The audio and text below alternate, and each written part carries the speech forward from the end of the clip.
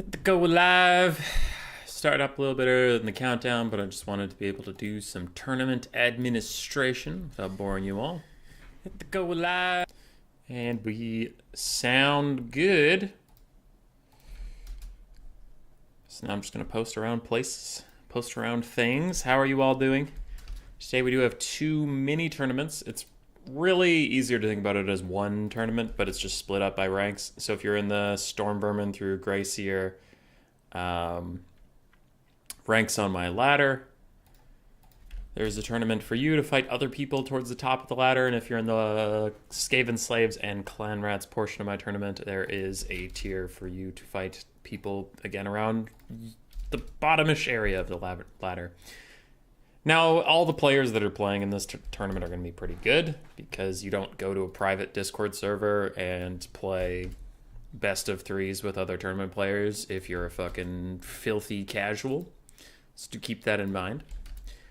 But we will spectate all the way through the Skaven Slave and Clan Rat tournament and then hop right into the Grayseer, well, the Storm Vermin, Chieftain, and Grayseer tournament, wherever it happens to be, when we are ready to hop up there. It's usually a fun way of doing it. The top of the meta is impressive because everybody's like really crazy good at the game and stuff, but usually that also means everybody is min-maxing on the meta pretty hard. So the Skaven Slave through Clan Rat tournament's usually a bop because people are just doing whatever. Like you'll see some meta-ish stuff, but it's not like every game's going to be Warriors of Chaos, Vampire Counts, Vampire Coast, Tomb Kings, High Elves, Dark Elves, that's it.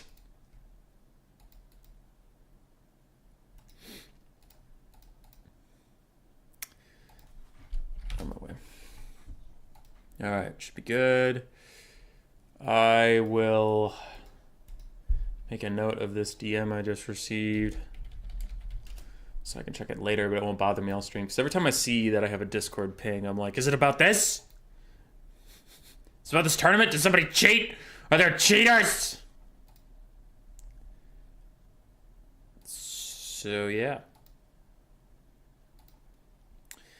Trying to get to Clan Ever didn't manage to do it. I'm sorry, Shogunek.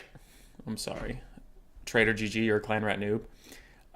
You're probably going to be my favorite for the tournament because you are very good. You just haven't been on that grind. So this is the Skaven Slave Clan Rat tournament. We're starting out. Trader GG, Naked Cherub. Coops is out running errands, so he needed a buy round. I gave it to him. Big JP, Ian Zero, Cool Umbrella has not answered, though he normally likes to play in this stuff. He lives on the West Coast, so he sleeps in. So I gave him a buy round. If Raised or Lucinia gets to him and he still is AFK, then they can just take the win. But I thought I'd give him a chance to wake up. Mr. Toyful, Cummer Dinner, Fat Kid at Recess. My tournament favorite's got to be Trader GG. He is extremely good. And then my dark horse, Naked Cherub's also pretty good. But he's fighting my tournament favorite round 1, so he's probably going to get knocked out. It's probably him or Cummer Dinner. I'll go with Cherub. Cherub's my dark horse, so whoever wins this battle between Trader and Naked Cherub's probably going to be my favorite for the tournament. We are going to spectate Big JP and Ian Zero. Ian Zero plays a lot on the ladder, and I don't get to see him often on stream, so I'm going to watch that. Also, I think the last couple times I've tried to spectate Naked Cherub, there have been some lag issues. So while it would be cool to see the 2 tournament favorites going at it, and I do acknowledge that, I also think a slideshow presentation is not the best way to do that. So, unfortunately, we will pass on that first round. Okay? Sound good? What up, Spirit of the Gorg? And great, you're making content. I really try. I really try.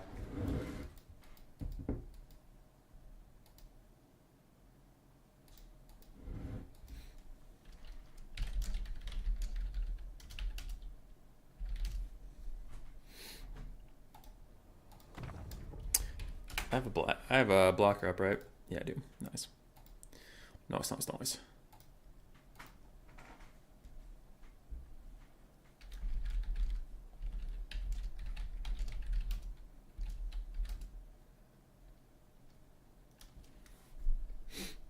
Okay, RTK's Big JP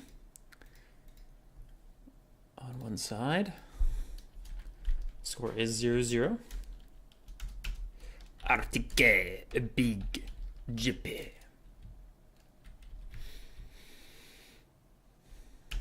And on the other side, Mr. Ian Zero.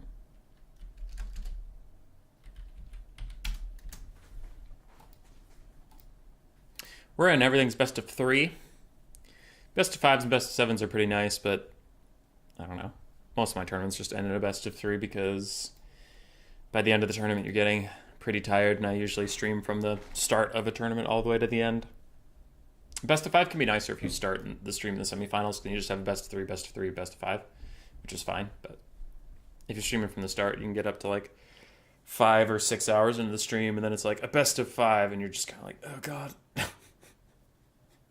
I want this to be a 2-0 so I can go to bed. I don't want to play out 5 games. Global bans. Big JP gets rid of Vampire Counts. Ian Zero gets rid of Tomb Kings. Big JP starts off with Dark Elves, Skaven, and Vampire Coast. Ban High Elves. Skaven, Skaven, Skaven. I was talking to some of my mods about it, but I'm really excited. I hope Poison Globes get nerfed because I have so many Skaven builds that I think are going to be good, but it's really hard to justify not just taking Globes.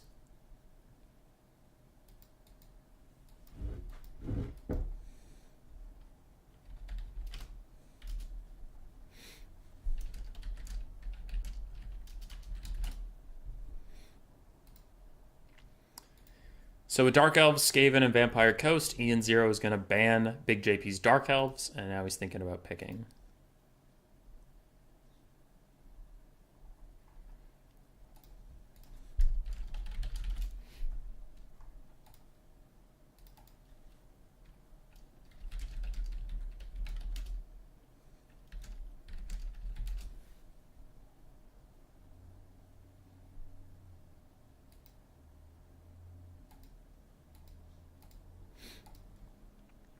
Beast of 1 million. Hey, McRedface, how you doing? Ian Zero is picking Beastmen. Big JP will go Vampire Coast. Now, this was a very, very Coast favorite matchup in Warhammer 2, and then I had a build I liked and do it a lot. Yeah, and then Warhammer 3 came around. Beastmen got some nerfs that admittedly they needed a little bit, and Coast got some buffs that admittedly they needed a little bit. It just went a little too far in one direction, though I don't think Coast are nearly as big of a problem as some other factions like Vampire Counts, for example. Coast are strong, but I think they're manageable. Could they use a nerf? Sure. Do I hate playing against them? No. This is going to be tough for the Beastmen. I wonder what Ian Zero will take. Coast can do a couple things that can be rather difficult to deal with. They could do a crab blob, in which case you need a lot of throwing axes and archers, though with the recent Minotaur buffs and Minotaur's great weapons being cheaper, maybe that's not such a good build anymore, because Minotaurs would love to take that fight with you, and Traderkin will be really good. Just saying that's a build that sometimes Coast will go with. Other thing is the traditional build of a bunch of zombies, some of them with pistols, some of them with halberds and all that stuff. Animated Hulks with their buffs. Just try to outgrind the Beastmen. It's decently effective, but I think the way of beating Coast is archers and cav, and you do have centaurs. You do have Ungor Raiders, you have throwing axes, so I also think that's actually pretty beatable. A more tough thing is the Depth Guard. I think Depth Guard are pretty key in this matchup since they're buffs. Because the Beastmen have never been excellent at killing heavily armored infantry. Unless they bring Fate of Buna, but if you don't bring Traderkin, you're very, very susceptible to that crab blob, so I think in this matchup, most people are going to take Traderkin, just in case. So without Fate of Buna, Depth Guard could be really, really hard to deal with for the Beastmen. I think that's probably a good way to go. As far as Beastmen builds go, depends. You can mass ranged. You can Mino Bus a little bit. Mino Bus is okay. It's just hard to grind through that many zombies.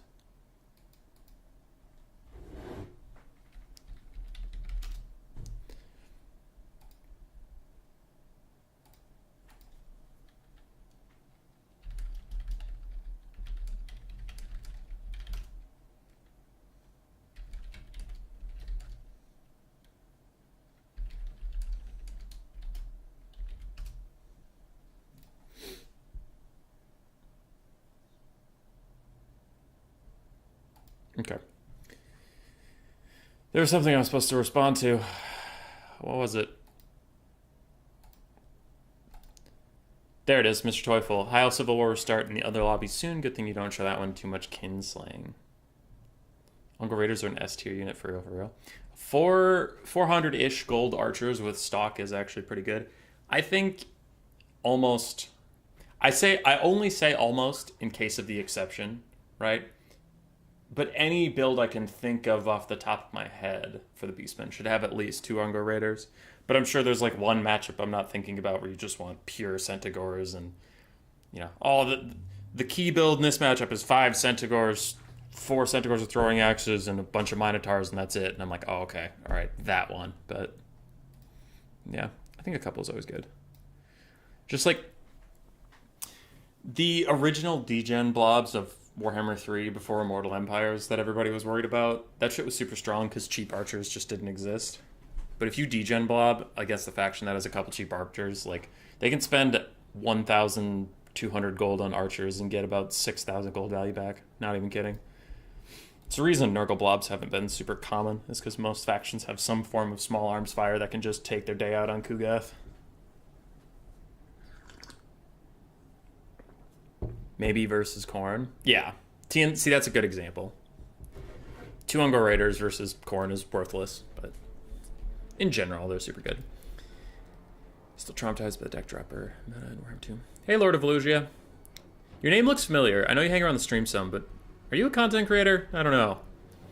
I don't know why your name looks extra familiar. Because obviously I've seen you around, but I don't know. It's just striking me. Anyway. Ian Zero, we have fucking Kazric. Alright. This is why I love these tournaments. You know, players just do shit. It's not bad shit, it's just also not meta shit. Alright, cool. Beastmen are still setting up a little bit, so I'm not going to talk about their build just yet. Looking at the other side, Coast is also still setting up. Kind of just getting a lay of the land here. Looks like we have Morngul Haunter. I wonder why. Huh. For the Beastmen, we do have Goreherds. A bunch of Goreherds. Five Goreherds, 2 Minotaurs, 1 with great weapons, which is the anti-large variant, 1 ROR, Butcher's Scouting Guard. They do not have anti-large, but they do have regen. And generally pretty jacked stats, so always a welcome addition. 2 Centaurs with throwing axes, 2 Harpies to push off Bomber Bats.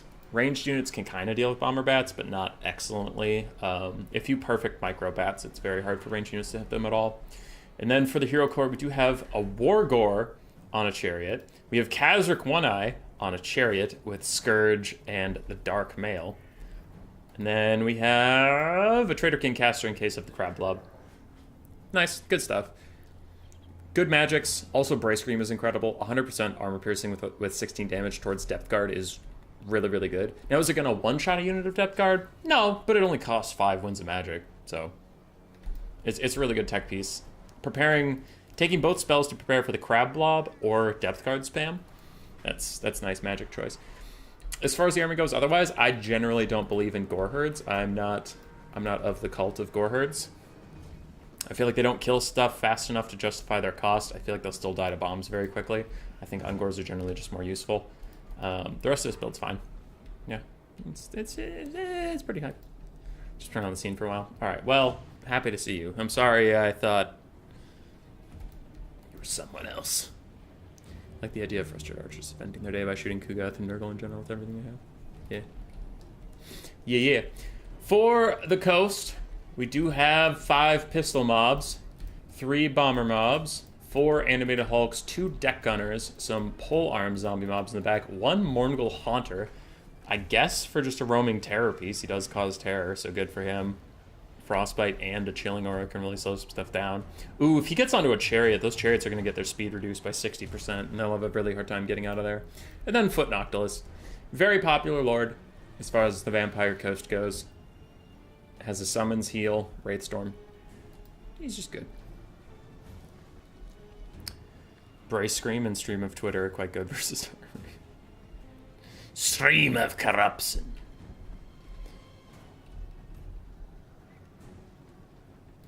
Yeah. Okay, I had 2 pings, but it was just the player saying, ready, good luck, have fun. I allow it. So if these chariots Now, we have actually seen a bit of chariot spam coming in from Beastmen. Like, I say a bit, not like, oh, it's meta now, or it's even common, but it's just this isn't the first time I've seen it. It's still extremely rare. We have seen Wargors and the...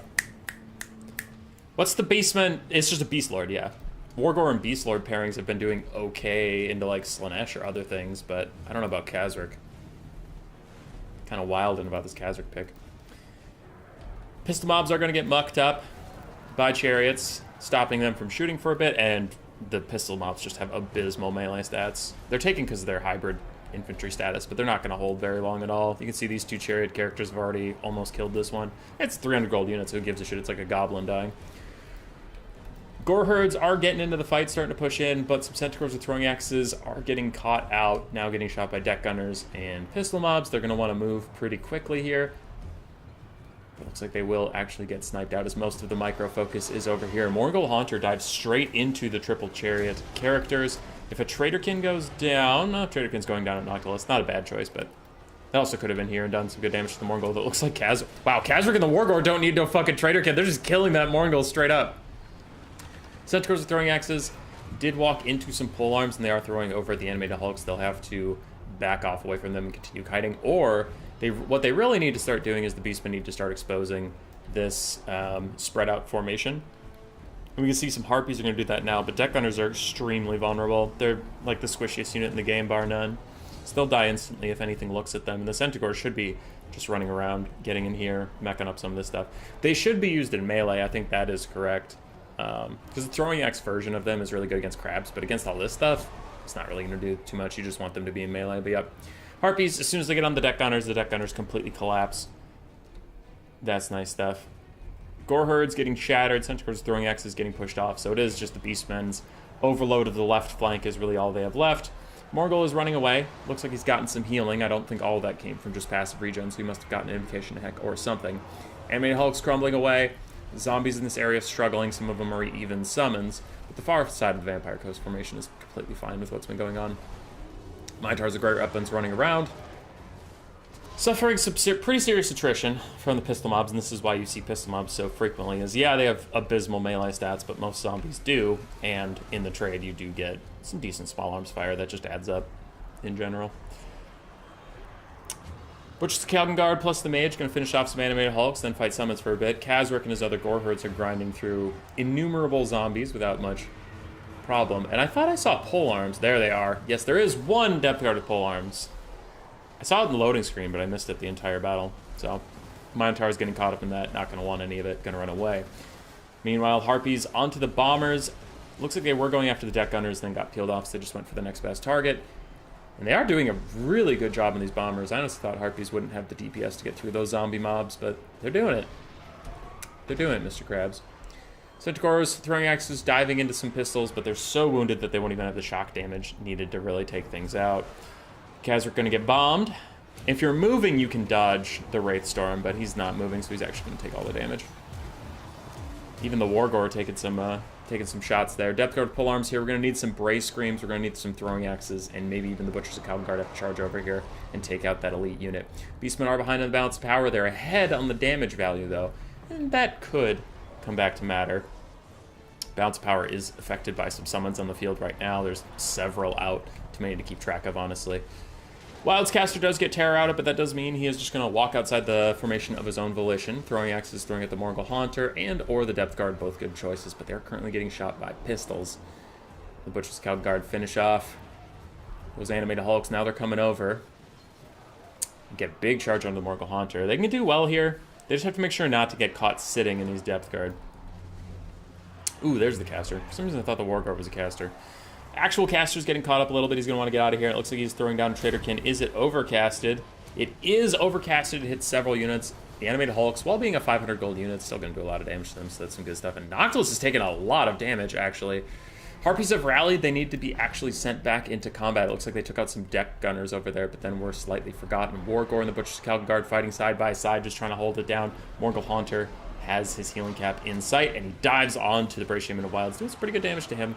The Beastman leadership is low, plus with the Terror Source nearby, he's actually probably going to Terror out any moment here. As Bombers throw in onto him, actually dealing more damage to their friends, but it doesn't seem to matter as the Morgul Haunter just don't miss. He hit like 4 attacks in a row on this poor guy. And he hits again, shatters him, but Noctilus overcasts an Invocation and Heck, hurting himself in the process, and Noctilus is really low, but the Butchers of Calvin not having a good time sitting in, like, looks like they're sitting in some halberds, fighting animated hulks and all that stuff. Harpies are rallied at the last second. And still the Beastmen are grinding through, but it just doesn't look like enough as Khazric is stuck against Noctilus, and the Morgul Haunter both are healing up slowly through the hunger when they're in melee combat. And they're doing okay over there. It was an admirable showing by the Beastmen. A couple forgotten units. That was the biggest thing, is just dropped orders, like Centaur's throwing X's walking up and then just sitting in pistol fire for a while, or Harpies killing something and then being forgotten in the distance. But it was a pretty decent build from the Beastmen. And they played that left flank really well.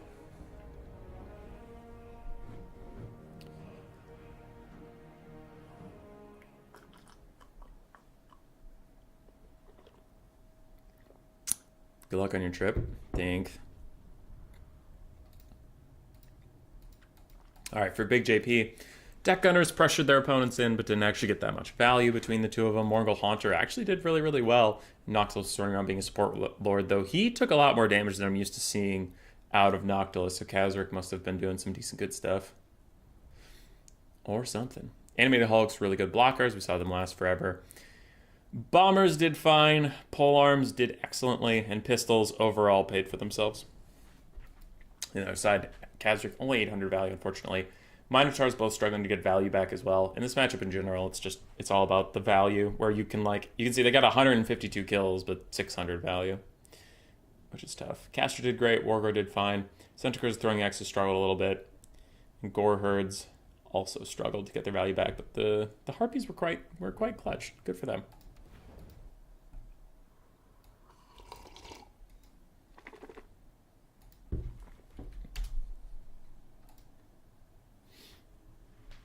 I don't know why I'm in darkness.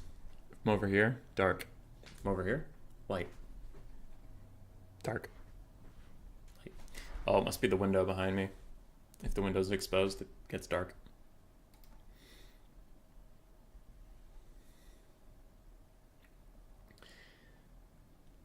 Only anger and saltiness.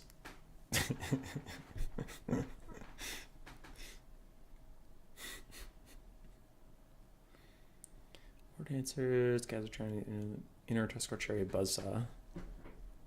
I mean, yeah, he did all right. Do the pistol zombos in the back of the formation continue firing when they're attacked from the front? I think if they have guard mode on. I think.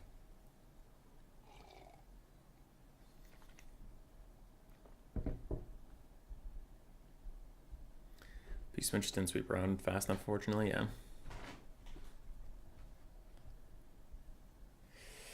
Started well, but then didn't capitalize on killing Deck Gunners quickly. Nothing I could do with the up guards. Polearms, really? Yeah, it would have had to been cycle charging from the Butchers of Calvin Guard. Or 2 throwing X-Cav, focusing on them. Or Bray Screams.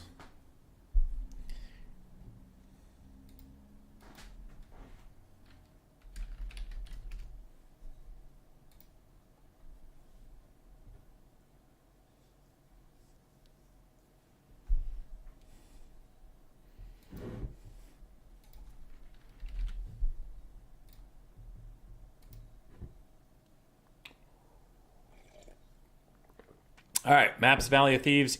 Ian Zero goes High Elves, Tzeentch, and Dwarves. Ban Skaven. You know, Depth Guard are undead, but seeing elite halberd infantry doing well makes me happy. Yeah, I like the Depth Guard buffs overall. I think they're pretty good. The Depth Guard are manageable. I am not the best person to talk to this about because I generally don't think Vampire Coast are super great. I think they're just good. I think if Crumbling was fixed, then Vampire Coast might honestly need a buff. Because right now they rely pretty heavily on how Crumbling works.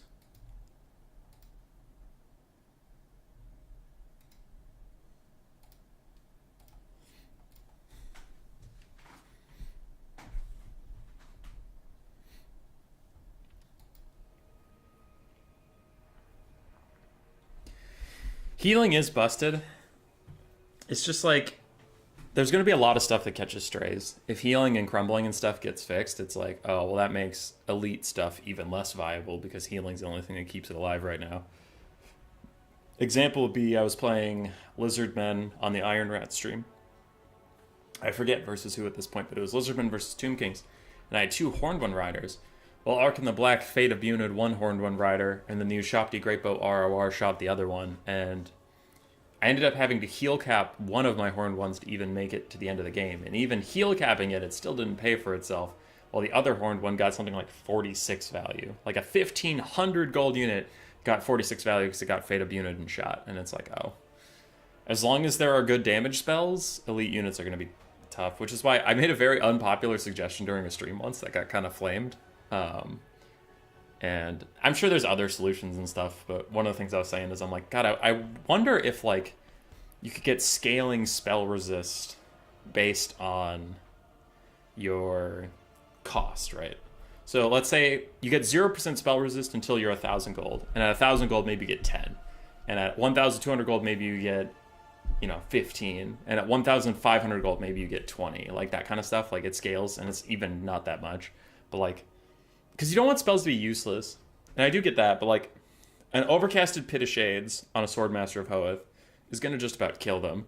So if they had 25% resist, it's like, oh no, my Swordmaster of Hoeth has 1/4 HP left. I mean, Pit of Shades in them is still worth it, it just won't delete the unit entirely. Or something like that. And then in campaign, I mean, you're going to be fine, because AI usually just spams cheap bullshit, so you'll still Burning Head, like, 50 Ungors that are piling up on your Spearman frontline because the AI is a bit of a derp. You just Burning Head them and you kill them all. So you still get, like, the campaign can still have the really satisfying spells that I love. Like, I'm not trying to be an elitist here. Nope.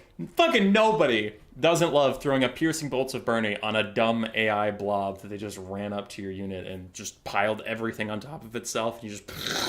like, that shit's great. But 20% spell resist on, like, Swordmasters of Hoeth or Chosen of Khorne is not gonna... it's not gonna stop that from happening. Because the AI doesn't really use those units. And even so, it'll still do damage. Like, 20% less damage is less, but it's not... it's not making the spell worthless to cast. Just my... it's my take. It's not a popular take, but... because there's the counter argument where, like, right now elite units are weak, but imagine if elite units were too strong. That would be oppressive. Because you already kind of get a preview of that with foot characters. It is so hard to kill foot characters.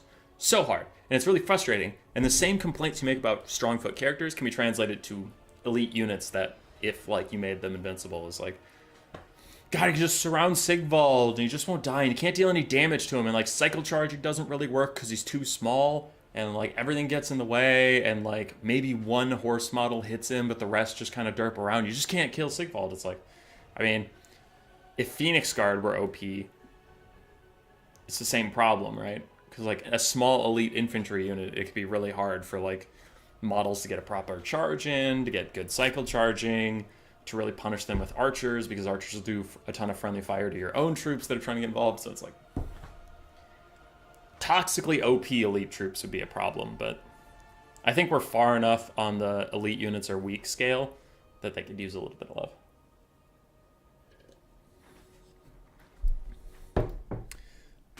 Hi, army guy, what up?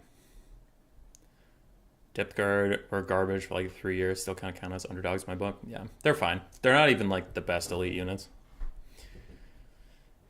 I took my Empire build versus Vampire Coast has 2 great swords in it, and they trade way up into depth guard, which is nice. Army guy, you're cold? I'm sorry. We were in Minnesota. Our high for the last couple days has been 0 degrees Fahrenheit, give or take, like 2 degrees. And then today it's supposed to get up to 33, which is going to be nice! I think campaign ability should be allowed in multiplayer. Skaven with nukes, Dark Elves with Black Arcs. Hey, Matthew, how you doing? So we have Grand Cathay versus Tzeentch. Ended up what the players picked. So for your enjoyment, it was High Elves, Tzeentch, and Dwarves banned Skaven. Big JP picked Grand Cathay, banned Dwarves. So between High Elves and Tzeentch, Ian picked Tzeentch. I deleted Big JP's score, but I never gave him a 1. Whoops, that's my bad.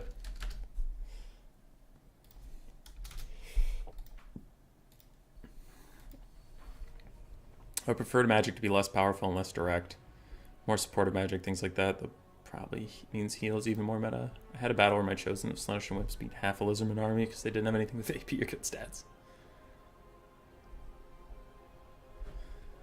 If a charge misses one model as a single foot character, that's it. If a charge hits a unit of late infantry, the guy behind him is still getting hit. Yeah, at the end. Like, it's not the exact same, but I'm saying, like, if elite units are just too strong. Because it doesn't matter, like, if you think about traditional units, like, traditional cavalry has, like, 26 melee attack and then a charge bonus of, like, 40. So that's 66-ish melee attack. If you give something 70 melee defense, even on a charge, it's, like, less than 50% likely you do any damage, and you're going to take a lot in the response. So it's... I'm just talking about, like, grossly overpowered stuff. Which, again, my argument is that elite stuff could use a buff, so... yeah. There it is. Thanks for organizing these sorts of events. Thank you, Matthew. Thank you for the donation. You are very kind. If any of you want to be like Matthew and give me all of your money, I will keep the stream going. If you don't give me all of your money, I will turn it off this instant. If you nerf Magic, then why bring a mage along the combat lords? Just gonna clap them in foreheads. You don't have to nerf all Magic. I was just talking about, like, crowd clearing Magic. Like, I don't know, Fate of Buna. Or have Magic more specialized. Like, Spirit Leech. Spirit Leech should probably do as much damage as it does to single entities, but then do, like, next to nothing to anything else. But the fact that you can take Spirit Leech, and if the enemy has elite cavalry, Spirit Leeching them is about as effective as Spirit Leeching a single entity. To me, I'm like, what? No. Come on now. Is that what that spell's for? I feel like buff and debuff spell could have longer effects if not being too oppressive. Yeah. I think the larger conversation is healing is too strong. Damage, there's a conversation there's too much damage, but I could see the arguments for you needing damage. But I think we could all agree that healing is slightly too strong, and I think we could all agree that buffs and debuffs need a bit of love.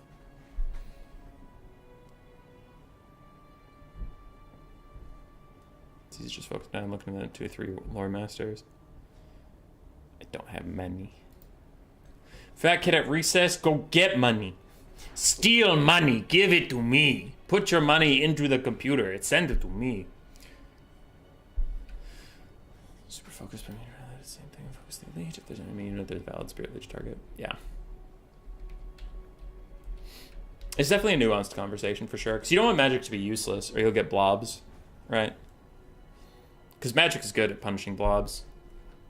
Like, a Pit of Shades that hits 3 units on top of each other should be game-winning. Like, that should be a game-losing mistake to have 3 units right on top of each other.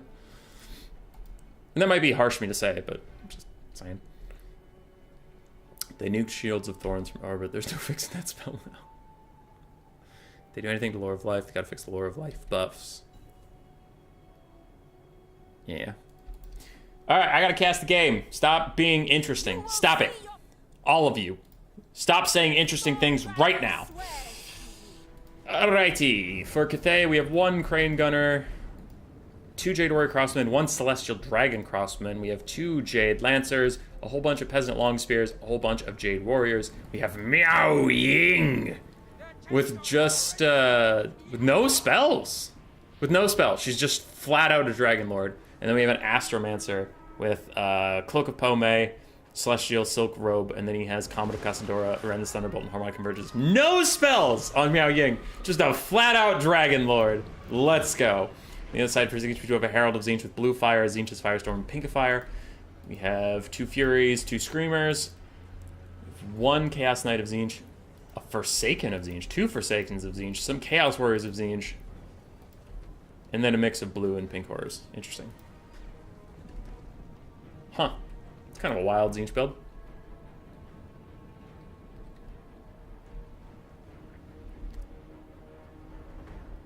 Dustin Polos. I'll read these things later, right? I have a game to cast, but y'all are perfect treasures.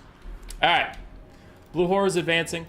getting a little too close before they're going to start firing, but fire they indeed will. Now with 80 armor and bronze shields, Jade Warriors are just going to completely ignore the blue fires coming in here. They don't give a single shit about all that. And as Tzeentch's Firestorm is getting cast into the back, it's a pretty good cast in the middle of a couple of clumped up units. It's going to do a lot of good damage to these Peasant Long Spears. For show, for show. Nice, takes out an entire unit, but oh no! Herald of Tzeentch getting caught out by Miao Ying, and he's not getting orders to run away fast enough. He needs to run! Run, little buddy, run! Alright, now he's going. He'll be okay. Comet of Cassandora is going to hit some blue horrors, probably get them down to crumbling range and its demonic instability, so they'll really get going. And it's going to be heavily on this Chaos Knight of Tzeentch to really get in there, to weave between the melee infantry and shut down all the ranged. Screamer's going to dive straight in. They will trade up into the Jade Lancers, but Miao Ying coming in to help is probably not going to bode well for their fates. Do have some crisscrossing of Jade Warriors and Jade Warrior Crossmen at the moment. Could be good targets for some spells, but I think that Tzeentch caster is currently saving up a bit of juice right now since he did start off the game with the Tzeentch's Firestorm. He probably depleted his reserves quite early. Screamer's dueling with Miao Ying, plus the Screamer's fighting the Jade Lancers on the ground is overall a pretty good start for Tzeentch. Chaos Warriors of Tzeentch, unfortunately, they will beat the Jade Warriors, but it'll take them a long time without armor piercing against this 90 armor, 44 melee defense unit is just going to take them forever. And these Chaos Knights of Tzeentch have got to slip in sneaky styles. Looks like they are getting caught up on the Peasant Spheres a little bit, but they are overall trying to just sneak through here. I think a Pink Fire of Tzeentch could clear out those Peasants nicely for them. Miao Ying is trading way down into the Screamers and Furies, which you would suspect. Usually single entities don't fight that well in the air versus multi-entity models. And with no healing on her whatsoever, that damage is going to stick. Tzeentch caster took some serious damage in the early game, but he is just a caster. He's a pretty pathetic melee lord, so he doesn't really care that much as long as he's still alive. Overcasted Pink Fire scrapes along some Peasant Long Spearmen, and the Jade Lancers almost getting those Peasant Long Spearmen to rout, but they are going to rally. Meanwhile, a big Comet takes out an entire blue horde, but it also friendly fires some Jade Lancers. Pink Horror is trying to provide support in the air, doing some damage to Miao Ying, but they also might be damaging their own forces. They gotta be a little careful with that. But Blue Horror is slipping through. Jade Warrior Crossmen really taking a lot of damage, and another Tzeentch's Firestorm cast onto these Crane Gunners. It's not going to do a lot of damage because Crane Gunners are so spread out. It's really much better against clumped up units like this, but with its random trajectory, it does go in every direction. It still gets some good damage onto these Peasant Long Spears, which you are going to have to get rid of. Other Peasant Long Spears have finally routed, but the Chaos Knights of Tzeentch got to get the fuck out of here because there are some Jade Warriors, there are Jade Lancers, and a ton of archers aiming at them. But Tzeentch is doing pretty good here overall. Furies and stuff diving down onto the Crane Gunners, really trying to take them out as they start their demonic instability crumbling. They're just desperately doing what they can to last their life. And then whoa, tier 3 Tzeentch army ability is going to try and land. A lot of shit is getting thrown at these Crane Gunners and not really landing because of their low model count. I really think they could have been used on some of the frontline targets or something, like this blob over here or something. But yeah. I'll get to that in a second. Chaos Knights of Tzeentch still going wild. Where's the caster? Did he die? No shot, he died. Attacked in the rear. There's no Lord died recently penalty. Another Comet takes out an entire unit of Forsaken. There's no way the Tzeentch caster died and I didn't notice it. Where is he? Lord dead, what the fuck? No, Tzeentch, no! How did that happen? Where did the Lord die? Oh, what the shit? No, Tzeentch, you were doing so good. How did he die? Oh, that's so sad. Thunderbolt hits some Chaos Warriors. They're just having a ton of troubles getting through the Jade Warriors. Big JP has rallied some of his archers. We have Celestial Dragon Crossmen. Not feeling so good HP-wise, but they're doing fine otherwise. Chaos Knights getting pushed off. Forsaken, Chaos Warriors are rather healthy, but with no magic support, with no cavalry support, with no flying support, I do think they will struggle. The balance of power is heavily weighed down by Miao Ying's low health bar, but if you really look around, Cathay has plenty of actual troops left. They have a very healthy actual caster, because Miao Ying isn't really their caster, she's just a Dragon Lord running around. And with these bows, they should easily be able to dispatch the last of the Pink Horrors and then kite out the Forsaken Chaos Warriors of Tzeentch. So this is probably going to be GG. And Tzeentch was doing really well. I don't know what happened to the caster, but man, if he was still around, maybe there was some hope. Ian Zero, if you end up watching this back, definitely just using too many crowd clearing spells on the Crane Gunner, which are very, very spread out. So a lot of what you were throwing at them was going to miss, unfortunately. Like the Firestorms of Tzeentch don't catch a lot of models because all the models are all over the place.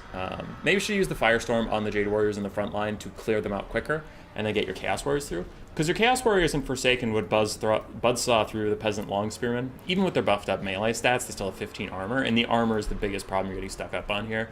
Because these Chaos Warriors, 36 melee attack versus 44 melee defense, it's less than 50% likely they land a hit, and when they do, it's 90 armor versus 10 armor piercing damage. So yeah, the magic just had to be focused on the Jade Warriors to get through the front line faster, rather than really trying to kill out those Crane Gunners. It says GG. Let's get caught up with the chat.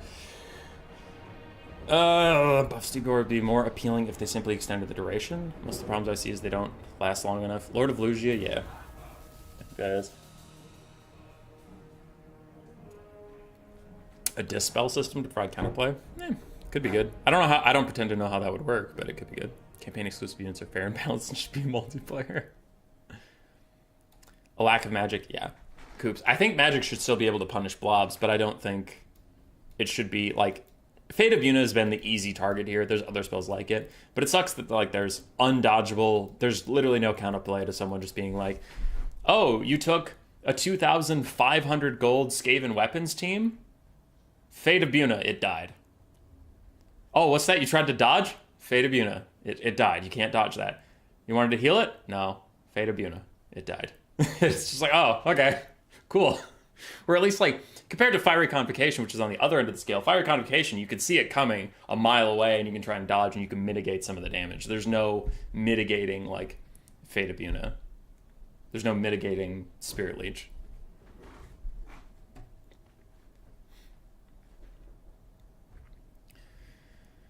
Shield of Thorns, let's turn Peasant Thorns into Caltrops versus the AI because they're dummies. Yeah. All right. Milo1212 with $100. That is maybe the biggest donation I've ever gotten. I think it's the biggest donation I've ever gotten. Thank you, sir. I don't know what I did to deserve that, but I lack the vocabulary to properly thank you. So I'll do my best. Thank you, sir. Or madam. Or madam. Thank you, sir or madam. I'm gonna go be awkward now. Tzeentch did fine. A lot of the units did fine. I don't know how to make a satisfying response for such a large donation, but thank you very much. It was a good game from Ian Zero. Somehow his lord died. Somehow Palpatine returned. That's 5 pizzas. Yeah. The guy provides the entertainment. Well, thank you, sir. Demonic crumpling is a big thing. Oh, miscast and shot down. All right, KV saw what happened off screen. Recess! Recess, you in a game? Or are you around and we can spectate?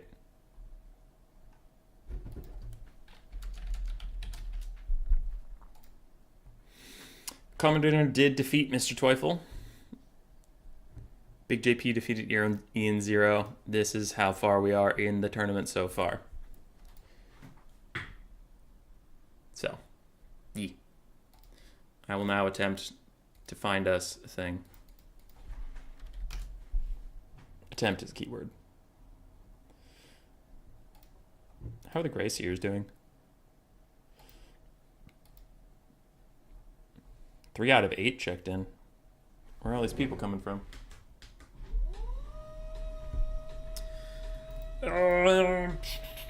Going to seated mode. So I can focus.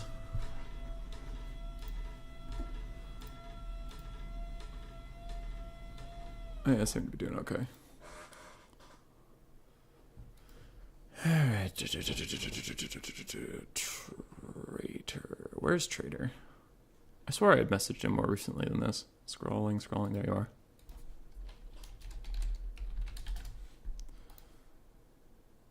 And then there's Race and the Sinya.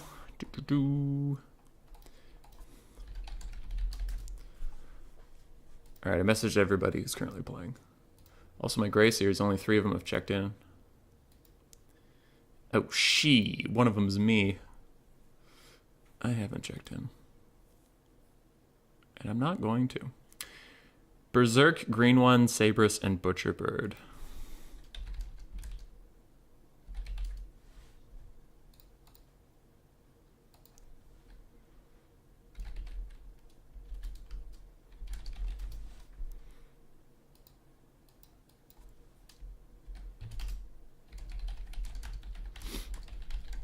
All right, we're gonna go watch the tournament favorites. Trader GG. What score? Trader GG versus the other one. Naked Cherub of CB lol. 1, 2, 3, and I just asked Trader for what the score is. 1-1. Hey, it's the deciding game. And it's a Grand Cathay mirror. Let's go, dude. 1-1 Grand Cathay mirror. Perfect content. Can Trader hang on, or will CB Naked Cherub, the dark horse for the whole tournament, knock him out round 1? A feeling I have never felt. I have never been knocked out round 1. Don't believe the propaganda.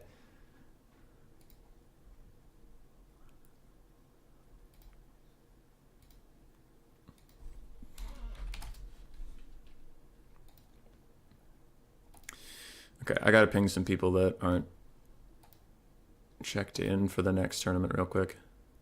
That was guaranteed top 3.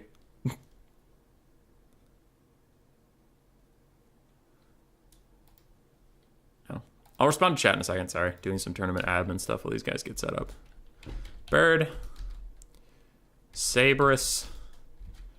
Green One. And Berserk. Check in if you playing in 10 min. All right. What's going on in chat?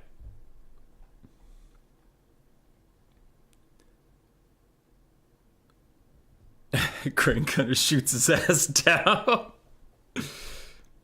Easy to fix spells. Every time it does damage, it does a hit check. That way, a spell's damage chances of miss. Spirit Leech is like that. I've had Spirit Leeches do literally 0 damage. I made a video about it in Warhammer 2.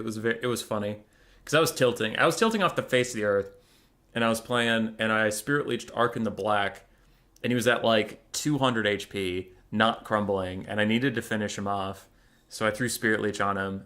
And it, like, in the game, I just threw Spirit Leech on him and went back to microing other shit, right? And I come back, and I see Arkin streak back in. He's at 200 HP, and I'm like, how are you still alive? And I watched the replay, and the Spirit Leech literally did 0 damage. Just every tick, if it was 50-50, or whatever the actual chance is, it was tails, tails, tails, tails, tails, tails. It was just a waste of 8 wins of Magic. Click a button to dispel it if you have a caster alive. Cost of spell is 10% versus the casting cost, 25%, whatever. Seems like a very negative change for the game. As someone who brings a big caster load, could be repeatedly cucked by a mage with no spells. I'm sorry, Black Knight. Parry this, you filthy casual. Do we have to have a certain Vermin League score to play? Loopy, we're being a little loose on this first one. But for the second one, like the next one we do, I'll be much more strict. But there's a lot of people who are trying to even just get 5 best of 3s in on the Vermin League to qualify for the tournaments today. And I'd rather have more people play than not. But yeah.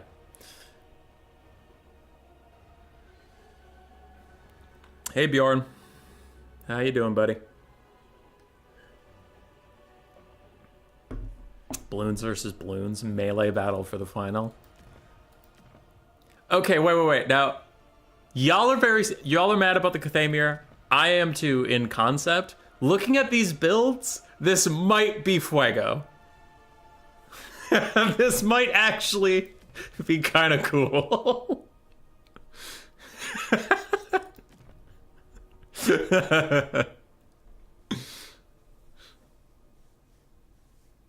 Chance to miss, now it's a certain to hit each tick, but the damage is random. I'm not a huge fan of RNG in general in games, but it's really hard to avoid, especially in a game like that. like this. You know, it's not like you can just guarantee everything's a hit with like, if your melee defense is 50 and the opponent's melee attack is 49, they will never hit. And it's like, okay, that's a dumb game. So I get that, you know, RNG has to exist. And your tournament right now, could you bring a full Jade unit and types only Cathay army? I'm not playing today, I'm just casting. Do you have a preference between Lore of Heavens or Beasts and playing Lizards and running a Skink Priest? When I'm running a Skink Priest, I only use the Lore of Heavens versus Cathay and Dwarves. Otherwise, I prefer the Lore of Beasts with Curse of Honor here and then Flock of Doom. And the Flock of Doom is almost entirely just to charge more Winds of Magic for another Curse of Honor here, or to punish like a really degenerate blob. But yeah, it's mostly just Curse of Honor here gaming, because Feral Cold Ones and Cold One Riders have really good armor piercing, but they're lacking a little bit in stats. Now, like, Feral Cold Ones have great stats for 450 unit, but I meant like globally, right, they're going to be outstatted because most units cost more than them. But if you throw Curse of Honor here down and bring the enemy stats down to their level, then you just have a really good armor piercing unit that's going to eat through them. Same with Golden Rider. So I really like Curse of Honor here on most things, except for if the opponent's going to box or blob with high armored infantry, then I tend to bring a Heaven's Caster with Comet and Orion's Thunderbolt. Oh, Warriors of Chaos too. Sorry. Cathay, Warriors of Chaos, Dwarves. So, for the Cathay mirror match, we have some spice. We have triple cannons from Trader GG, and they are double silver chevron for each to increase their accuracy and reload speed. We have 2 celestial dragon crossbowmen, and then a bunch of peasant long spears and jade warriors. The dragon blood is Shugi, Lord of Yin, with ancestral warriors, talons of night, and missile mirror. With a little bit of cav, I think they're peasant horsemen, judging by how much money has been spent on the box. Yes. On the other side, so while the cannons and celestial dragon crossbowmen are a little spicy, on the other side we have a full Cathay rush. Peasant horsemen, and now having a couple archers doesn't make this not a rush. The objective is still to push up to the enemy and take them in melee combat, so I count it as a rush.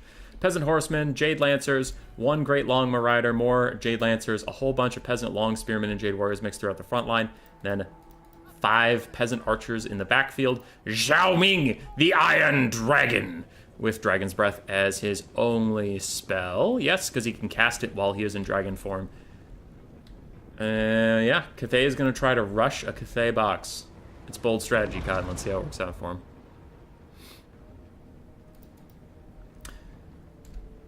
I'd say Traders is a little more meta, but the Silver Chevron Cannons and the Celestial Dragon Crossbowmen is a bit spicy. But the Shugenin Lord of Yin is generally the most common lord, and these spells on her are extremely fantastic. So I think this build is a little traditionally better, but I would like to see what Naked Cherub's up to. I'm concerned the Peasant Bowmen aren't going to have much of a home. I mean, they're not going to do a lot versus 90 armor Jade Warriors. They'll be 90, there we go, when they sit still for long enough. Celestial Dragon Crossmen, 95 armor and shielded. So they really just want to shoot at Peasant Long Spears, I guess, and cannons. Yeah, Trader's cannons are actually going to be in trouble. And you can see right away he realizes that, and he needs to create space. So that's what he's doing here. He needs to create enough space between the cannon and the frontline fight that the archers can't shoot them for free. You can see those little red lines closing in on the cannon. Jade Warriors have got to engage them before that, otherwise they're screwed. But Trader, at the same time, while you have to do that, and that is a good play, his box is getting spread out, so now the superior cavalry of Naked Cherub is going to start streaking in all the holes, all the cracks, and Zhao Ming is going to go wild. Because there's nothing here that could stop him. No, there's no Miao Ying, there's no counter Zhao Ming, there's no Terracotta Sentinels. He fears literally nothing in melee. If he sits in Peasant Long Spears, he'll be in trouble, but that's his own fault if he sits there. Nothing can stop him from doing what he wants to do. So actually, the more I look at this Naked Cherub build, the more he might be onto something. Yeah, I'm a little scared for Trader here. Peasant Horsemen doing their best to stop the Jade Lancers and Peasant Horsemen of the enemy. Ooh, these Jade Lancers are getting completely fucked up by cannons, though. And now, they're pulling the Skaven tactic as these cannons and crossmen all say, you know what, fuck it, and sacrifice their own cannon. Friendly fire be damned, they're just going to shoot Zhao Ming, and they're getting a lot of damage out as he stalls a little bit. Nice breath attack onto the Celestial Dragon Crossmen, but their armor is keeping them safe. Meanwhile, the front line of blue is holding for now. Peasant Bowman really trying to get rid of those guys, push through. Where's the Cav of red? The red Cav is going to have to make a big appearance here. Zhao Ming is getting shot. He's getting bullet sponged. His long, slippery model is doing its best to dodge as many of the things as it can, but it's not dodging enough of them. He's taking a fuckload of damage. As the Jade Lancers have a clean shot onto these Grand Cannons, and they've got to take it right now. They've got to come in here and shut these guys down. Doesn't look like the micro is quite there for the Jade Lancers, and they do run into these Peasant Horsemen, which they'll take out easily, but it's more about these cavalry pieces need to capitalize on getting inside the box rather than take more fights with the outside. Peasant archers are very healthy. The problem is this trader has zoned them from the important things. Once again, all of these Jade Warriors are 500 gold. No one gives a shit about them. It's shutting down these cannons is the important part. There we get some Jade Lancers in. Celestial Dragon Crossmen also shut down. But Ancestral Warriors, 100% armor piercing and frostbite, going to be taking their day out on these 2 units of Jade Lancers that they're mucked up in. So this is going to come at a cost for the red team, but this is exactly what they need to do. 2 out of the 3 cannons are offline. Both the Celestial Dragon Crossmen are currently shut down, and Zhao Ming still alive, though he is wandering into the woods right now, going on a little walk to get his harmony back in line. And there are the Longbow Riders. They've existed this whole game, and I didn't even really notice them. This is do or die. Can Trader bail out his backline? Or will he fall? These Jade Lancers looking real low right now, and they all start terror routing from the Ancestral Warriors, who do cause terror, which a summon that causes terror is actually pretty great. All 4 Jade Lancers get pushed off. Long Riders decide not to sit in Peasant Long Spears, and the cannons are operational once again. Again, there's only one of them that's operational, and 1 Celestial Dragon Crossman that has survived the slaughter. The other one is currently stuck with Jade Warriors and Peasant Long Spears in melee combat. I think there's a Talons of Night. Yeah, saw it as soon as it was coming in. 2 units stacked on top of each other. Got to take advantage of that. Talons of Night, even non-overcasted, will do a lot of damage to those 2 units. The Long Riders are back on the cannon model. Shugi Lord's going to dive in and try and save that. Balance power is about even. Damage value is almost even. Trader is up about 900, though, at this point in the battle. That's not really going to make or break anything. Cannon crews are rallying, though they're very far from their actual mounts. Might take them quite a bit to get back online. Jade Lancers are coming back from their terror route, running all around.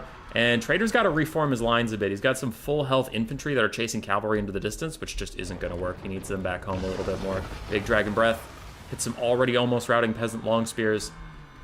Trying to get rid of them. Celestial Dragon Crossmen holding their own against Jade Lancers. With a rear charge from the Shugi Lord, she might even be able to peel them off. But Zhao Ming's here. He's going to get rid of the cannon crews once again.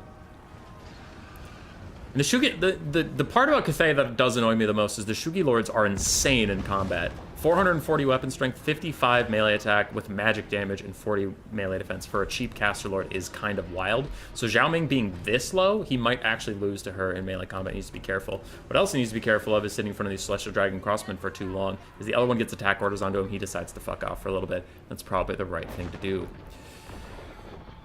For Naked Cherub, his backline is winning. We have a full health Peasant Archer that was chased across the map by a Jade Warrior.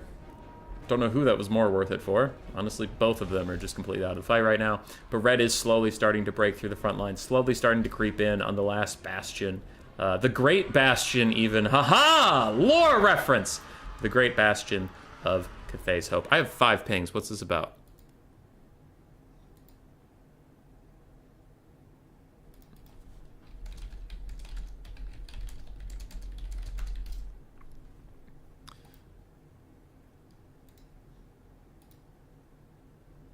Okay. I got it. None of the messages were about this game, so I'm back. Sorry about that. I just have to make sure that, like, no one is... When I have 5 messages during a game, I'm like, is someone screaming at me that there's a rule break I'm just missing? Or something. So Great Longbow Riders dive back in. A big breath attack from Zhao Ming is going to maybe take out these Peasant Long Spears that are just trashing on the Longbow Riders. I feel like Cherub, the red side, is starting to lose momentum a lot in this game here, and Trader's been in this position for quite a long time, but it's just not able to deliver the death blow. He has been holding strong for now. There is a full health Peasant Long Spear in the distance, but there are plenty of archers with a good amount of ammunition to take out this Peasant Long Spears. So actually that Peasant Long Spear, if it comes down to a late game situation where like the Shugi Lord groups up with those Peasant Spears and there's a bunch of archers left, that's actually just not going to work. Peasant archers will die real quick. Cannon's trying to tee off under Zhao Ming, keep him a little honest, spike down the leadership of Cathay. Cathay's leadership is high, but it's not actually very good if they aren't getting the harmony bonus. So you can see these Peasant Horsemen going to get routed off by a volley. These guys hanging on by 1 leadership. And with his friend routing, this one will also probably join that route soon. So sniping Zhao Ming could make this a lot easier for them. All of these archers are peasants, peasant archers. Pathetic melee stats, pathetic armor stats. So If they are emperorless, they'll have a really bad time. Do Ancestral Warriors leave bodies? I don't know. Doesn't look like it. Doesn't look like it. Life sucks, then you die. Honestly, one of the best casters I've watched in a while. Super fun to watch. Thanks, Robert Craven. Thanks. If you like this stream enough, you can subscribe or don't. It's fine. Just gotta do the YouTube thing. I try to have about 2 to 3 streams a week. So Naked Cherub's been keeping Zhao Ming very safe. Honestly, pretty good handling of him this game. There was one part where he got a little too invested in killing a cannon in the middle of a bunch of other ranged units, but overall, since then, it has been really good handling of Zhao Ming, and it's always good to see a variance of lords. Even on an OP faction, it's like, well, you can still have a little bit of fun watching Zhao Ming just crouch in some trees as the cannon keeps him honest. Celestial Dragon Crossman, plenty of ammunition. Wow, I actually thought they would have had much less. And the healthy Peasant Longspear. Trader still has a full health, missing one model Peasant Longspearman in the distance, going on vacation a little bit. He's going to want to bring that back home. The Celestial Dragon Crossman, even in this wounded state, might outduel these Peasant Bowmen, because they fire 2 arrows at once. They can do pretty insane burst damage. The VC Mirror is dreadful. Yeah, VC Mirror is pretty bad.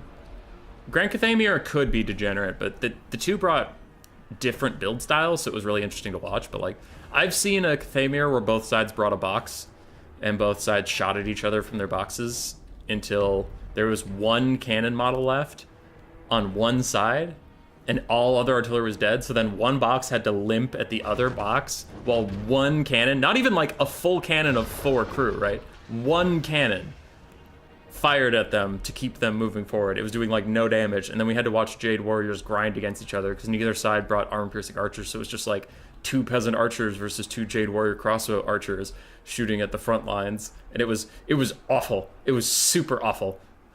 But yeah, in general, Cathay Mirrors are honestly pretty fine. So Zhao Ming kind of whiffed a Dragon Breath as we were watching there.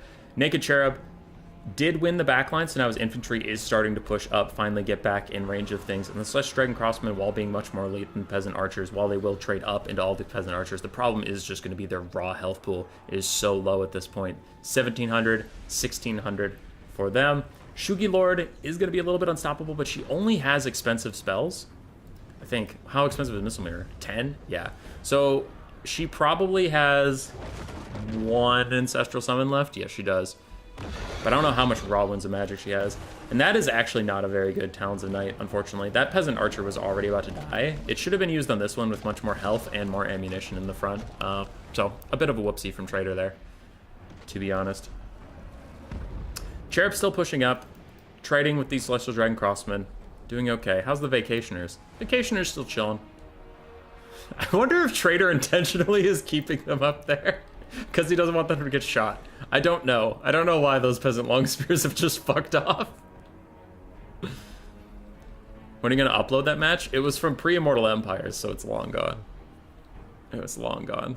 I think it was Spartan versus Raced. I don't remember, though.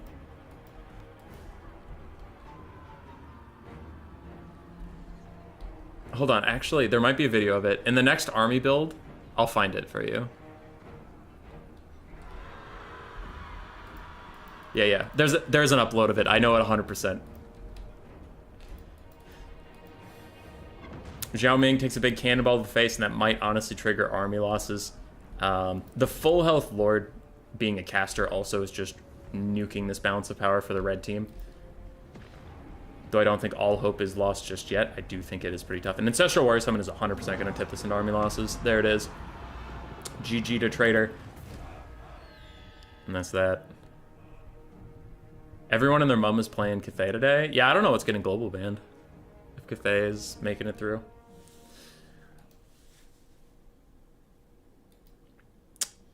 Celestial Dragon Crossmen paying for themselves with gusto. Shugi Lord proving her qualities. Grand Cannons did all right, but Zhao Ming shut them down rather effectively. Jade Warriors just held. They don't really need to get that much damage value. Peasant Longspears just held. Didn't really need to get that much damage value. Zhao Ming did all right. Longmas did okay. Jade Lancers, mixed value, overall good. And the Peasant Archers did fine. I really think both builds were quite good. I think the balance of power tipping that heavily in the end made it look worse than it was, but it was a very close game right up till the end. Because these Celestial Dragon Crossmen didn't have that much HP. That's just how many models they had left. So they were super low. The cannon crews would have taken one volley and then routed. I think it was a very close game. Just Xiaoming took a little bit too much damage in the early game, stayed in place for too long, and got shot. So, yeah. It's a GG. Trader will advance.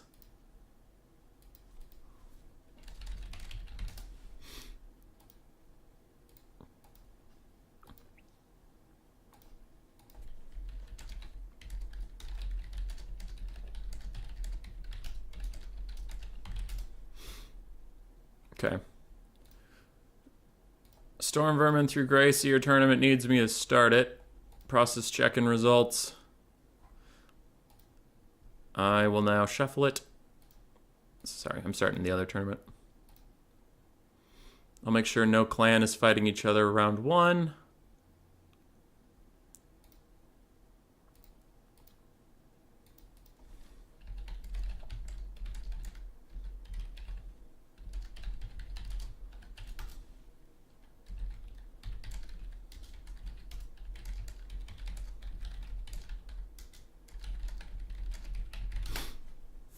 Okay.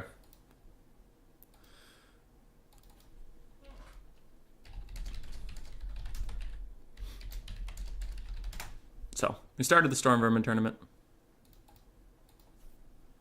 Shogundic Sabrus, Blood Penguin, Hanodins, Berserk.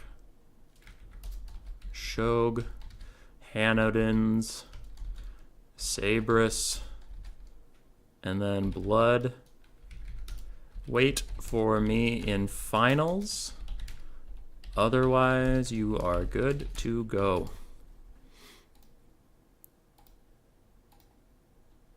All right. So Storm Vermin and Glaciers are off. Let's give a slave through Clan Rats. What do we got? Trader GG and Coops? Trader GG and Coops?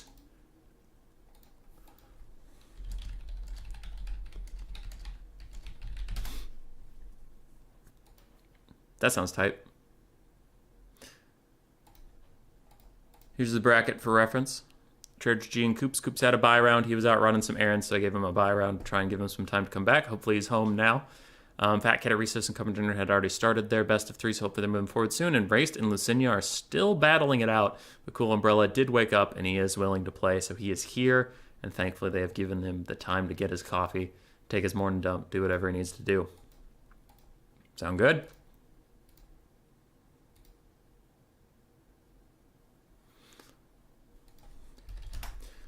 All right.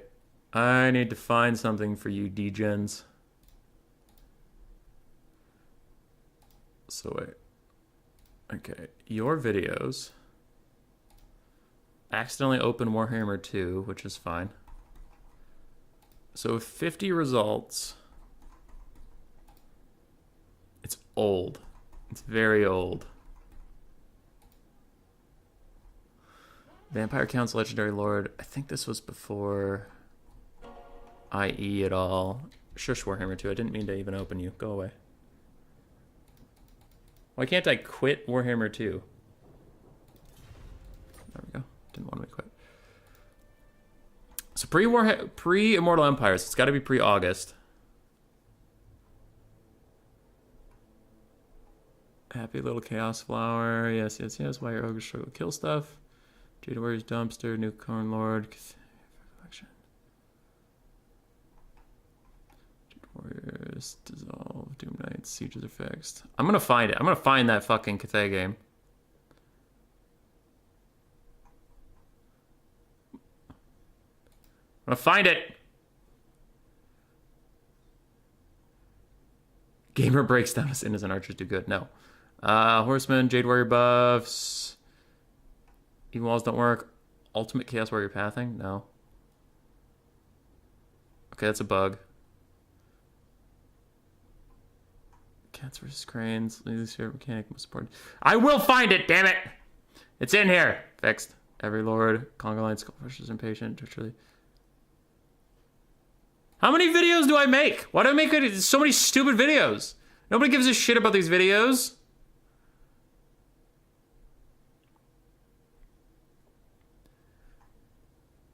An exact mirror. Is this it? Yeah, it's only 2 minutes. This is it. I found it. I found it. When was it? Damn it. When was this released? 8 months ago. It's only 2 minutes long. Isn't it just the worst? Alright, my cannons are gonna shoot your cannons are gonna shoot my cannons. Let's go. Boop boop ba-da-da boop bam bam bam bam bam ba-da-bum bum ba-da-ba-dum bum bum bum bum ba-da-bum ba-ba-da-ba-dum bum bum bum bum bum ba-da-bum. Use the spells on our cannons. Use more spells on our cannons. Bum bum ba-da-bum bum ba-da-ba-dum bum ba-ba-ba-ba-ba-ba-ba. Using more spells on the cannons. Cannon duel is going one way. Oh, you're out of cannons. I'm out of cannons. No one has any cannons. Time to move up now, I guess. Aha, well I have horsemen attacking your front line, and oh, we both just Storm of Shadows, both of them. Well, at least my front line's moving up to engage your front line, and oh god, all we have left is defensive units. Oh, well, at least we're only 5 minutes into the game. At least we're only 7 minutes into the game. At least we're only 8 minutes into the game. Thank God neither of us brought any archers. At least we're only 9 minutes into the game.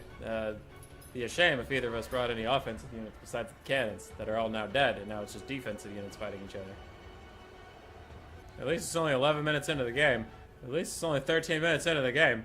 Oh my god, it's actually ending. The suffering is over. Oh my god, I can see my kids again. It's a miracle. It was 16 minutes. I found it. You can't say I didn't find it.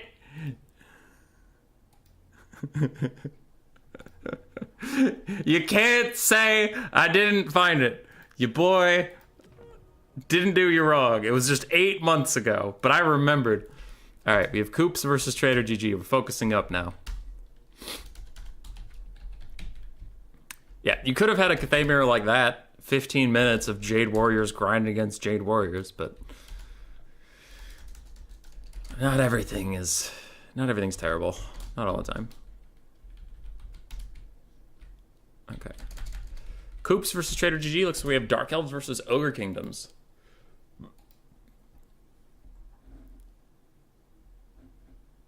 Hey, Manuel, how you doing? Good people get to watch me lose. Hey, Coops, you're gonna do great. Meaning of bread. I think the meaning of bread is just sustenance. What up, Hanadins? How you doing? But what did we lose on the way? A lot. A lot.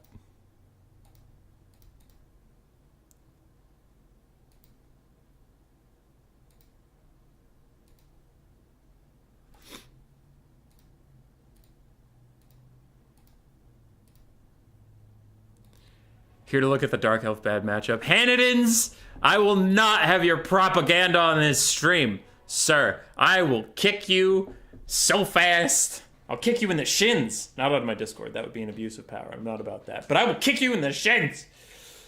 All right. The picks and bans for this was Global Band, Vampire Counts, and Warriors of Chaos. Coops banned the Counts. Trader GG banned Warriors of Chaos. Coops picked Dark Elves, Vampire, Coast, and Ogres. Banned Dwarves. Trader removed Coast, picked Ogres. So it was either an Ogre mirror or Dark Elves. And Coops went with Dark Elves.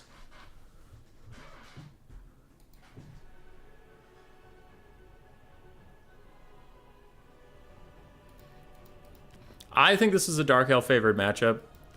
If you take a lot of the meta stuff, like Malice with his leadership debuffs, his strong health pool and all those things is pretty good. Or you could take a flying caster just to be cheap, and the Ogres don't have any flying units to contest you up there, so your caster is generally safe. If you don't park her in front of Lead Belchers or an Iron Blaster, that is, she'll be safe.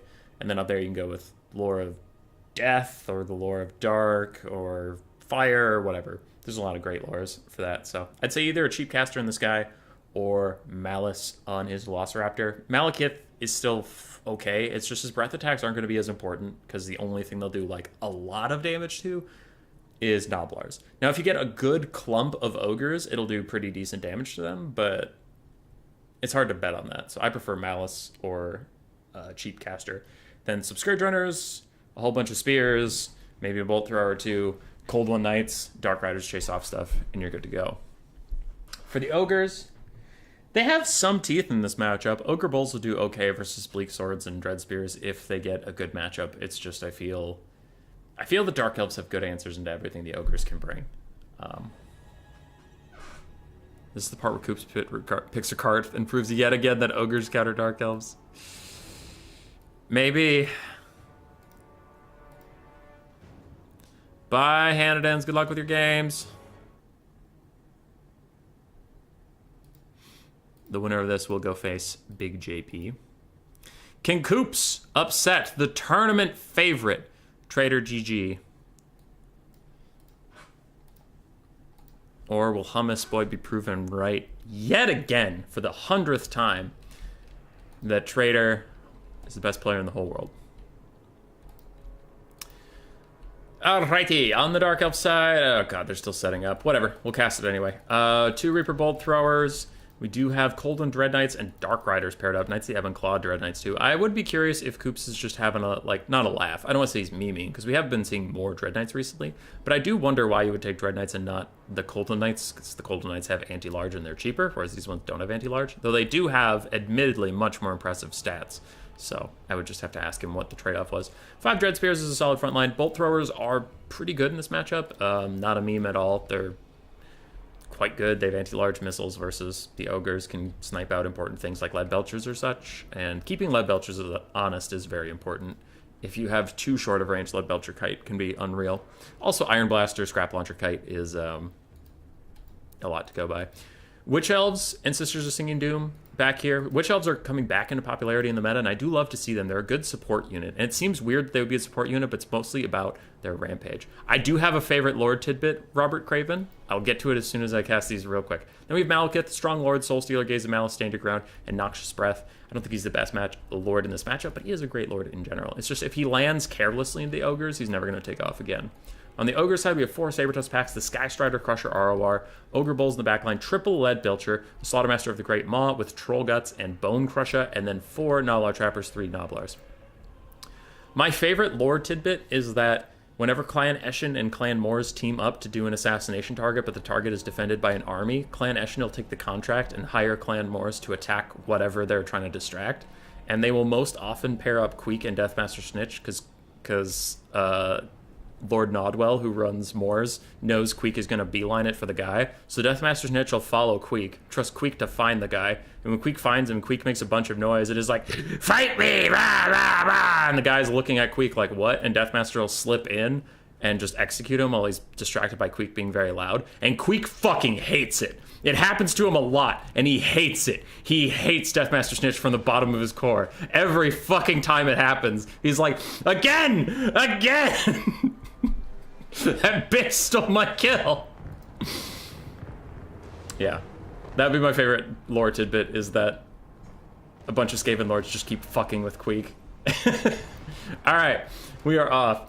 Lead Belchers firing into the Dread Spears, doing pretty good damage, trying to mitigate the front line a bit, and the Bolt Throwers are taking their day out on the Lead Belchers. Lead Belchers are now starting to realize that killing the Dread Spears isn't worth dying for, and they are trying to move up now. Well, it actually looks like they're just trying to soften up full health ones, rather than keep attacking the same injured ones. Interesting. Also, Slaughtermaster the Great Maw getting up here this aggressively. It's also kind of wild.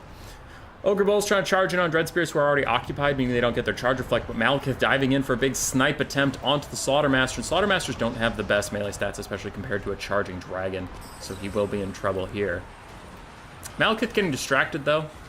If he lands a big hit onto this guy, which he didn't, he just missed everything, which is kind of wild. But if he landed a big hit on him, the Witch Elves' poison would have made him rampage, and that actually probably would have been a successful Lord Snipe.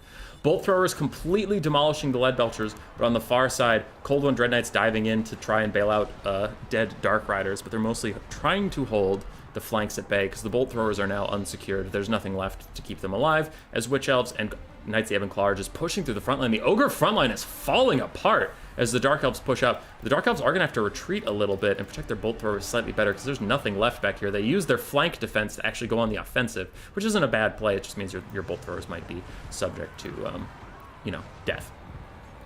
Rampage is back on the Slaughtermaster. That doesn't mean he's rampaging. It just means if if his health ever gets below a certain threshold, he will start to rampage, and then he will be stuck in a fight with Malekith. One of the bolt throwers is shut down, but Knights of the Ebb and Claw in the backfield trying to rout off everything. The bolt throwers did a lot of work on those lead belchers. Dark Elves are currently up on the damage value balance of power, and still the Lord Snipe attempt continues. Rampage is still on the Slaughtermaster. They just can't proc it, so he keeps walking away. And the Sky Strider's got a rear charge of the Cult of Dread Knights, completely destroying them there. More Saber Tusks are tearing down the Bolt Throwers, and that'll even back up the damage value quite significantly. Madness of Cain is still on the Slaughtermaster, who somehow has not rampaged. There he's rampaging, but he has a Troll Guts on him, healing him up this whole time. The Sky Strider's even going to try and come in. Lead Belcher's firing over on the side. Really a lot of damage coming in for the Dark Elves, but they are successfully getting the Lord Snipe that they wanted. And if you take out the enemy Lord, there goes a lot of healing for the Sky Striders, outside of the army passive, of course. And, of course, the Ogre's leadership could spike down. Slaughtermaster is routing. And the Knights of the Ebb and Claw get stuck on some routing Noblars, and this does leave them completely open to the Lead Belchers, but a rear charge from the basic Cold One Dread Knights is going to stop those guys from shooting just in time to save the Dread Knights a little bit. Malekith is trying to help them versus the Sky Striders, but the Sky Striders are probably going to kill everything in here. I just don't see that going well for the Knights of the Ebb and Claw, and yeah, they're currently getting butchered a little bit. Witch Elves are determined to chase off the Slaughtermaster. They are slower. Oh, because of Dismember. And he rallies in their face, but that's actually going to hurt him because his leadership immediately goes negative, just causing him to rout yet again, so he loses one of his rallies. That was kind of interesting. Lead Belchers, though, are going to be able to peel him off. I actually think he will be secured at this point. The Dark Elves might start falling apart. Their backline is entirely dead. We're just down to the Sisters of Singing Doom grinding away. Cold One Dread Knights did 0 damage to these Lead Belchers. What the hell? What the fuck? They did nothing. Unless these guys got a butcher or something, but yeah, they didn't do any damage. Sky Striders are kicking the shit out of the Knights of the Ebb and Claw, and Malekith is stuck down here. Balance of Power doesn't say it's over yet, but I think this is the death knell for the Dark Elves, as they are soon coming to just Malekith. Malekith doesn't really want to be stuck on the ground against the Ogres.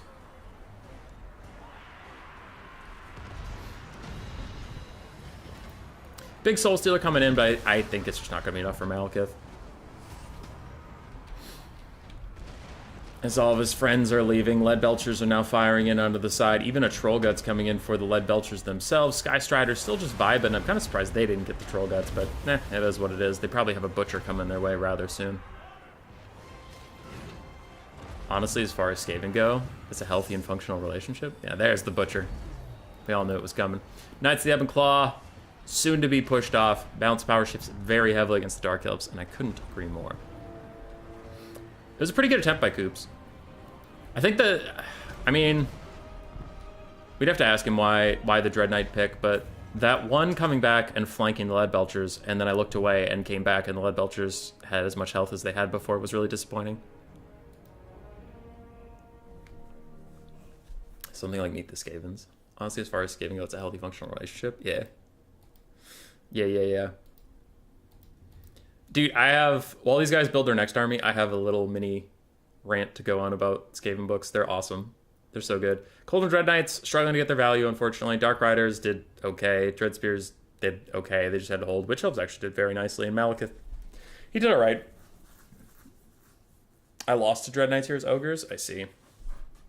Your early snipe attempt from Malekith, I don't know what went wrong, but it looked like he wasn't swinging at the Slaughtermaster. There was a very small amount of Noblars nearby, and he, for some reason, targeted those.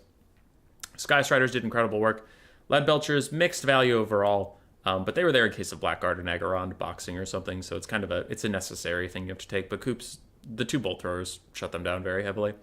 Saber Tusk Packs did excellently. Basic Ogre Bulls did very nicely as well. Noblar Trappers did fine, and basic Noblars. We're good. We're good. I forget who told me it, but someone told me to include 2 Noblar Trappers in almost every Ogre army, and ever since they told me that, it's been really good. I think it was Hippie Hunter. So, Trader G is up 1-0, and while they decide their next thing,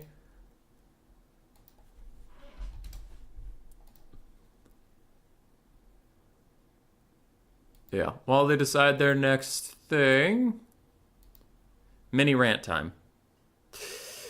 Anyone into 40k as well? I am not. I'm not against it. I'm just literally not in it. I don't know very much about 40k. Dude, Skaven books? Nuts.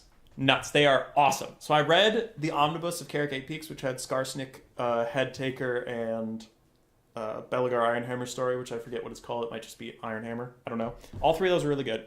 That was the only Skaven book I'd read. Then I picked up Thanquol after reading the whole Gotrek and Felix story. So I got the Thanquol omnibus.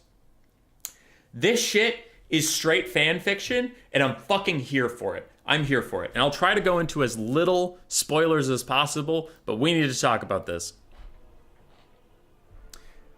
I have read Gotrek and Felix, and it's Gotrek and Felix wandering around, and they go, "Oh, hey, Felix, what, Gotrek? Do you see that orc? Yeah, he's really important. Yeah, he's killed at least 5 men. Wow, they call him Bertram 5 Men Killer. He killed 5 men?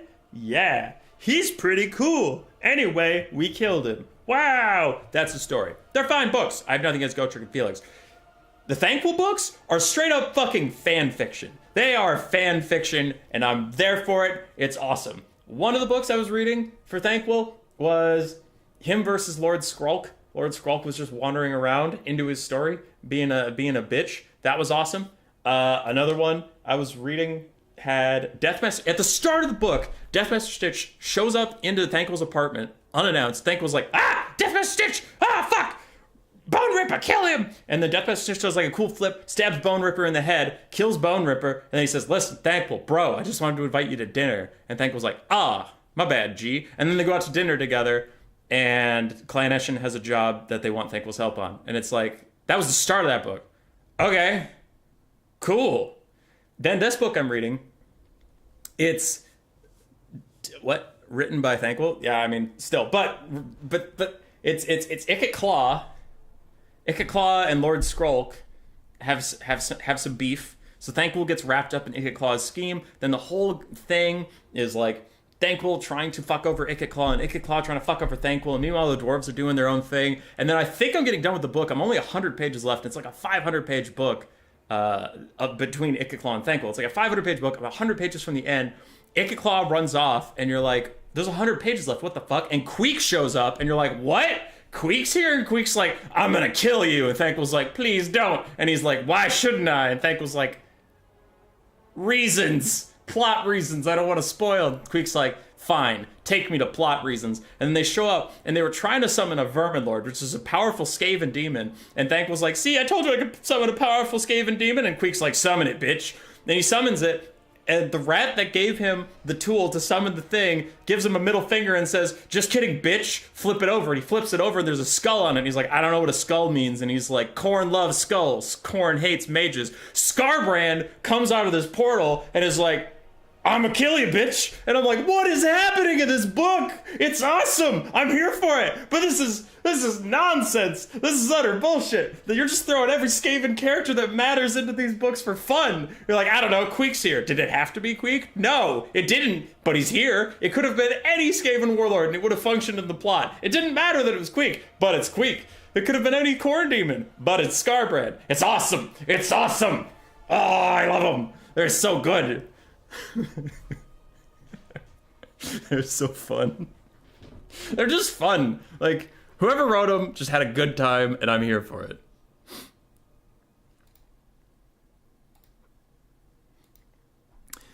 All right, Trader picks Tomb King's Coast Grand Cathay ban dwarves. Coops. Oh no, you have to fight Cathay or dwarves. Beastmen ban Grand Cathay. Trader picks Tomb Kings. Okay, Beastmen versus Tomb Kings. Not bad.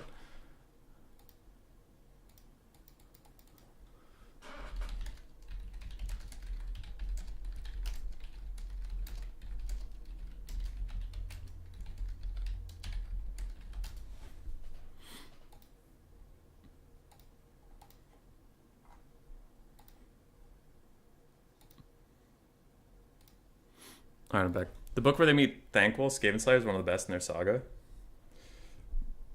Thanquol is great in the Gotrek and Felix saga. What did they eat for dinner? A bunch of Cathayan cheeses and like meats and wine, because Eshin's all about Cathay. And then Thanquol doesn't want to eat any of it. And then he sees like he like throws it on the ground because he's like, you can't poison me! And Deathmaster Snitch and Night Lord Sneak just lean over to them and they're like, we invited you to the center of our fortress. No one can hear you scream. No one even knows you're here. If we wanted to kill you, would we waste Cathayan, like, cheese and shit from half around the world and poison it? No, we just stab you. We would just stab you, you idiot. And then, like, a slave starts eating some of the cheese and Thankful blasts him with lightning and takes the cheese off the ground. But, yeah. That's pretty good. You really like the Kislev books? Which ones are those? Explains why you didn't mention Tzeentch. Yeah, Clan Rictus isn't even on the Council of 13, right? Because they're very cagey about who is on the Council of 13. Like, even in the books, they'll just mention whoever is important to the plot at that point, and the rest they just leave out. But I don't think Rictus is, because they're talking about the two... Thanquil's looking around, and he's like, the two warlord clans were here, Clan Moors and, like, Clan Screet or something. And I've never... No, it's Clan Scab. And I'm like, I've never heard of Clan Scab. Where the fuck's Rictus? God, Milk's escaping in like only 20 years tops. Yeah. Son of Kieran is true. Though they do just huff a bunch of warpstone when they want a character to live longer. Like, Ikit Claw is hundreds of years old, apparently.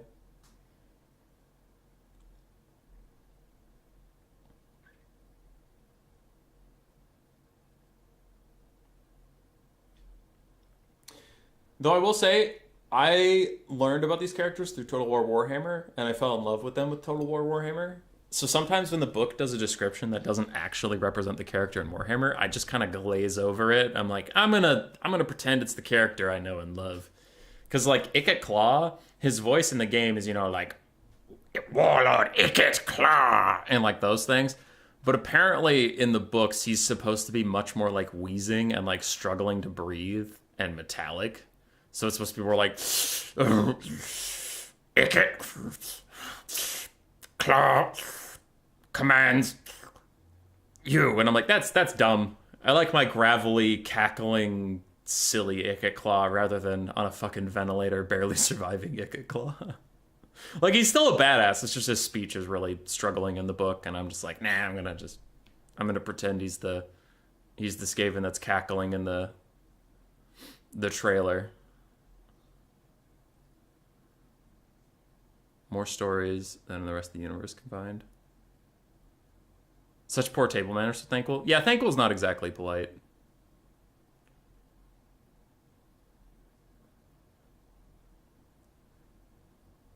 Clan Sleekit? Army guy? 10 out of 10 clan? Ah, damn it, that sounds familiar. What's Sleekit? Ikit was blown up. Yeah, it's fair. I like Ikit being the cackling, energetic.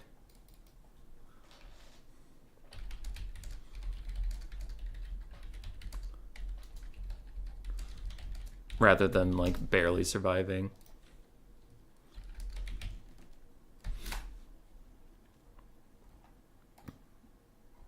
I don't know, man.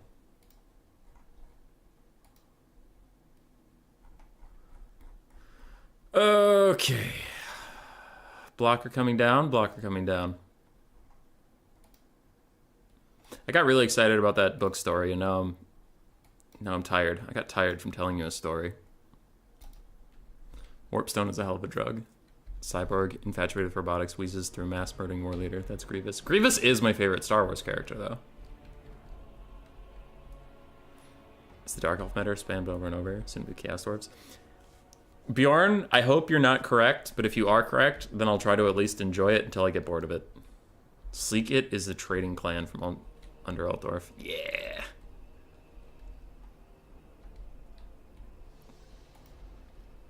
Clan Scurvy is kind of funny, where it's just literally pirates. And they're on the Council of 13 for just being pirates. And there's there's two naval clans, I forgot what the other one is called.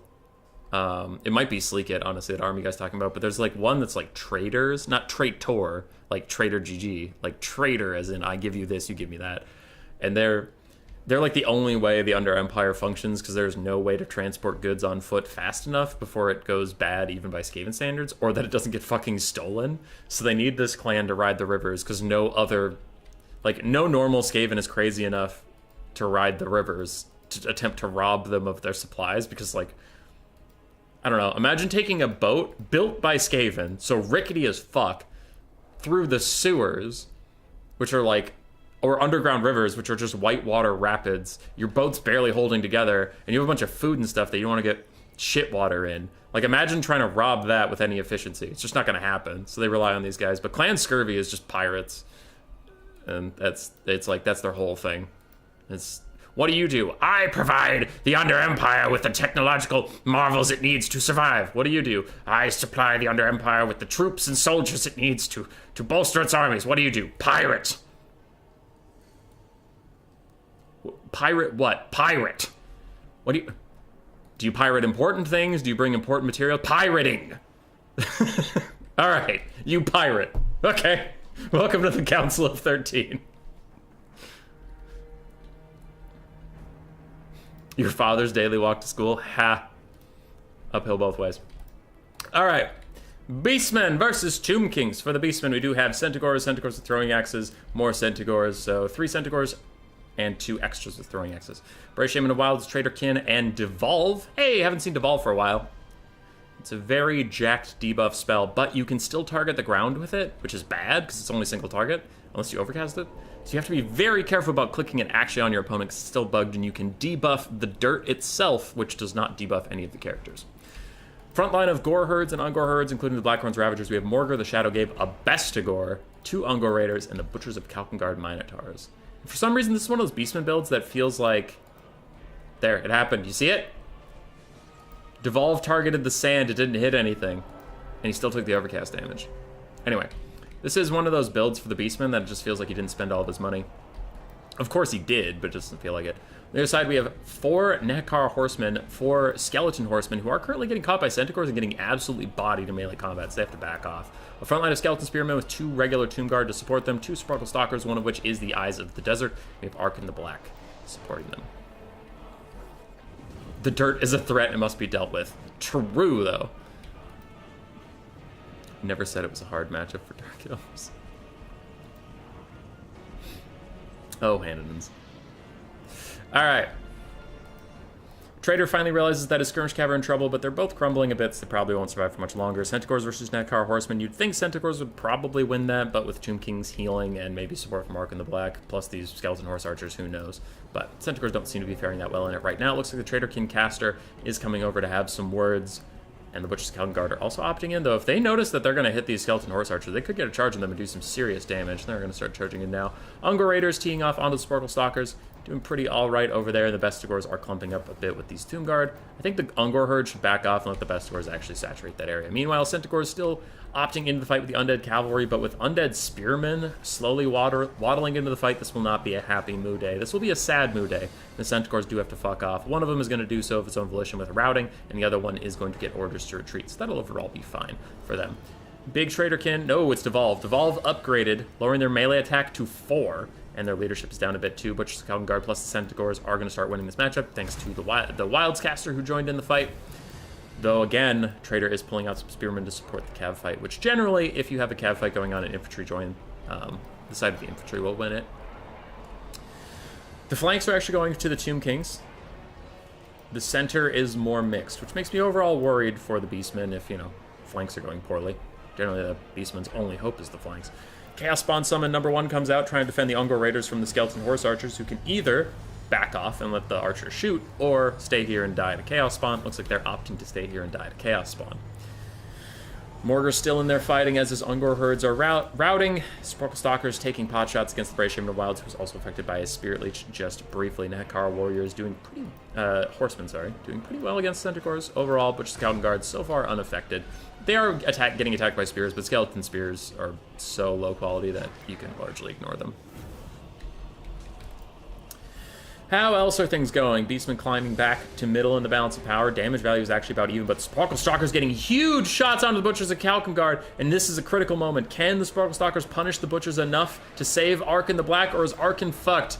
It's a coin toss, ladies and gentlemen. Who wins? Giant Minotaurs or crazy snakes with laser eyes? Arkin so far taking like 0 damage is spelling the doom of the Butchers of Calgard. Something's going to need to happen to him. Devolve is currently slowing him down, lowering his leadership, lowering his melee stats, but it doesn't seem to matter as the Butchers of Calgard are getting shredded by the Sporkle Stalkers. They are not having a good time whatsoever, and they are just failing to hit Arkin the Black over and over again. Another Spirit Leech onto the Trader King caster. Morgo's in here with the second Chaos Spawn summon out. One of them's about to fade, the other one is rather new. Butchers of Calgard entirely failed to catch Arkin, and that might be a GG moment that could have been crucial in the game, but the Butchers are going to get soloed out. Both the Sporkle Stalkers are still healthy. Both Chaos Spawn summons are about to fade, and that takes a lot of the Beastmen's juice off the battlefield. You can see that the balance of power shifts heavily against them. I would tend to agree.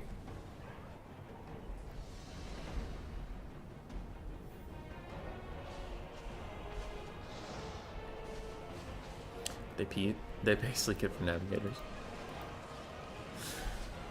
Alright. Caster is routing. Sparkle Stalkers and a Spirit Leech gonna escort him off the map. And that is a GG.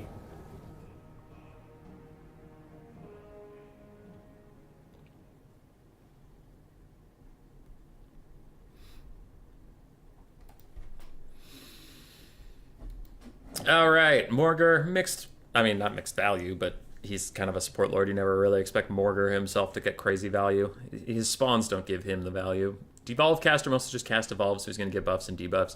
Centaurs struggled on the flanks. Ungor Raiders did okay. Butchers of Calgard really just couldn't snipe out Arkin the Black, which was unfortunate for them. Bestigors and Gors did meh. Arkin the Black himself did okay. Sparkle Stalkers did fine. Tombguard held forever. Nakar Horsemen did manage to win the flanks with some Skeleton Horsemen support, and then Skeleton Spearmen were around. They did good. GG. Trader will advance. And we'll go right into our next one. Trader GG with Big JP, because Race to Cummerdinner have already started, so I don't really know where they're at, and for the sake of just being efficient, we'll just follow Trader. It's fine. It's fine, everybody.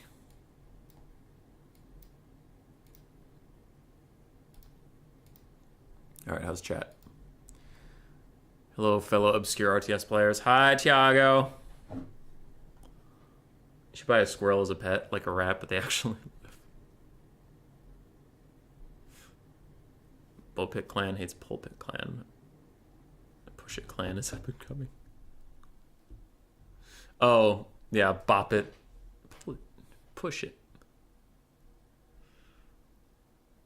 Clan hates fallen rat Morshu.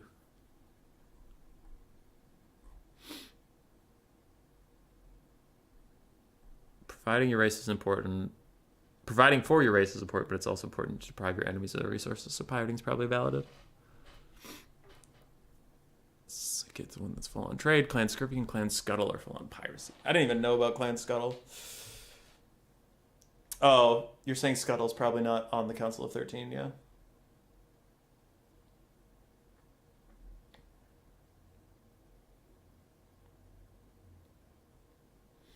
Coops, I'm shocked your Butchers of Calgard did like 0 damage to Arkin the Black. They had him fully surrounded and just like didn't do anything about it. A sleepy-eyed Fatskaven stinking of weird root and thinning fur, dresses in a frilly human shirt with many rings on his fingers. Well, that's funny. It's a good leader of a rat clan right there.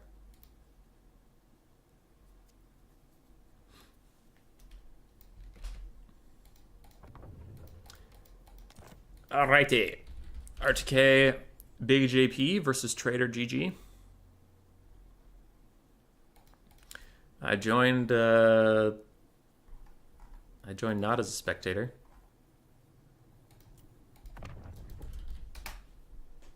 I have now become a spectatormus, destroyer of worlds. I'm gonna update the scorecards and grab something to drink, because my voice hurts and I don't like you.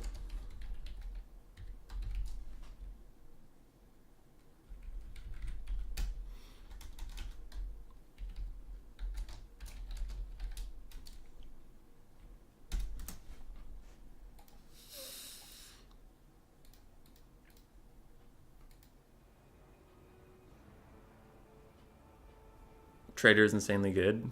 He is. They have shootouts all the time. Scuttle. I like both names. I don't know who to root for on a name basis. Clan Scuttle.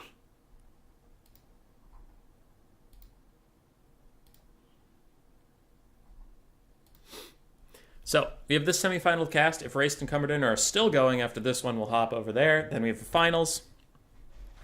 And then we'll catch the finals of the Storm Vermin / Grey Seer one, or wherever they are.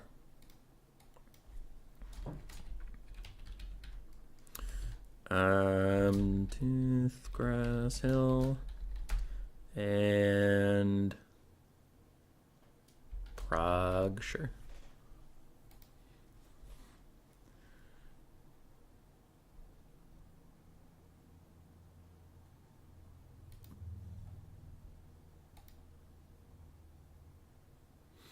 Sorry. The challenge page is bugging out pretty hard. I'm trying to fix something.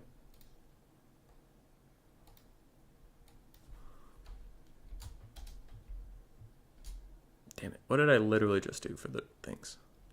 I remember Toothgrass Hill.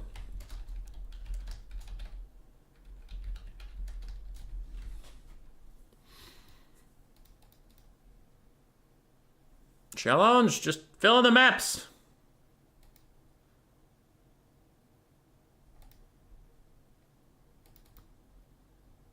There we go. Wouldn't let me fill in the finals for some reason. Pie rats. Ha! 'Cause they're bakers. They make pies.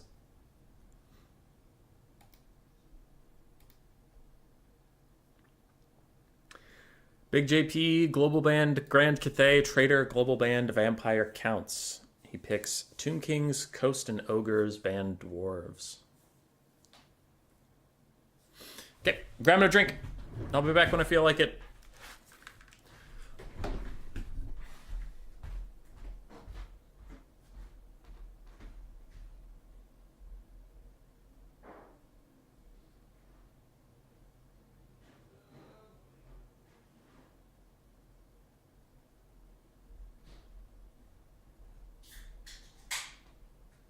Human boy never came back. They were left alone from that day forward. Despair was the only resource in abundance. What could they do without Hummus Boy? Nothing. Why don't we see Tomb King's constructs as much anymore? Mark, literally the Iron Rat stream. You know what? We're waiting for pick and ban anyway. Hang on. Everybody hang on to your butts. We're going fishing. While these guys build their things. Iron Rat stream. It's a 9-hour stream, but I think I know where it is. Alright. Hit the go live button. Shut up, you. No one asked you shit.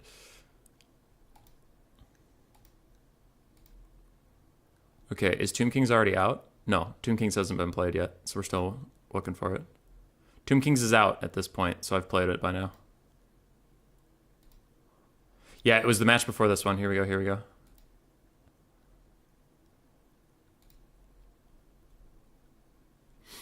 Alright.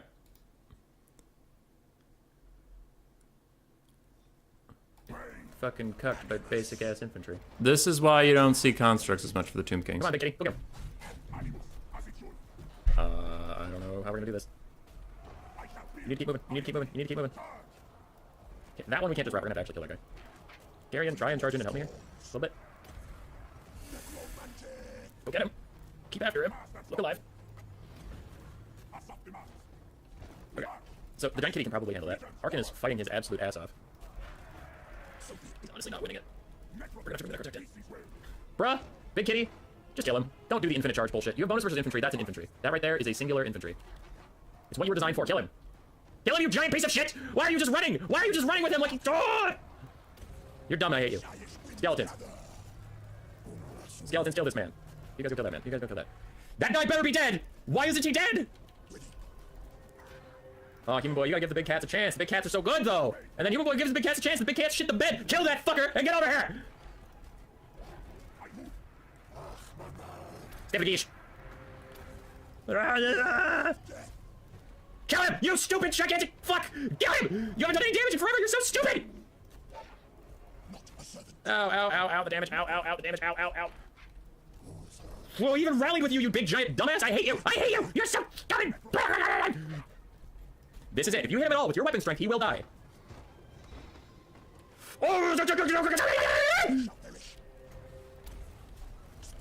Hey, Human Boy, what do you need to win this game? Chariots and the giant kitty to work properly. Human Boy, did you know you're a dumbass? Yeah, a little bit. How did you set yourself up with a win condition so terrible? I don't know. I'm just a dummy. I'm a dumb, stupid man with dumb, stupid plans, and I sometimes think that I can take a big kitty cat, and on paper it looks like a good idea, but it isn't. But it isn't a good idea. It's a bad idea. Big, stupid kitty cat killed a stupid fucking man with a beard. It's Santa Claus, but he ain't bringing no presents. He's bringing death. He's bringing death for you, death for me, death for your cow. If you don't kill him, yes! Ah, leadership spike. Fuck you. This should have happened hours ago, but fuck you. We did it. We did it. We spiked our leadership down. That's a ring. Yeah.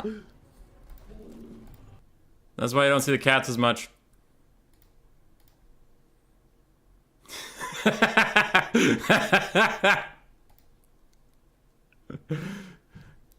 Oh, that stream was good. If you want 9 hours of that energy, it's a good stream.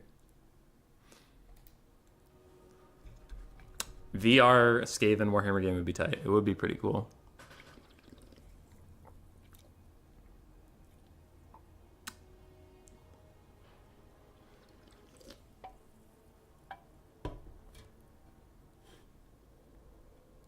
Yeah. No, that's the cat's problem. Is for some, like, just I can't, I'm not good enough of a programmer. I'm not even a programmer at all. I am not capable of telling you why it happens. The only thing I can tell you is they have a bonus versus infantry and they can't hit infantry. They just can't. So that's why they suck. Is they're built to do something that they don't have the capacity of doing.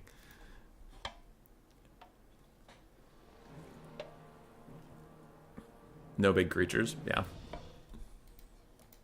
All right, we got High Elves versus Tomb Kings. Actually, I haven't seen this matchup for a while. It goes back and forth on who it's favored. Right now, I think it's about even, so this is a pretty even matchup. Tomb Kings don't have the best tools to really deal with a Dragon Lord like Imrik, and Imrik is super meta right now. They have some tools. I'm just saying not the best tools. It's not like they have a really good monstrous infantry that can surround him and do good melee damage. It's not like they have a good counter duelist that can deal with him. They don't have good flyers that can deal with him. They rely entirely on shooting him with Sepulchral Stalkers, Ushabti Great Bows, etc., which it can work, but it also puts all of the agency on Imrik, because if Imrik plays like really well, like Void Lul's level well, he'll dodge all that damage, so it is pretty tough. Now, it's not undoable. It did say it's an even matchup. The High Elf front line should cut through the Tomb King's front line. Imrik should be really good. Archers will be fine. Now, the only reason it's tough is because the High Elves are fragile, ish, you know, like they don't really like to bump and grind, and the Tomb Kings love bumping and grinding. Tomb Kings have really good long-range asset pieces like the Ushabti Great Bows or Screaming Skull Catapults or Casket of Souls, and the High Elves really only have bolt throwers that can be kind of underwhelming in certain situations. So the Tomb Kings benefit from a long grind and long-range fighting. The High Elves benefit from getting into the melee fight and from their single entity presence. So it's a pretty even matchup. Both sides have a lot they can do. For the High Elf build, we do have 2 Illyrian Reavers from Big JP, Imrik up on his dragon with his full kit. We have a Regrowth and Earthblood Mage of Life on the ground, Sisters of Averlorn, plus a bunch of Lothern Seaguard, 2 White Lions, a front line of Spearmen, and Rangers. Pretty nice. Nice build overall. Like it. On the other side, for Trader GG, we have the Sepulchral Stalker, Eye of the Desert ROR, 2 Screaming Skull Catapults, a metric fuckton of Tomb Guard and Skeleton Spears in the front line, 4 Skeleton Horse Archers, 4 Nehekar Horsemen, and of course Ark in the Black, who I still think is by far the best Tomb King's Lord. Even after the buffs to Lore of Nehekar healing and stuff, it's just like, Kotep's annoying and he is good. I think Cetra is way overcosted, and most of his mounts don't work correctly. Chariots in the game in general right now, Chariots are not very good in melee, so Cetra has a melee Chariot mount. And also, we just talked about the big kitty. Cetra has a big kitty mount, so half his mounts don't really work. So I do think Arkin is the most consistent and just best Tomb King Lord. So it's a good build. The only thing I worry about Trader's build is he might not have enough to kill Imrik. Imrik really has to sit in front of the Eyes of the Desert or sit in front of 4 Skeleton Horse Archers and just consistently take damage to be taken down. Otherwise, he should be able to roll over this game.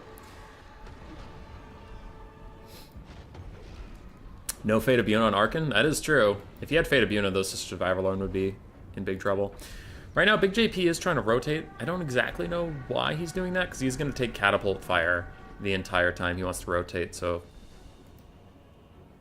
I would have to ask him to understand why, but my thought would be you want to get into melee as quickly as possible with this high elf build. Looks like he's trying to commit to one flank, but again, with catapults, that just means you're going to have longer for this catapult to shoot at you. It looks like he recognizes that, though, and he is going to throw Imric down.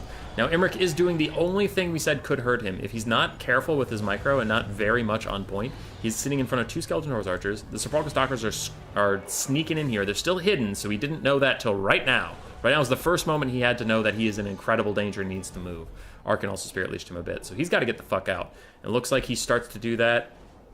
Yes, he is moving, so good play by Big JP, just needs to leave, cannot sit in front of the Sparkle Stalkers, and thankfully they are obstructed because Sparkle Stalkers, like most straight shooting ranged attacks at the moment, is a little bugged and having issues. High Elves, Valyrian Reavers, and Rangers pushing up, meanwhile Spearmen and Rangers pushing up into these Skeleton Spearmen. Archers should be supporting the fight, and they should have generally a good time over there. Imric did not manage to get off the ground, and yet again has attack orders to move. Good job keeping it on him. As the catapults look to move backwards for some reason, but Sparkle Stalkers are still just trying to get an angle where they can actually shoot at Imric, and he's just trying to walk away. So it does look like the Nekar Horsemen are really not going to let him go, so JP's got to be on top of that micro, but he's also got a bunch of shit to do on the other side of the map, so that is a very tough situation for him to be in. Both players having their attentions divided. Tomb Kings look like they're focusing really hard on the Imric fight because some of their infantry are just standing around in front of the front line rather than actually engaging the archers or anything. So it looks like Trader's micro is mostly over here, and it looks like Big JP's micro is mixed between the two because Imric is still running around. He's still doing what he needs to be doing. But the High Elves are just a little more saturated. Their archers are doing more things. Nice Nehekara Horseman play. Pushes off Valyrian Reavers, almost pushes off the Rangers, and yeah, Love and Seaguard shooting at a Scream Skull's catapult's going to take it out soon as White Lions are just getting fucking deleted by them. Imric is almost back to his casters, so there's probably a regrowth coming in for him. Yes, there it is. Right away, Sparkle Stalkers have not fired a single shot at Imric, and no, don't stop now! You were so close to safety! No, Imric! Oh, he's getting in a fight right in front of the Eyes of the Desert. Oh, they're going to fire at him. No, they're not. They're obstructed by, like, a couple horsemen. Is there a giant dragon there? Can't see it past all the horsemen that are there. You silly fucks. Valyrian Reaver's going to help heal Imric, but this actually could open him up to a lot of damage. So that would be funny if that backfires on the High Elves.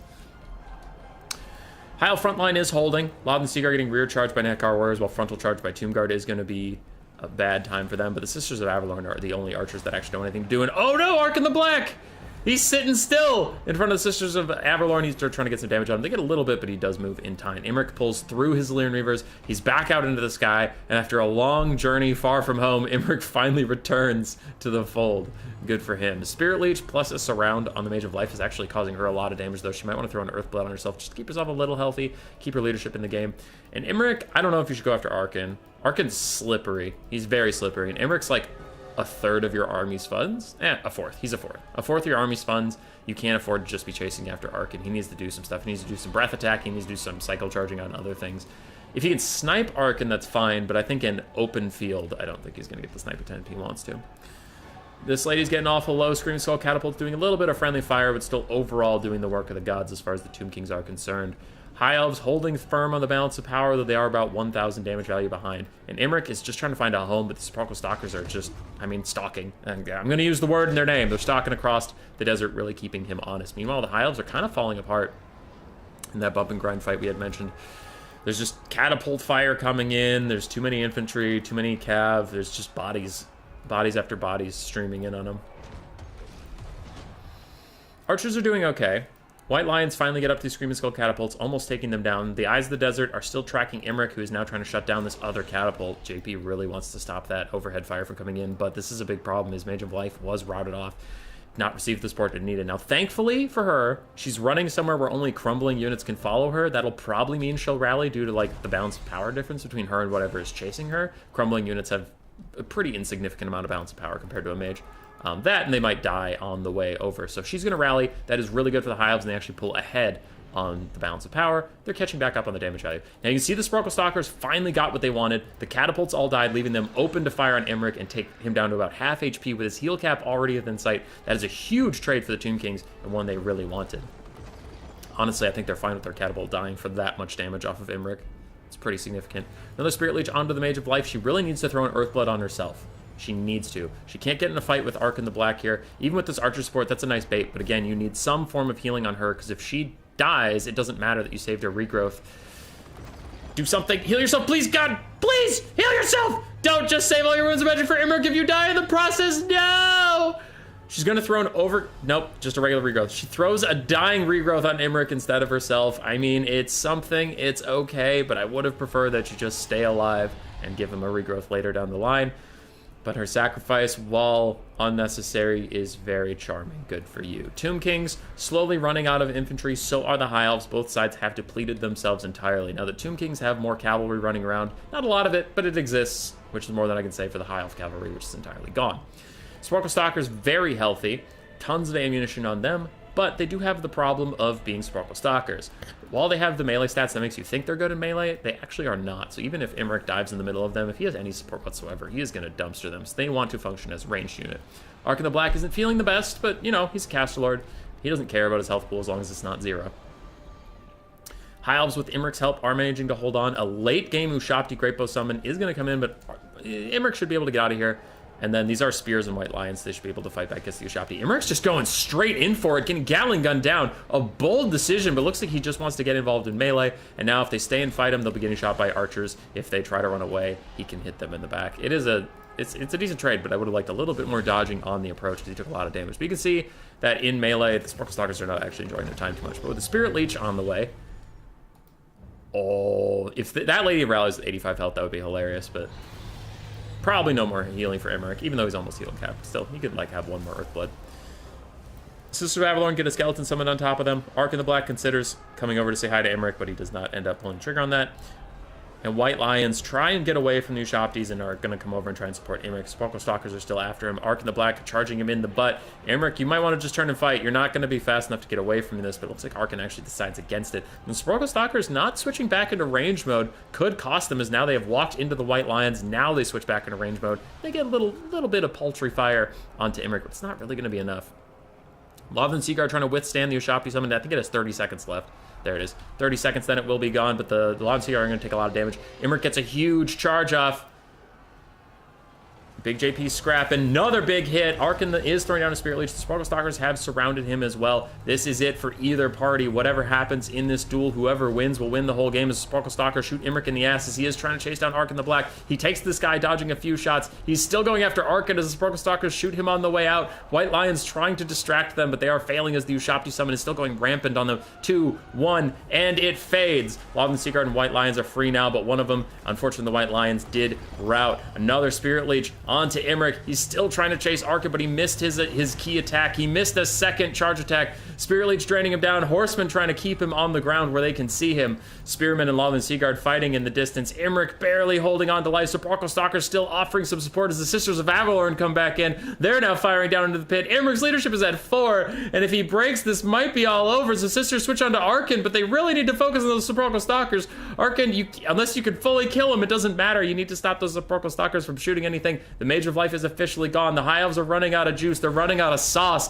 They got nothing left in the tank, but Arkin takes some serious shots from the Sisters of Avalorn. His leadership holds because, I don't know, reasons. Arkin has crazy leadership for some reason. Sisters still trying to get one more poke on him. If they can hit him with like one more solid arrow, maybe he would go negative. Maybe he would start crumbling, but he does not. He dodges every single arrow coming their way. He throws another Spirit Leech onto Imrik as Imrik's on his way out. A couple arrows start to finally hit. They take big chunks off him. Half his health is gone. He's still not crumbling at 240 HP while under missile fire. Actually, I have a bug video talking about this, but the undead actually don't suffer the under missile fire leadership penalty, so he's not going to crumble from that. He would just have to crumble for raw damage. He's at 0 leadership and holding the Sisters of Avalorn up in the distance. Skeleton Spearman, that is a natural unit, and Imrik has all 3 of his breath attacks left. If he comes back, he could breath attack this game to victory, but he's currently getting chased off. He has rallied. He needs to dive. He needs to dive. He can't let those units get behind him or he will die.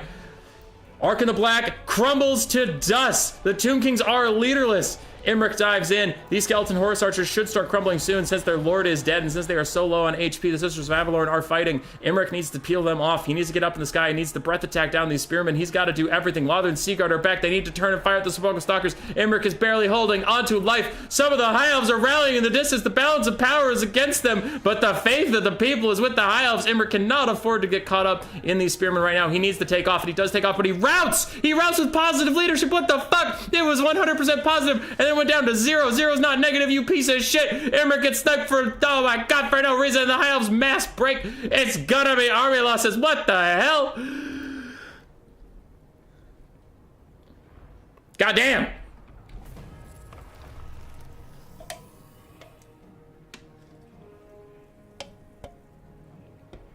Goddamn.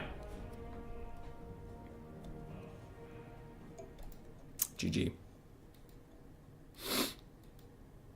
Arc in 1900 damage value. Sparkle Stalkers 2300. Tomb Guard didn't pay for themselves, but that's not really their point. They just had a bump of grind. Screaming Skulls, Catapults, one of them got 1700 value. Very, very nice.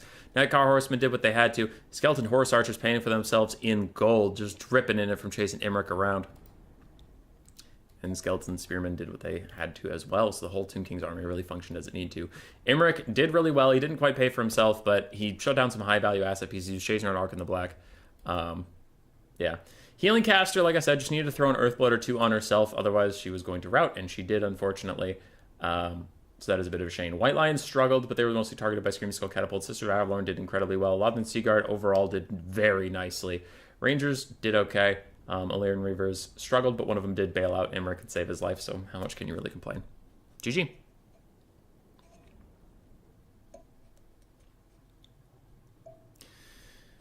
The mage loves Imrik, and Imrik loves his dragon. Truly a love triangle.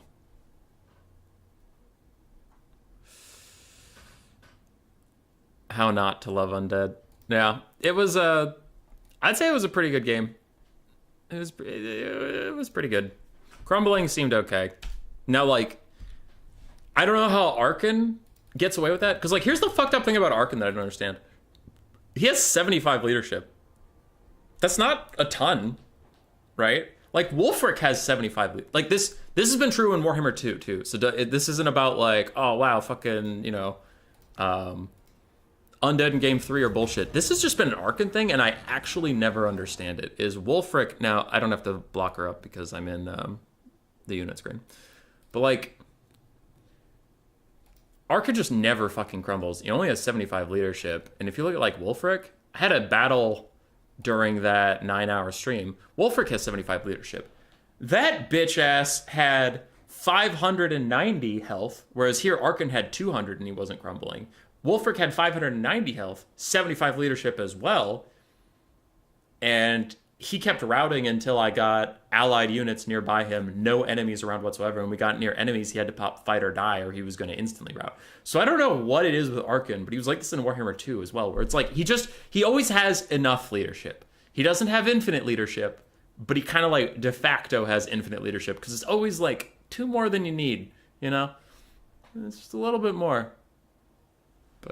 I do have a video coming out about that, but I did notice, I think it's a bug, but undead and demons don't suffer leadership penalties from getting shot at by artillery or arrows. But mortal units do. Which is stupid. Like, lore-wise, people have explained to me that lore-wise that makes sense. Like, why would undead or demons be like, arrows, spooky? They don't care. And that's fair. But talking about a balancing perspective and, like, how the game functions, leadership is a core mechanic. And, like, small arms fire plus cavalry plus flanking, like, all those things you can get mortal units to rout. And undead units, if those don't count, it's like, but why doesn't it count, right? Like, you can't, because CA stated, I've argued with them about this a lot, but they're like, crumbling functions as we wanted it to. And we'll nerf it a little bit. We'll make it do slightly more damage, but it's insignificantly more damage, and here's why. And their last patch, they were talking about it. They're like, we like how slow it is. And I'm like, why do you like how, like, why? Who does that benefit? Even campaign players don't fucking like crumbling. Like, nobody likes crumbling. It sucks. And thematically, it makes sense, but, like, I don't know. Shit shouldn't deal as much damage then. I don't know. Undead just need another look at their design, or what they're supposed to do. But so there's things like that where I would argue that like Arkin the Black should probably suffer some leadership from getting shot at, because he's, you know, he has awareness, he has capacity more than like a skeleton spearman in the lore. Like Arkin is scared of things. He will run from Gotrek and Felix, right? But his skeletons won't. Like, if you want to go just pure lore, then like, yeah, okay, maybe the skeleton spearmen don't get leadership defense from getting shot at, but Arkin would. You know, Kalita would. Cetra would. Manfred does. Manfred literally ran from a fight he was winning because somebody showed up with a pistol and started shooting, and he was like, ah, and left. My favorite part was the stalkers chasing Imric all across the map, not a single high elf unit or opposition anti-large monsters unit. Lord of Lucia, that's true, but what could he have done with the build? Like, Big JP would have needed a different build, because his only mobility asset at all was 2 Lyran Reavers, which one eventually did come out and help with Imric get out of that situation, but like he just didn't have enough ground game, I guess, outside of his infantry. It's not like they were dragon princes or something, or bolt throwers.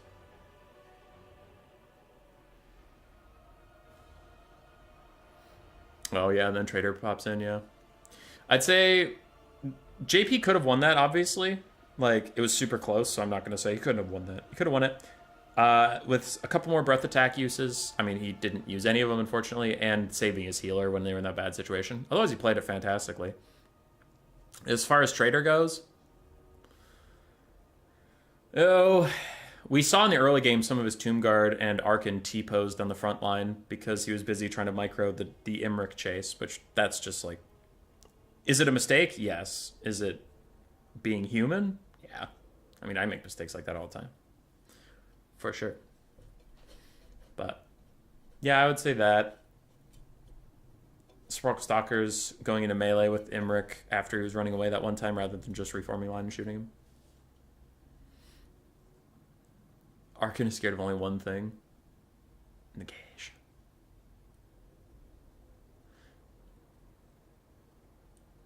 Spirit of the Gorg, that's true. If we want to focus on the Lord, all the undead units should insta-crumble when the Lord dies.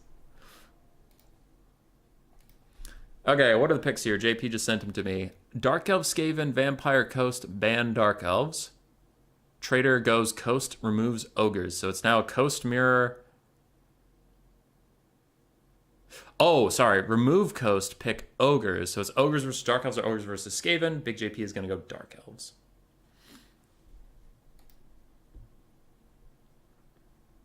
Ogres, my lord. Hey, Lich. How you doing? Tactical Lich is another content creator. Good dude, good dude.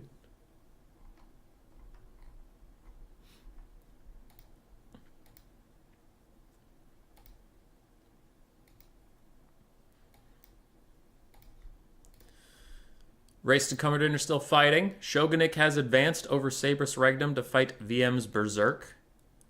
Blood Penguin and Handedens look like they're still going at it in the other tournament as we load in. This is one of the new maps we have added to the Vermin League thanks to Cool Umbrella.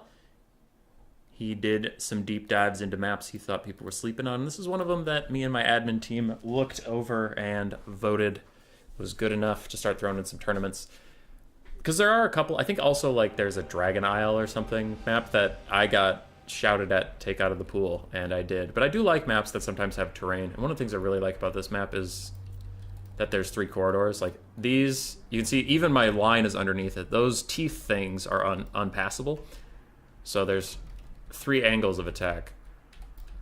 But it doesn't benefit either side. It's just kind of like a neat map because I'm not against terrain. I think it was Matthew B969 who, coming from Warhammer 2, I honestly had the opinion that less terrain the better. And it's just like a flat, with exceptions, I'm exaggerating to prove a point, but a flat square map with nothing on it is the perfect multiplayer map.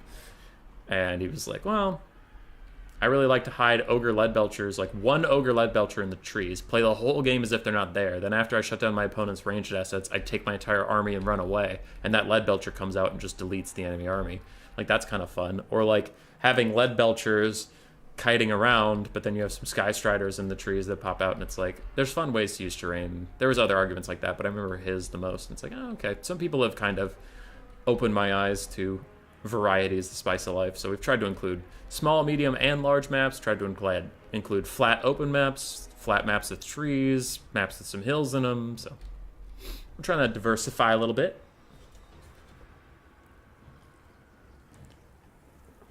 Final destination, no items. Exactly, Mossy. Feels too much like a Dom map.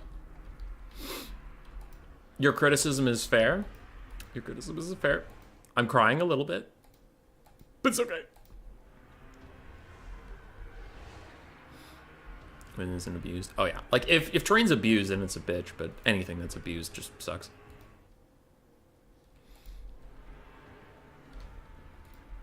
Alrighty. So we're off. Trader's build is the same as we saw last time we played this. 4 Gnoblars, Trappers, 3 basic Gnoblars, 4 Saber-Tusk Packs, triple Lead Belcher, triple Ogre Bulls, Sky Striders, and a Slaughtermaster the Great Maw. So it's the same. Excuse me, as when you fought Coops. On the other side, we have with the Lead Belchers R4. Big JP taken triple Blackguard of Naggarond, some Dread Spears including the ROR, 2 Black Corsair Handbows, a Charybdis for its leadership debuff, the -8 Abysmal Howl, and Malekith up on his dragon. A wild build from the Dark Elves, and I don't think it's going to work. Blackguard are like insane versus Ogres in melee, but Ogres are going to bring ranged assets to protect them from this kind of thing. You're going to see Iron Blasters, you're going to see Lead Belchers. I'm really scared that the Blackguard are just going to get yeetest elitist. Lead Belchers showing their supreme accuracy as they whiff everything.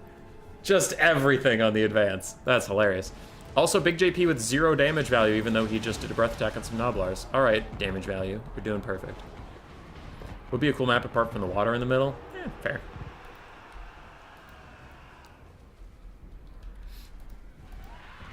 Alright. Dread Spears, trying to get involved. Lead Belchers now firing down into the pit, doing great damage versus Black Arc Corsairs. But with the Charybdis nearby and all of this friendly fire coming in, the Gnoblars in the center just instantly tear out, and the Dark Elves get to continue walking on. But Trader is up 1,600 damage value to literally 0, and I doubt that extremely. We've seen a breath attack, we've seen Black Arc Corsair Handbows fire. Something's not right about that gold damage value for Big JP. He has definitely done damage. This entire Gnoblar died in melee, and it's now starting to give us some damage. That's silly. Malekith dives onto some Lead Belchers to stop the pain, stop the fight, but Saber-Tusk Packs have us around. Gnoblar Trappers coming in from each side, and the Dark Elves just trying to walk forward isn't really working out. They needed some form of mobility to shut down the Lead Belchers. They needed something more than just infantry. Oof. Now a big Bone Crusher is going to land on these Blackguard who are already getting just gunned down. It's the beaches of Normandy over here, and unfortunately the Dark Elves are the Americans, but there's not enough of them. Kind of need to go with the American Skaven strategy, of just pour bodies out of boats until you can't shoot them all no more. Now, the Ogres are suffering a little bit of friendly fire, but I think it's overall going fine as Trader's 5,000 value to 1,000. The Charybdis is still trying to push through. The Charybdis is just trying to be annoying. It was fighting the Slaughtermaster for a little bit, but that ended up not being enough. Malekith is not having a great day. I've even seen a few Soul Stealers out of him, and still his health is this low. Murderous Prowess comes up. I don't know if that's going to turn the tide here. We'll have to see. Saber-Tusk Packs are just rampaging through the back line. With a rear charge plus chasing down anything that's routing, the Dark Elves are already down to 3 Blackguard are pretty much the only thing left standing, and the Charybdis. Now the breath attack on the Gnoblar Trappers. There's a reason I don't really love Malekith in this matchup. Is the strengths of him being on a dragon are just kind of mitigated by Ogres.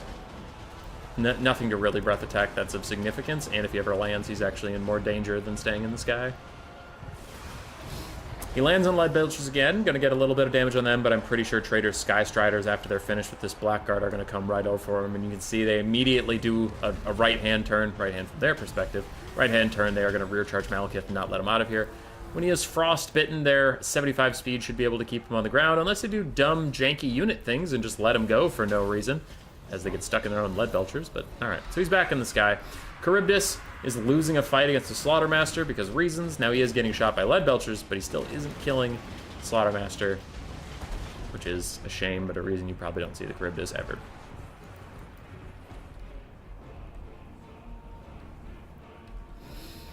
It's all Ogre now, as the Sky Striders are going to rout off our poor friend the Charybdis with only 3 leadership. A rear charge is not going to do him any favors. And his leadership actually increases as he gets rear charge, so I guess it did do him some favors, somehow. There we go. Now he's routing. And without him, without the mighty Charybdis, that'll be GG.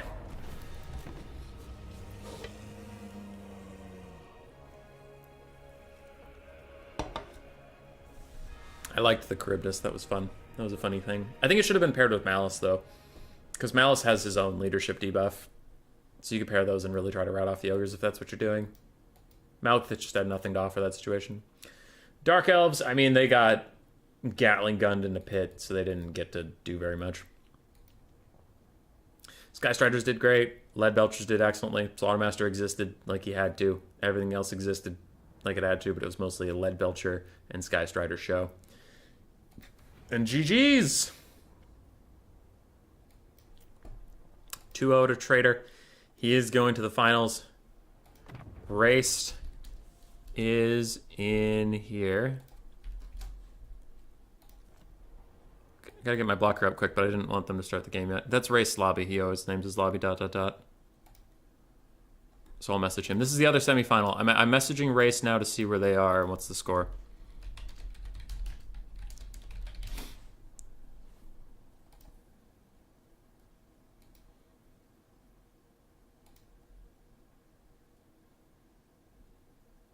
One. All right, we're catching the last game of the other semifinal. Whoever wins this will go on to fight Trader GG.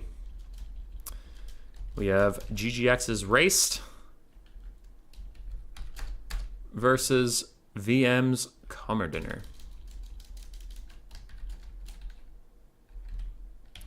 It's High Elves versus Cathay. This is a matchup I've been going back and forth on for a while. I used to be rather comfortable in it with Mass Cav Rush sort of thing and a Life Caster, but I've recently been losing that more often than not, so I think I have to switch to a double dragon model with maybe a L'Ariel to heal them up or something. Looks like we get a traditional-ish build from the High Elves. Kind of a spicy build from Cathay. Kinda. I'll talk about it more when I get into game.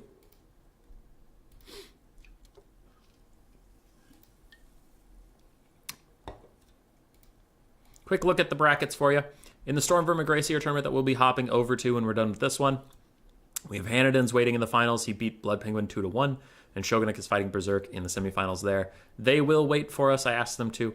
So our stream will end with the finals of the Storm Vermin through Graciers. As far as the Skaven Slave through Clan Rat tournament goes, we did have this occur. There we go.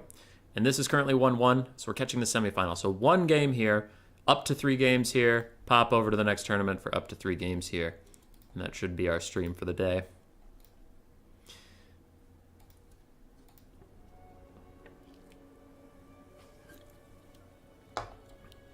Water and terrain is ridiculously strong for protecting leads. Leads? Maybe, but like, what if he had bolt throwers and you would have had to advance?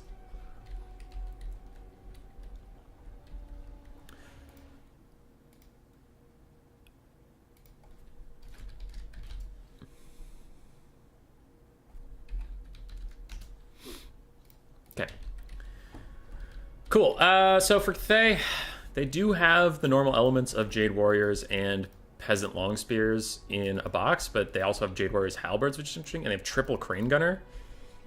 Usually in this matchup, I see like 1 or 2 Hellstorm rocket batteries or firing rockets, I should say, for Cathay, and then a couple archers, so the triple Crane Gunner is a bit odd. Dragonblight Ashugi, Lord of Yin, is quite meta and strong. Ancestral Warriors, Talons of Night, and Storm of Shadows, good kit there. 2 Jade Lancers, and the Arwar Righteous Lances of Wei Jin. So this is mostly meta, what you would see from Cathay in this matchup. I usually have a Cav and Infantry Rush that has, again, been doing okay, but less okay as of recently, so I would be curious to see how it does with a Dragon, and now we have a Dragon, but it is Imric. With a Life Caster, Dwellers Below, and Regrowth, 2 very expensive spells, so we'll see if they can really get enough value out of both of them. We have White Lions and Spearmen. That is not going to get through the Cathay front line fast at all. I usually have 4 White Lions and 2 Rangers, and it still takes me quite a while to get through the front line, though they eventually do it. The 2 Spearmen are going to do absolutely nothing to that front line, and 3 White Lions just don't have enough White Lions to get through. We do have 4 Archers with light armor. I am also concerned about these guys, but specifically against the Crane Gunners, that is good. But against a more traditional Cathay build, I usually just take 2 archers to deal with cannons and firing rockets, but I don't really use them on infantry because the Jade Warriors just aren't going to take anything. Oh well. We have 2 Dragon Princes from Raced as well, neither of which is the Fireborn, and that is the whole build.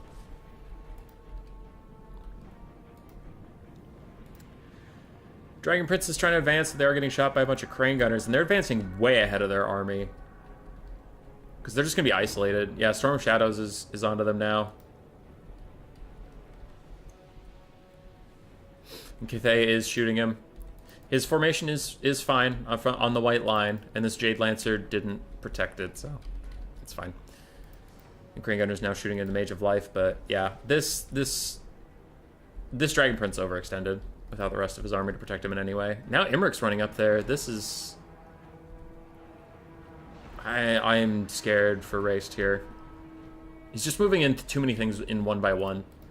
Yeah, Crane Gunners are teeing off on those Dragon Princes. Now Imric's going to get surrounded by the Righteous Lances of Wei Jin, and there's no archers in range yet to support him. They're just coming into range now, so they can maybe punish these longbows for diving in on him like this. But now the Dragon Princes are running in. And it's a Storm of Shadows. There's just like... It's too soon. The Cav's going in too soon. It needed to wait for the infantry to engage and keep the Cathay player busy in some capacity. Now the archers are here, and they are going to take their day out on the Crane Gunners, but it's just at what cost. Big Dwellers below.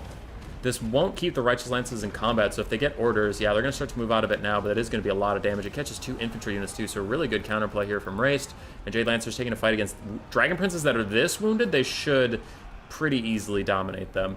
Unfortunately for the Dragon Princes. On the back line, these other Dragon Princes taking the Talons of Night, now fighting all these things. They will also get taken down, but it's taken them quite a long time. And the High Elves might be back in this game, as the archers are now in range of the Crane Gunners. Again, without Jade Warrior Crossmen, shielded, armored carry units, all of your Crane Gunners are extremely susceptible to High Elf fire.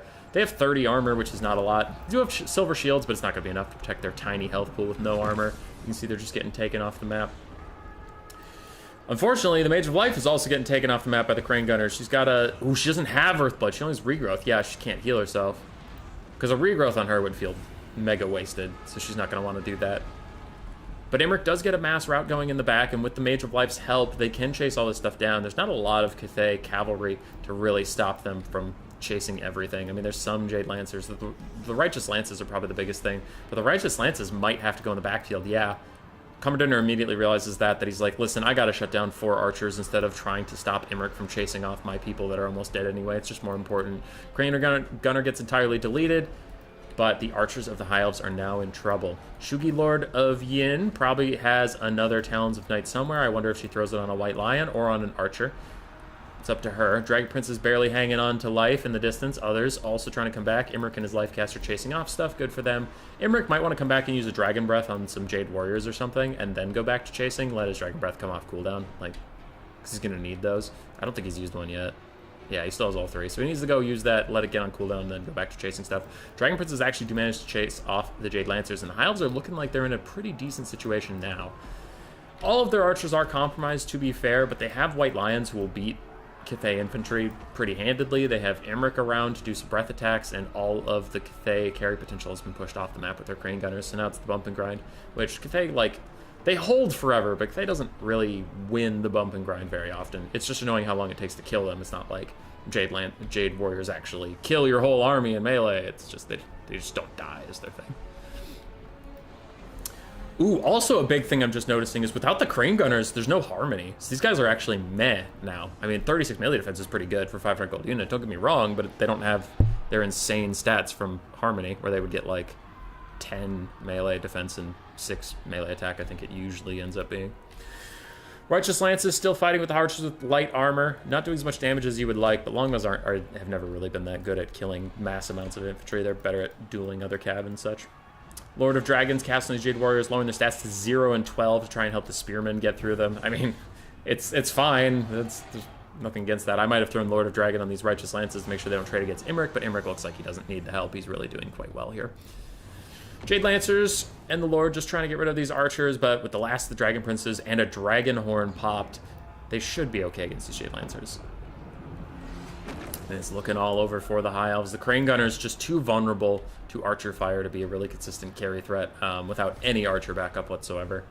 And it does look like Imric. Yeah, I might have to start taking some Dragons. Even if it's not just Imric. I think the Breath attacks are important for this build against the High Elves because my build just has such issues dealing with all of the armored targets. Like, and again, something like my build wins less than 50% of the time. It still gets wins, but I don't know. Last time I lost it, I had issues with Miao Ying. I didn't have anything in my army that could contest Miao Ying at all, and Imric would do that.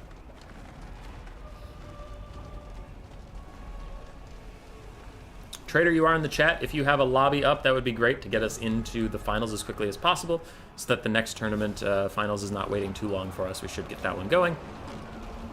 Because it looks like your opponent will be decided very soon, and I am thinking it will be raced after a rough start. Stay tenacious, stayed in it. You can see the real quality of White Lions in this matchup. They could just bump and grind all day against Jade Warriors, but Imric rolling dirty. I don't know where most of the value came from here. Okay, Archer's got a bit of it. I guess with Crane Gunners, it's like 3,000. Are Crane Gunners 1,000 or are they 1,200? With all the Crane Gunners dead, it's 3,600 to 3,000 gold gone for your force. Brutal. Righteous Lances with 32 HP coming back.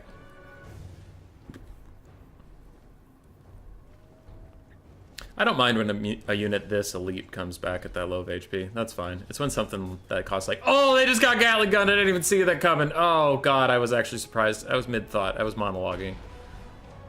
Another Dwellers Below using all of their Winds of Magic to just try and kill these guys off. Trigger army losses. Get them out of here. And Imric's going to go chase down the Dragonbow Shugin Lord. 1,000 each? Okay, so it's 3,000 gold that was pushed off, but...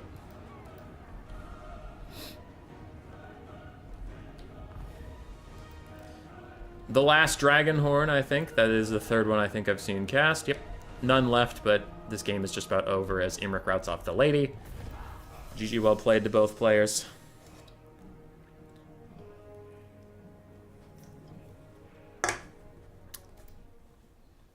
The priests advance. Shugi Lord and her Longmas did okay. Crane Gunners did struggle to get their value back.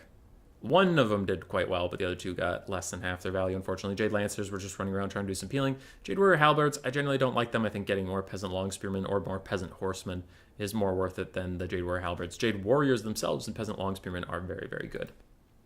Probably cut the Crane Gunners, replace them with some Archers, or like keep one, but replace the other two with like 3 armored, shielded Jade Warrior Crossbows. Probably more reliable DPS source. Dragon Princes still got pretty good value considering how hard they got Shrek'd in the early game. Imric did alright. Caster did great with just Dwellers Below spam over and over again. White Lions and Spearmen did what they had to, and Archers did fine. GG.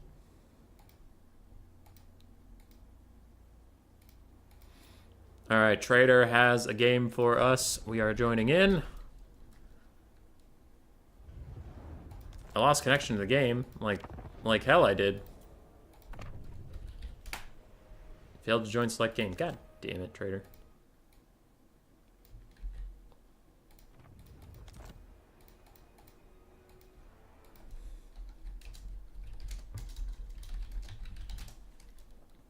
Okay, so Trader left his game to go join Race's game, which is fine. I just gotta go there.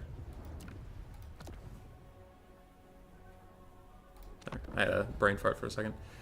Where's the ... Show me the ... Oh, damn it. It's not showing up this time.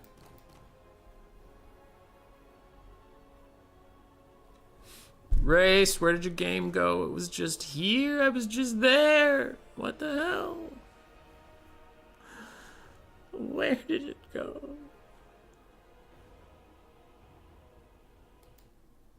Where did it go?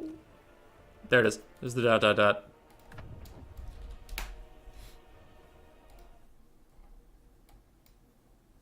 I'm in. Trader's in. Oh boy. Oh boy, oh boy, oh boy.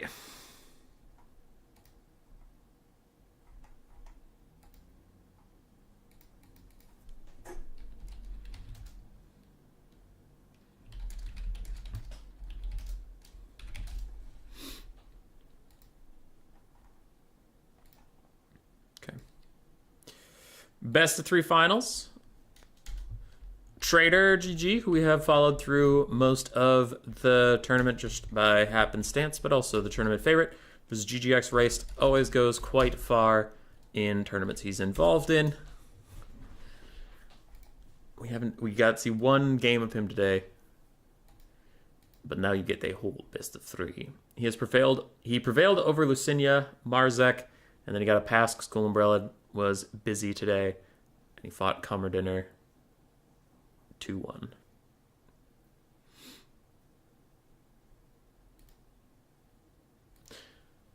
Berserk and Shogunix still fighting in the other bracket, so Hanadins does not quite have a foe just yet. But for anybody looking for a visual update, instead of just me screaming at them, going in order, Skaven Sleep Clan Rat finals is Trader GG versus Raced. And Storm Vermin Greyseer finals is Hanadins awaiting Berserk or Shogunix.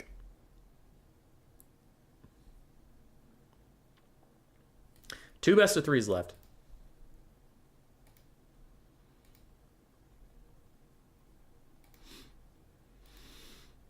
Easy W.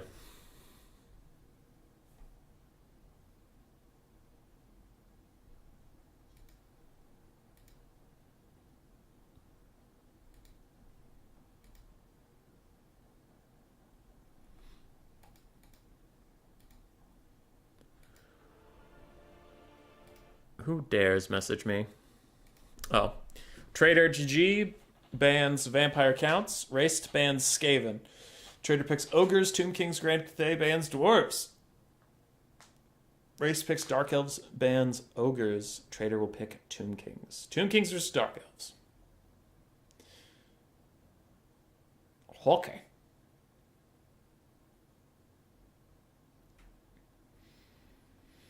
We haven't got as much Dark Elf spam today. Still a decent amount of them, but recent tournaments, it's just been like the Dark Elf show. I'm okay watching a little bit more Dark Elves here. Not sick of them yet. Yet. You're on borrowed time, Dark Elves. Dark Elves are ready. Trader's build is almost done. He's just chevroning some stuff. I'm going to go back to standing mode. Oh! Trader's ready. We're getting in the game. Nice, fast build phase. Good job, everyone. We get our first sighting of Malice Darkblade.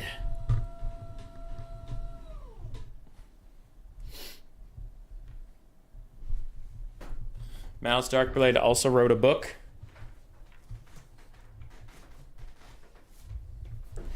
It's called The Elf Inside of Me, Malice Darkblade, an omnibus. Features his childhood, his teenage years, his relationship, the time he pooped his pants in gym class. Malice Darkblade, the elf inside of me. All right, I'm gonna open up a page for you just to enjoy some of this splendor. Chapter 14. Puberty hit. I was an awkward elf, acneed.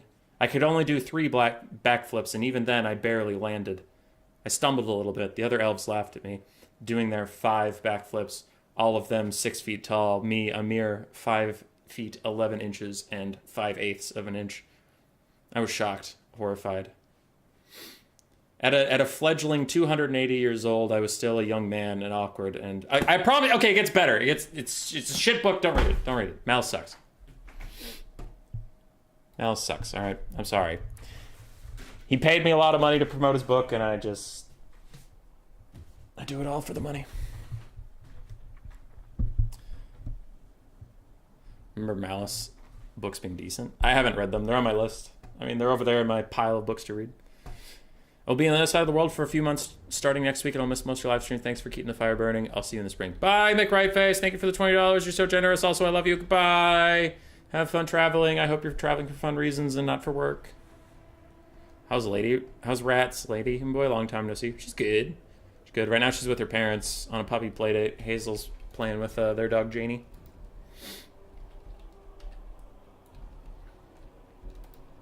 All right. For race Dark Elves, we have our first appearance of the Scourge Runner Chariots today.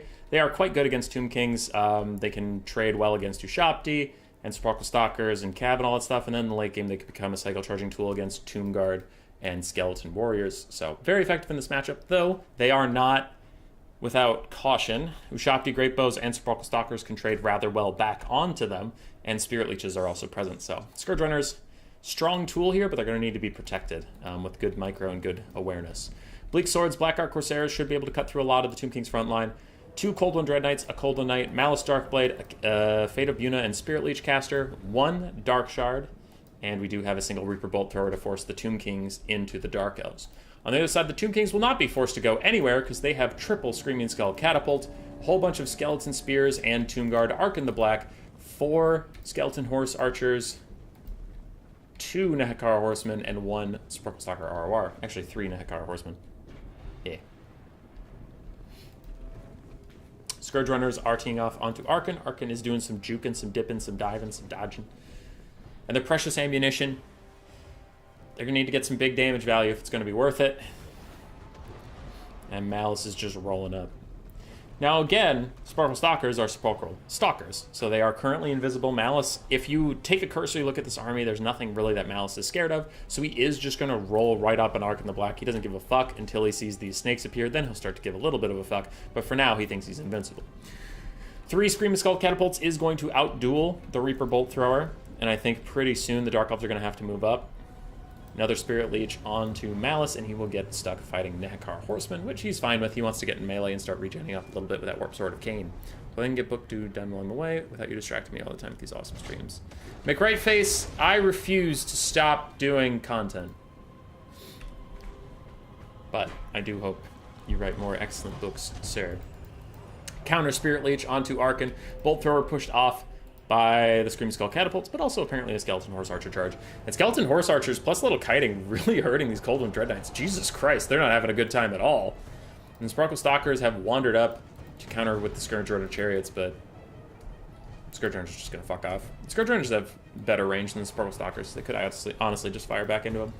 Half their ammo is gone, and I really haven't felt it. Arkan's doing okay, and Sparkle Stalkers are untouched, so I don't know where their ammo's been going, but unfortunately not into the right targets there.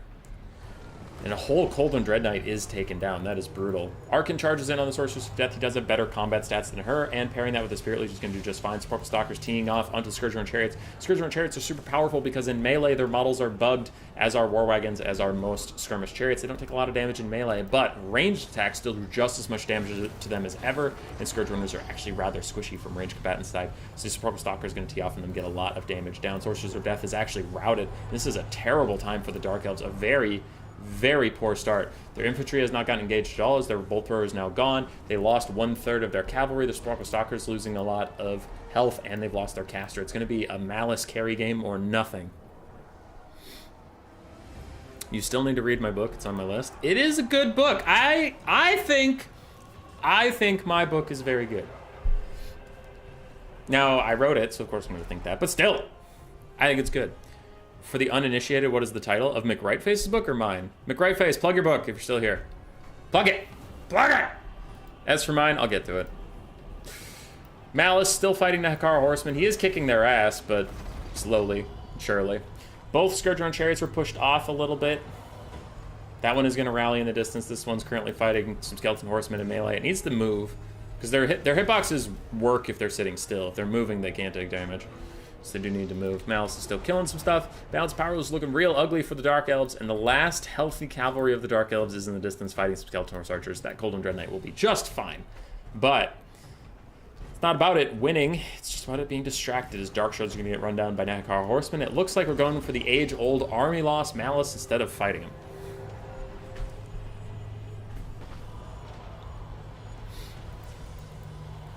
Yee. Malice Darkblade still out there, still fighting Sparkle Stalkers, trying to get a good shot in on him, but it looks like I can't see him because, of course, he's just completely invisible behind all these Nehekara things. Is Human Boy's called? I'll get to it. I know! I'll just get to it after this game when I'm not busy screaming about Dark Elves dying.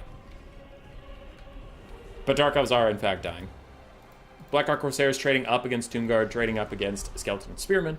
That's not really the point, is it? Skeleton and Spearmen aren't here to kill the Blackheart Corsairs. They're just here to hold them in place while Screaming Skull Catapults do their work. And while Arkan does his work. And while 2 Nekar Horsemen die to Malus. Malus, Doc. Valhalla Rising. It's Valhalla forever.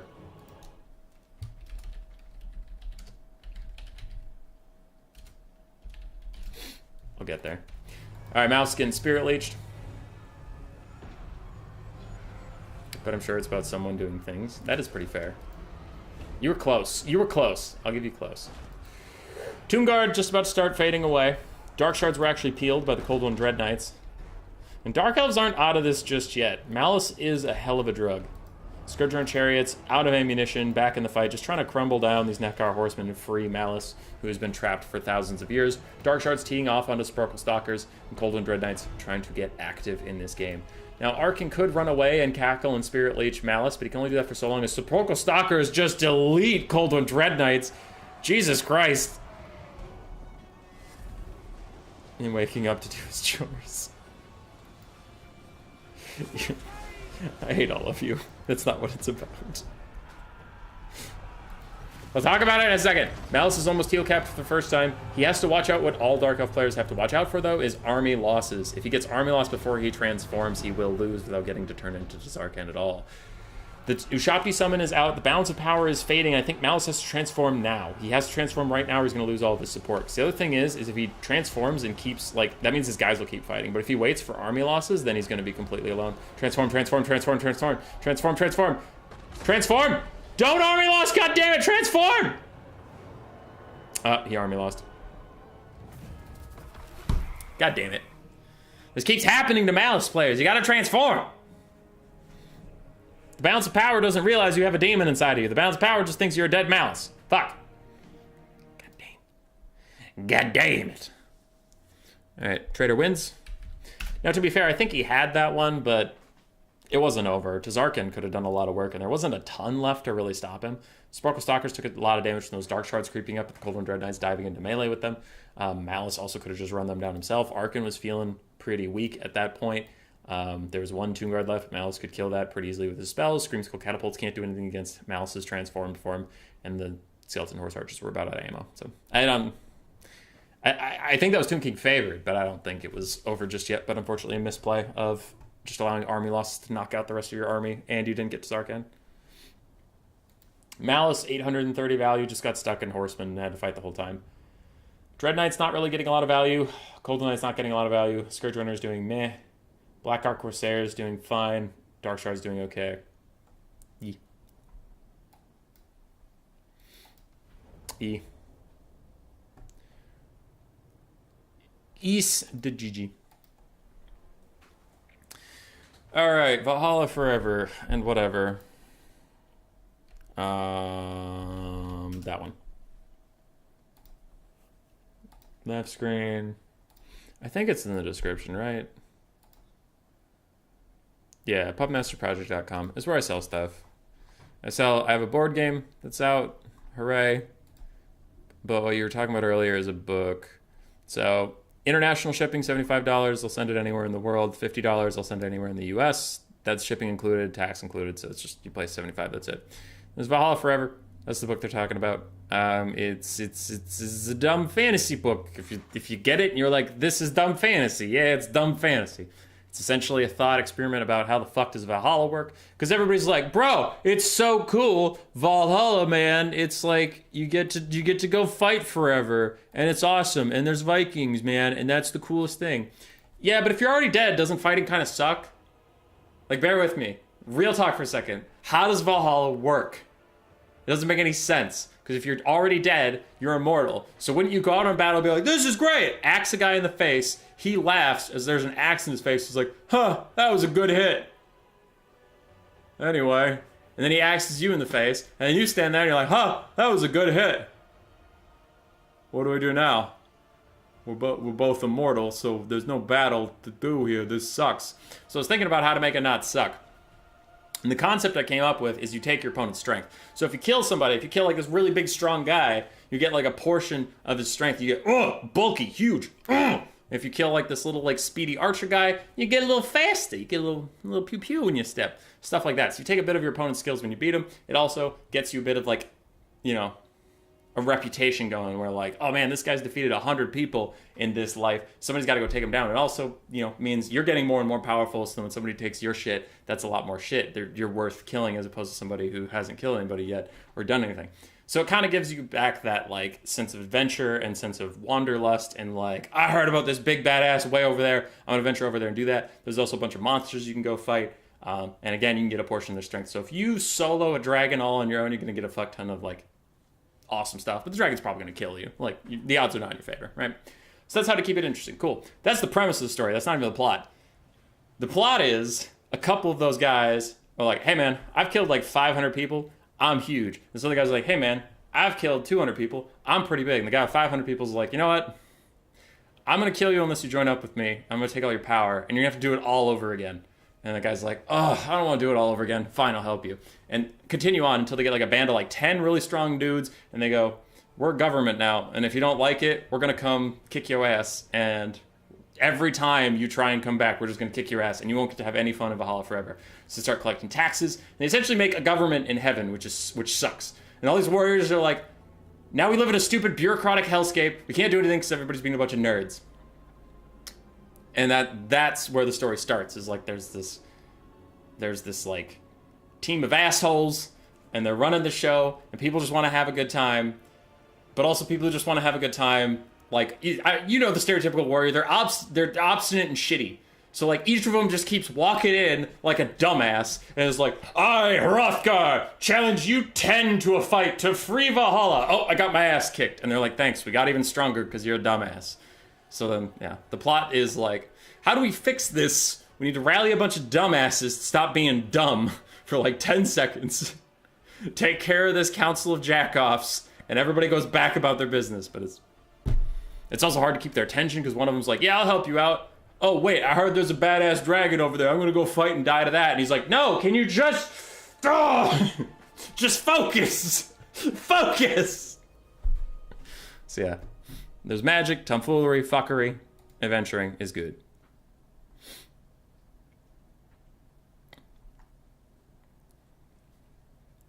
His board game is a blast. People should play it.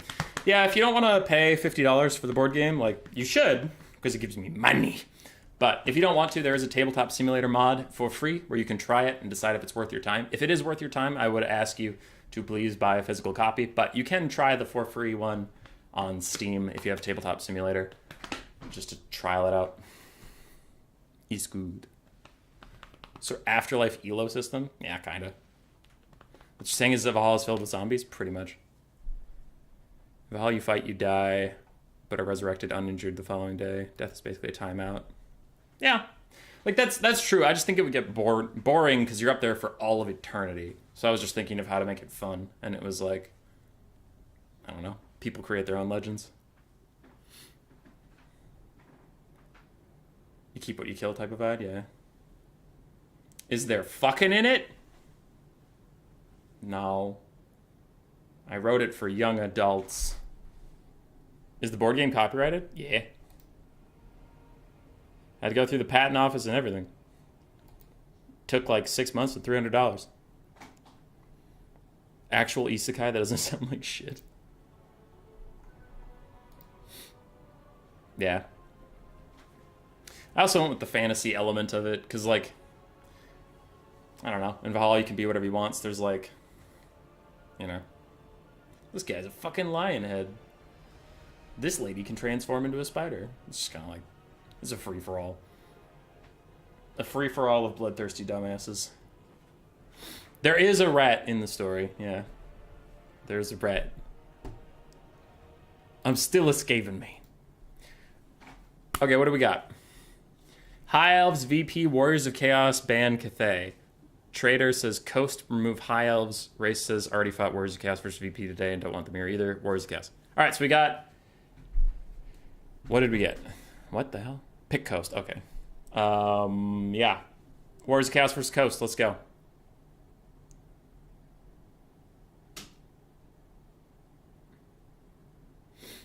has to have furries in it. You know what? Y'all make me look bad. Doesn't have furries in it, god damn it. There's no fucking. There's no furies. None of that shit. There's just 3 dudes playing cards in a bar for 500 pages. That's all there is. Is the rat based on Queek? No, the rat's like a poisoner. It's not really spoilers to the plot, but he picked a rat form because he wanted to look small and unassuming, and then people would underestimate him and he would stab a poison dagger into their ribs, and he's like, aha, bitch, you died! And then yeah, so his whole shtick is he's just, oh, I'm small and unassuming, don't hurt me.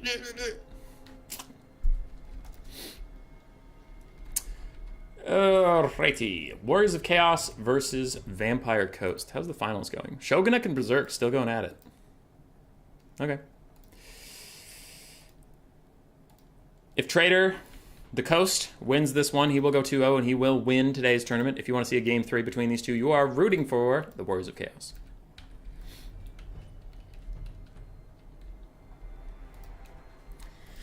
Oh, yeah, Chaos Knights of Khorne. Hell yeah. I love the Chaos Knights. Chaos Knights are dope. I kind of wish they were better. They're not bad, they're just... Some of them are bad, some of them are okay. Anyway. Frontline of Marauders. Mixed with Forsaken. We do have a Chaos Knight of Khorne with lances. We have 1 Hellstrider. Chaos Warhounds with poison. We have a Chosen of Khorne with dual weapons. Love the Chosen of Khorne. I think they're very good. 1 Aspiring Champions. We do have a Chaos Sorcerer of Fire with Burning Head and Fireball. And then we have Prince Sigvald the Magnificent. A lot of people still hate this guy. I also generally hate this guy, but I haven't seen him for long enough that I'm willing to watch 1 Sigvald game. Sure, I'll watch Sigvald once. One time. On the other side for Trader GG, we do have not Noctilus. Whoa, not Noctilus. Everybody look alive.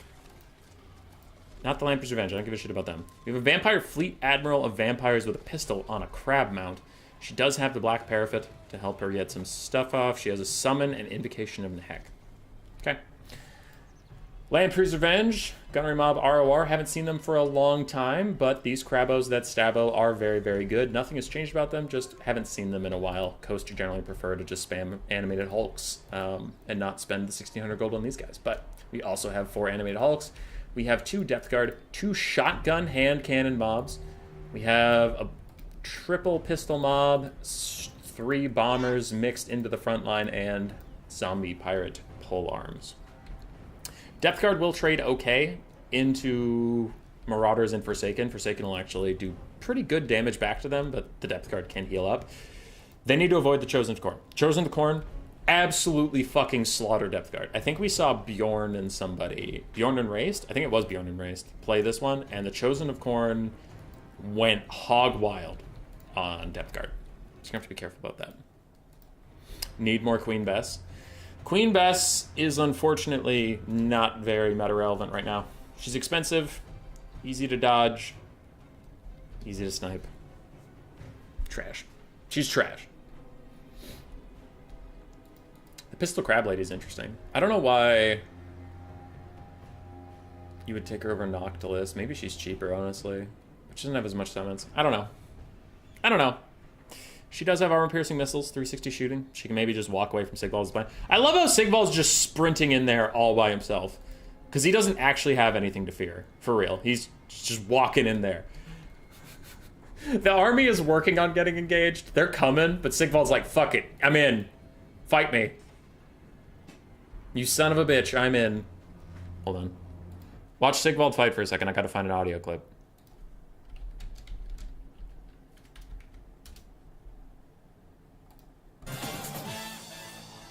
Heistatron, I am programmed to do as I say. I am us. It wouldn't be much. Damn it. Son of a bitch, I'm in. There we go.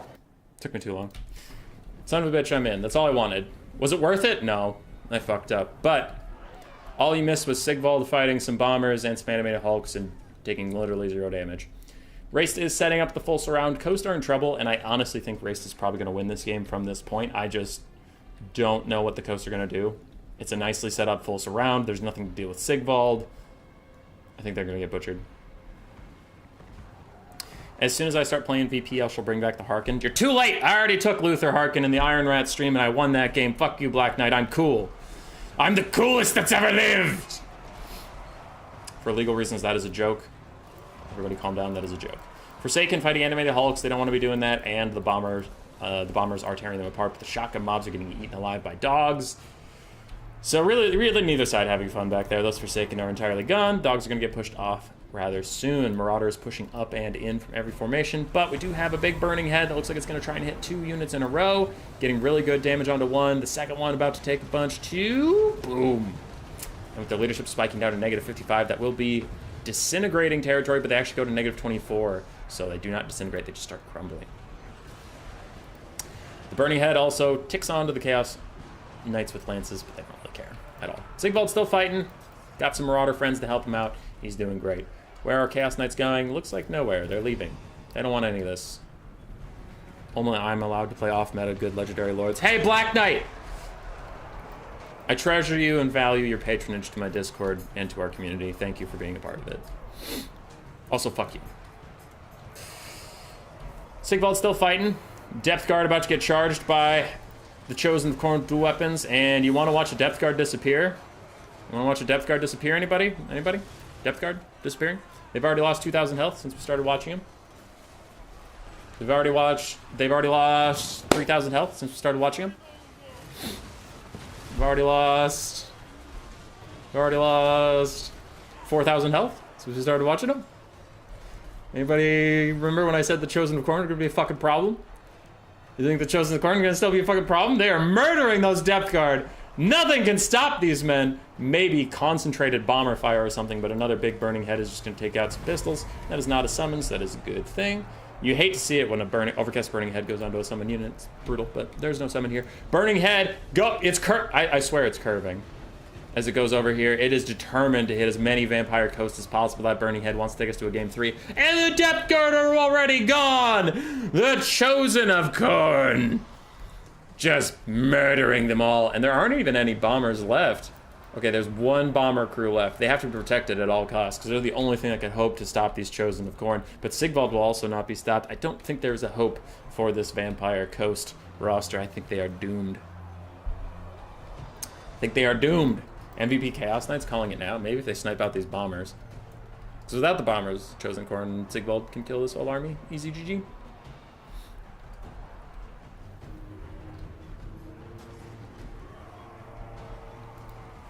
Chosen Corn advance. You want to see a Depth Guard disappear? 7,000. Mark the clock. 4 minutes, 50 seconds. They get involved in melee combat. Let's see how long they're around. 4 minutes, 50 seconds. Sigvald's still fighting. He's been fighting that exact same spot since the game started. He still has max health. Still has perfect vigor. Grace is home, apparently. Hi, Grace. Bye, Grace. Bombers throwing into the Chaos Knights of Corn, but they do manage to sneak in. They do manage to shut down the last bomber mob left in existence. Never mind, they're going to fuck off, and they didn't actually do that much damage, which is really disappointing. Depth Guard are about half dead, with 30 seconds on the clock since they started fighting. Shotgun mobs getting a side shot onto the Chosen of the Corn. Really good play from them right there. That is not something I expected, but it is doing pretty good damage. It looks like the Chosen of the Corn are actually going to peel off. 40 seconds on the clock, and these guys are almost dead, but it looks like the Chosen of the Corn might get distracted. Never mind, a burning head is just going to take them out. Sigvald's still fighting all on his own. He is perfectly fine with that. And in less than a minute, the Depth Guard are gone, even with the Chosen of the Corn getting distracted for just a second. God, the Chosen of the Corn is so good versus Depth Guard. Just so good! Bombers are coming, though. The bombers have not been effectively shut down yet. They could fire in. Meanwhile, a pistol summon. Yep, that is a summon. A pistol summon is teeing off on these guys with 130 armor. They have no shields. They're still kind of vulnerable to small arms fire. These Chaos Knights of Corn, I think they should just sacrifice themselves to stop those bombers. But it looks like actually the Aspiring Champions are able to do it, so now they're fine.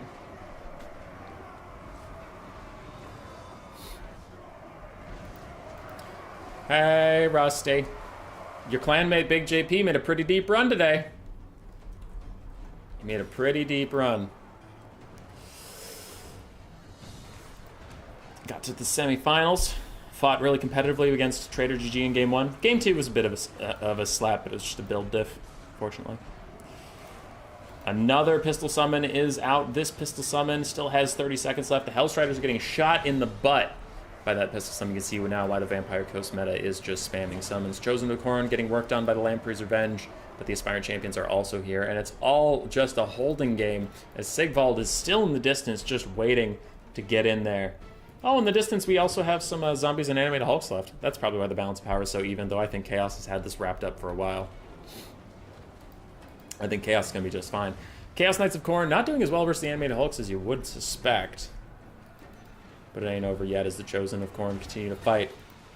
This summon will eventually disappear. They will eventually fade back into the darkness as this animated Hulk also thinks about fading back to the darkness. But with an Invocation and a Heck, maybe their leadership can be rallied enough that they won't disintegrate. Never mind, they're going to disintegrate anyway.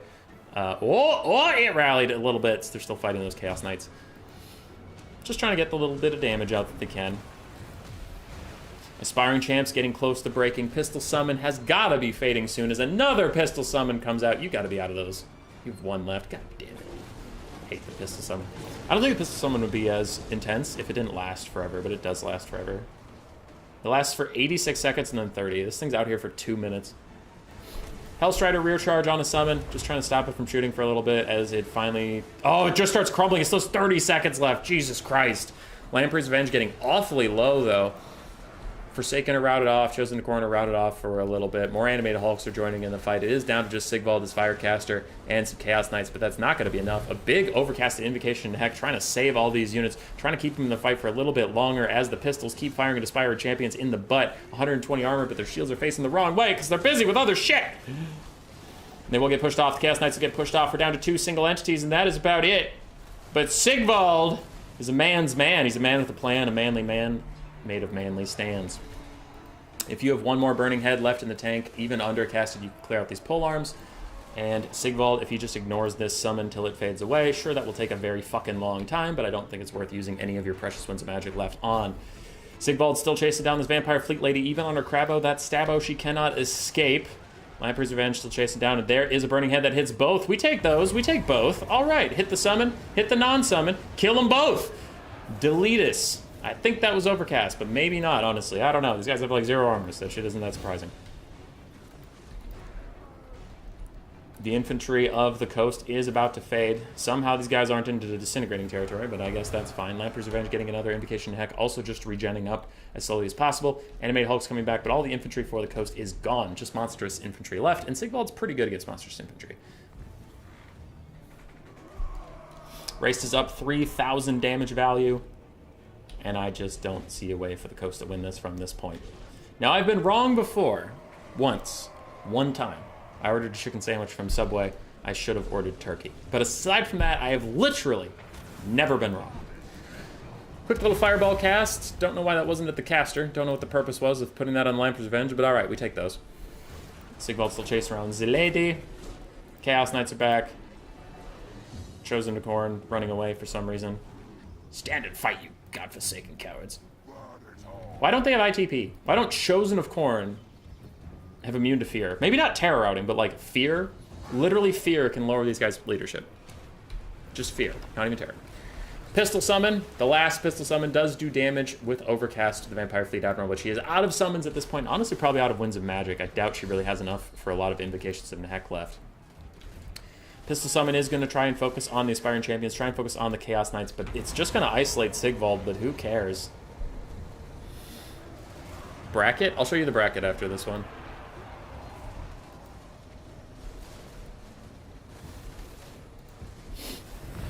Another Invocation to Heck on the Animated Hulks, trying to keep him in the fight, trying to keep the Lamprey's Revenge in the fight. Everything besides Sigvald and the caster is routing, but Sigvald is all you need. There's nothing here that could kill him. This man's been full HP the whole game. He doesn't give a shit.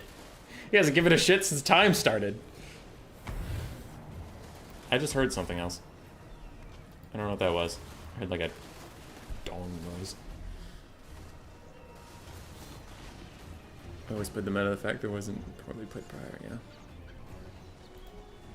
Okay, so Black Knight's gonna go smoke quick. Good for him. The Fear Chosen actually the Warhammer 2 great weapons. They glow in the map and stuff, which looked insane. Kind of made them worse than 3. Chosen Khorne, I fear no man, but that thing. Insert any fear-causing unit. It scares me. That's a good reference, listen. That's hella good. Alright, Sigvald's grinding down the Lamprey's Revenge. Quick Invocation to Heck on the Animated Hulks, because The Lamps of Revenge are regenning, and their healing cap's almost there, so you just wanted to use the healing on something that doesn't regen at all.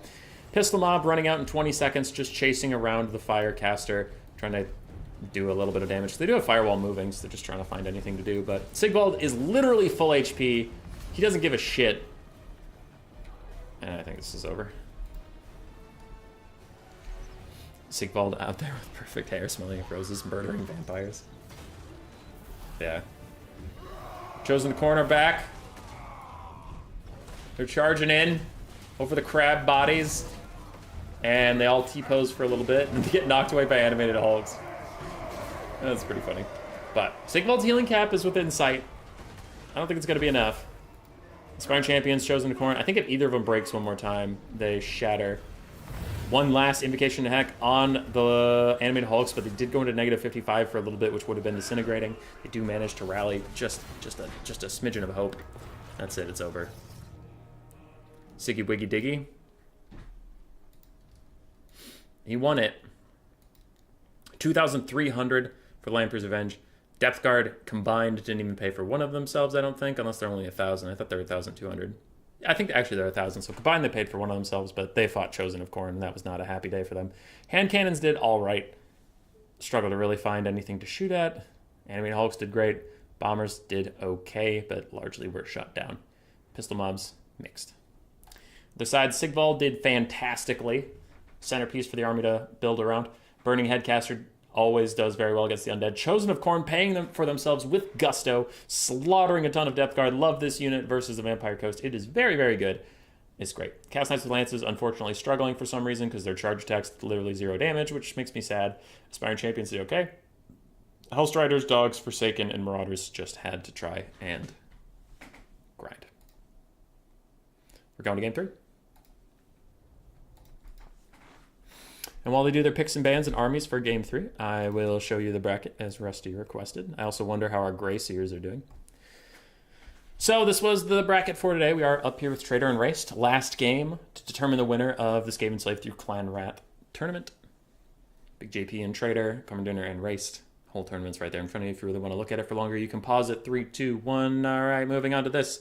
Berserk and Shogunix still going back and forth. They've been going at it since Big JP and Trader were fighting. I wonder what the hell is going on up there. Maybe they just haven't updated the bracket. I don't know. But if they're still going after one more game of this, I am going to declare a winner up there. They're not going to like who I pick. It's the cast of Black Panther. Should go back to modeling underwear. You should go back to modeling underwear. All right. I'm gonna grab a little snack. Something to drink. My throat's really dry today for some reason. Burb.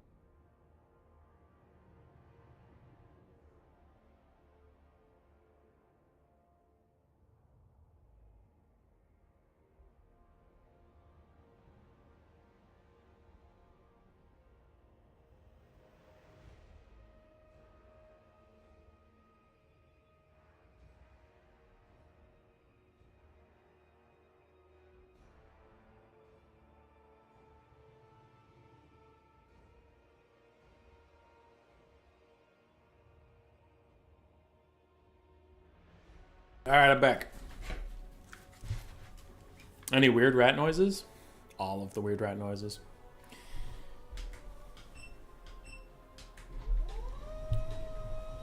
All right, we're gonna go to seeded. Looks like the matchup is Ogre Kingdoms versus Vampire Coast. Not a matchup I actually get to see very often. Though it is a matchup I think the Ogres have plenty of teeth in. Now the Coast are a very, very strong faction. They have a lot of anti-large armor-piercing zombies. They have a lot of shooting zombies that the Ogres don't, particularly excel against because they're tall. So the Coast have teeth, right? I do think Ogres are going to do fine here overall. They have lots of good shooty. Ogre Bulls can do decently versus basic zombie mobs if they charge a lot and don't just sit and die. And I think we saw this earlier, didn't we? Yeah, we saw this earlier. Or did we?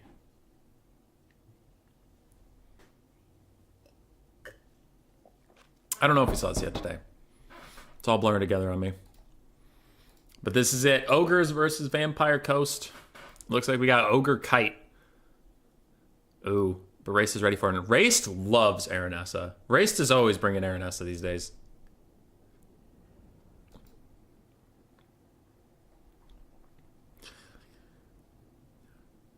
Chaos Knights are bugged. The new models are too big and block each other from the charge. Spellbound? I did not know that. Huh. Well, thank you for the information. That's actually news. It's not surprising news, but it is news. Strat Games here. Hey, later rat. Someone donated $100 and he awkwardly blushed and said thanks. It was very cute. I don't know. How do you respond to that? Like, it's super generous. I don't want to, I don't want to at all say, wow, shouldn't donate money and stuff. It's just, I'm not the type of person that's really smooth about, I know exactly what to say in this situation. It's one of those things I'll suck your dick. I mean, what? What are you talking about? Giants are immune to shooting 3 bloaty boys. I don't think there are 3 bloaty boys. I think you're a liar. All right, I saw something that was... Yeah, it's Aranessa. So, Race has really been liking Aranessa recently, mostly for the net, but she is an arm-piercing anti-large combatant. Now, she's not undead. That's the important part. So she doesn't get healing from the Lore of Undeath passive, and she can't get healed by Invocation Hack. But any of those is going to be a problem, as it is the Vampire Caster of Deeps, with Tide Call and Denizens of the Deep. Interesting. Okay. Cool. They're still getting set up. Both sides are still getting set up. I'm just going to wait a second. Well, the Ogres I can mostly cover. So we have 5 Noblar Trappers in the front line, 4 Lead Belchers, 3 basic Noblars, 4 Ogre Bulls, 2 Noblar Scrap Launchers, and a Slaughtermaster of the Great Maw with Troll Guts and Bone Crusher. It's a kite. It's a kite build.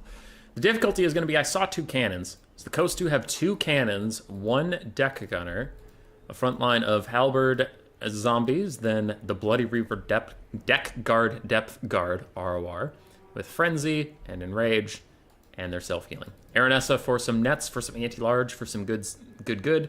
Deep caster we already talked about. Triple animated Hulks for a bit of mass.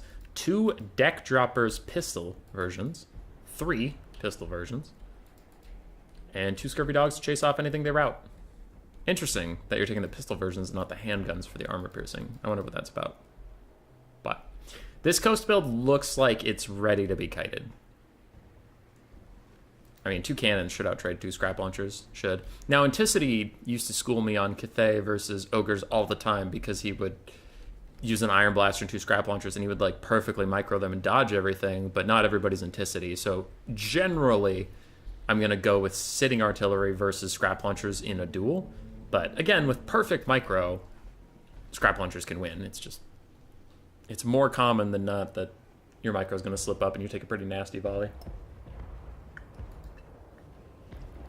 Cannon shooting at Slaughtermaster with the Great Maw. He's got moves though. He's got jukes. 54 speed on that boy. He ain't worried about nothing. Get ready for the kite. Scrap launchers firing in. It looks like their first attacks were just on stuff that was you started the game and this was in range, so it fires. One scrap launcher does hit some zombies in the cannon, the other one hits animated hulks, but for sure that scrap launcher is going to get orders to shoot something a little more productive than animated hulks.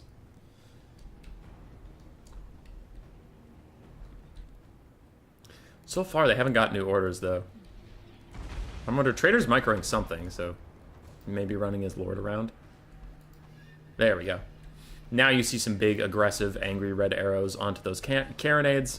Scrap launcher's really going to tee off into them. I don't generally love scrap launchers as much as other ogre players do. I play a good amount of ogres these days, and I just feel scrap launchers are way too random. There are times where they'll get that like perfect shot and they do a ton of damage, and you're like, yeah! And then there's other times where they just kind of do middling and miss all game. So I'm not the biggest believer in them, but really good ogre players bring them all the time. So it's like I'm kind of alone in that field so far. Deck gunners shooting at Nobblers for now because I think they have fire at will on, but they're mostly here to counterfire the lead belchers. They have 45 more range, so they should be able to shoot at them. And the carronades are also firing that way. It looks like Trader GG is just going to not really deal with the Nobbler scrap launcher kite too much, and he is going to bring the lead belchers in range and just accept a bit of damage. Scurvy Dogs flanking lead belchers. I don't think they're going to do that much damage. Scurvy Dogs' melee stats are underwhelming. They're mostly just, 1, necessary, and 2, undead, but versus the Ogres, it's really not going to be that big of a deal. Nobbler Trappers in range. Nobbler Trappers can take out those deck gunners and get a big trade up in value. And if they ever do get attacked, they have the Nobbler Traps, which is kind of like a weird mini Mortis Engine type effect for a little bit. So it's not even like getting caught in melee is the worst thing in the world for them. They can just get their value out. And the deck gunners are dead. Really good Vanguard play there from Trader. Now, the Lead Belchers took a lot of damage, but they still have 13 out of 16 models. And Ogre Bulls do manage to peel off the Scurvy Dog. It's good for them. Aranessa and her lieutenant starting to wander out, take care of those Nobbler Trappers, realizing they're there, realizing you can't just leave them alone. The pistol mobs are moving up. Now this is going to be a problem, is threat saturation for the Ogres. They have lots of firepower, but they need to take care of everything. They got to stop the cannons, they got to stop these pistols, they got to stop Aranessa and the Deepscaster, they got to stop dogs. Like, there's a lot of stuff going on. And for the coast, it's just putting them under threat, stopping them. And that was a huge cannon volley! That unit was full HP as we were looking at it. I'm looking on the stream behind me because the stream's like 20 seconds behind. I'm about to watch it get just deleted for you folks. God damn, that's a lot of damage. 2 lead belchers getting pushed off. The third one is also leaving with Aranessa on its trail. I wonder if she even bothers using a net on it or if she's just going to chase it the natural way. But some deck droppers were forgotten in front of lead belchers and Nobbler Trappers. They are just about dead. They are crumbling and there's no healing for them at all. So they'll eventually die, though crumbling is awfully slow, even on a unit with that low of HP. Pistol Bat's still chasing lead belchers around, carronade's still firing, and one of them gets charged by Ogre Bulls on the side. Both sides have started diving the enemy's backline, and there is one carronade down. So carronade and a deck gunner is down, a Pistol Bat is down, and on the other side, 3 lead belchers are offline, and some Nobbler Trappers have been pushed away. More Nobbler saturating the space, and if they just focus on the carronade, they'll get pretty good damage done. Looks like Ogre Bulls are also joining the fight, so the Ogres are giving up trying to kite. It's not really working for them in general. These are all zombies. Someone's going to have to deal with the Bloody Reaver Death Guard, and yeah, Race is leaving them in the trees. He's just not involving them in the fight at all. He knows that if the Ogres run out of ammo, the Bloody Reaver Death Guard can single-handedly win him the game, so he's just not going to wander out. He's not going to let the Lead Belchers know they exist until they're all dead. Pistol Bats are also a pretty cool tech piece. They're just acting like sky dogs, but under significantly less threat. Ogres have literally 0 flying units, and if they use their ranged attacks on the bats, they're not shooting the cannons, so it was pretty crafty. It was pretty clever. Both cannons are finally shut down. I do not think this one will rally. It'll probably disintegrate to nothingness even if these Ogres left right now, and even then they are not going to. Nobblar is fighting those other pirate mobs to death, and the coast is up. Raced is up on the damage value as well. Now, the one thing to maybe be concerned about for the coast is if they're relying on the Bloody Reaver Depth Guard, these guys are entirely down to their hunger. There's no healing for them outside of the hunger, so they have to regen up in melee without ever breaking or anything. Lead Belchers are back. They're firing into these bats, and the bats are in that single column formation that Warhammer 3 does for some reason, so these Lead Belchers actually get a shot off. They could do significant damage as they fire down the line, but nope, they're doing the dumb thing where sometimes the AI will shoot at the floor if they kill a model. That's why Rattling Guns are really bad right now versus flying units. Let's watch it again, because they're going to kill that first model and then shoot at the ground.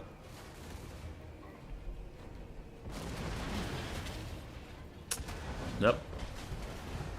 Awkward volley. Anyway, they're not doing that much damage to the flying bats, which actually is surprising. I would have thought they'd do more. The Deep's caster took a lot of damage from I don't know what. I had my head up my ass watching that animation for a little bit, and all of a sudden the Deep's caster is like dead. I don't know what happened to her. Taunt is trying to slow down this Noblar Scrap Launcher, but Lead Belchers are pushed back once again. All 4 Lead Belchers in really bad state. This Noblar Scrap Launcher almost out of ammunition. The Bloody Reaver Depth Guard sitting there, rubbing their hands together, cackling. They're ready to come out of the darkness in the final hour and take down some stuff, but it's looking pretty okay for the coast. Now, the Ogres aren't out of it either. I mean, a lot of their carry potential is gone, but like, look at what the coast has left. They have a full health Bloody Reaver Depth Guard. Sure. All right, you know what? Sure, I'll give you that one. You win that round. Cool, good for you. On the other hand, what does the coast have left besides them? Like, the coast has some bats that are almost out of ammo, and they have Aranessa. So the Ogres reasonably can still pull this out. And they're even ahead on the balance of power. Damage value, they're behind, but again. Really enjoyed the stream recently. Keep it up, mister. Thank you. I'm glad you're enjoying it. If you are not subscribed, please do that. Just because that's how the YouTube algorithm works. If we get less subscribers, we fall out of the algorithm, and then it takes a long time until we get more. So I hate having to be that guy. Spearfisher's Net onto the Noblar Scrap Launcher. Really nice stuff from Aranessa. Doesn't want it to kite her around the map. It is significantly faster, and it has a good amount of ammunition to deal with those depth guard, but big hits coming in, gonna take it down and push it off the map. So that's pretty good stuff. All of a sudden, the coast is slightly up on the balance power. Just about even, but they are slightly up. Exalted Bloody Reaver Blood Letters with great weapons. Yeah. Saber-Tusts are great. Don't seem to cut it sometimes. Saber-Tusts are actually pretty good. The Rampage bug hurts them a lot, but I think when they get that fixed, they'll be a really strong unit because their weapon strength is stupid high. Also give all the money. Also give all the money. All of it. Give me all your money. The Ogres, everything that was getting pushed off the map is now done getting pushed off the map. Still, the Bloody Reaver Depth Guard, the Ogres literally don't know this unit exists. It has never been spotted. It's just sitting in the trees, which is... I told you from the start, I knew what the... I have the biggest brain. I know all the things. He's literally just waiting for the Ogres to run out of ammunition, and the Bloody Reaver Depth Guard are going to say, surprise, I'm back. And that's going to be that. Animated Hulk's currently taking some damage. Coast just offering them up to the Scrap Launcher, like, please, use all of your ammo on us. Do it. Do it. Fire! Do it! Because they don't care. They're just protecting the Depth Guard. What I am concerned about for those Depth Guard is I have not seen a lot of Winds of Magic getting used at all. I think Trader has a lot of Winds of Magic left. And he's probably, as soon as he sees these Depth Guard, he is going to spam Bone Crushers on them. So I hope he doesn't get too ambitious and starts throwing out heals now on some Ogre Bulls, thinking that all that he can see is all that's left. And again, he has no reason to suspect there's a Bloody Reaver Depth Guard sitting here. I'm just saying I hope he doesn't get over eager with his magic, because he is going to need Bone Crushers. The spell is a Bone Crusher, sorry. It's not a unit. Still, they have not been spotted. Pistol Bats moving in. 0 ammunition on one, 2 on the other. A Bat does dive in onto Noblar Trappers. I think it was just trying to shoot, and then it ran out of ammo, so it just dove in. Bloody Reaver Depth Guard still sitting, still hiding. And here they are going to be revealed. They are revealed at last. This was the first time Trader could have ever known they were in this game. And he does now, as the Animated Hulks are fading. And he is going to throw a Troll Guts onto an Ogre Bull. I can't imagine that would be worth it, personally. Bats are out of ammo, making them pretty insignificant dog units. I think the coast will keep them for that exact purpose. Anything that routes these bats will be tasked to take care of, except for this one that is 2 stuck in melee combat. Getting rear charged by an ogre, it's going to start crumbling and it'll die. But you have 1 up there, that's pretty healthy. Here come the Bloody Reaver Depth Guard. They're trying to pair up with Araness Assault Spite. Looks like the ogres have blobbed up, don't really want to get isolated at all in any capacity. And they're going for that caster. Don't want to let her use... Ooh, crab summons. Yeah, crab summons are going to be huge. Oh, she got knocked over! The ogres are going to have to rely on knocking her over consistently, which is a thing that can happen to Footlords quite frequently. She's getting knocked over. She can't finish a cast. There, she gets one out. That's pretty huge for her. Noblars are stuck fighting Aranessa as the ogres have moved on. Bloody Reaper Depth Guard are here. And now I want to see if the Bone Crusher spam comes in clutch. Pirate Captain's starting to crumble a little bit. She's starting to crumble. Nope. Yep. Nope. Yep. Nope. She was going to throw down a Tide Call. There is the first of many Bone Crushers to come. Big fist. Bap. And 1/4 of the health off the unit you need the most. Ogres T-posing around the lady, trying to swing at her, but struggling to do so. I think they just want to lower her leadership enough that she actually starts crowding, but... crumbling. She's not going to. Taunt on the Slaughtermaster doesn't really matter. Bloody River Depth Guard moving in. And the Slaughtermaster's still trying to kill off that caster. I don't know about these heals coming in. I don't know if basic Ogre Bulls are worth healing when you really need to kill an entire unit of the Depth Guard here. Also, too many units are leaving, now leaving the Slaughtermaster. Spearfisher's Net with only 24 melee defense versus a bunch of anti-large halberd type units. A second Crab Summon is coming in. That is the last of it. You can only ever use that spell twice, but it is also here. It's also doing some pretty decent damage. And now she straight up dies. She's like, you know what, fuck it. My purpose is clear. I'm out. I'm done. Another Bone Crusher. They do have 40% damage resistance, but it is still going to be a lot of damage on that clustered up unit. Pretty good. I want to see a lot more of those spammed. I swear to God, hostage of her. Dropped frames detected. Okay, that's pretty. Bloody Reaver Depth Guard slowly getting worked down, but so are the Ogres. Ogres not having the best time, really waiting on those Troll Guts. And there the Crabs go. So the Crabs are gone, making this significantly better for the Ogres.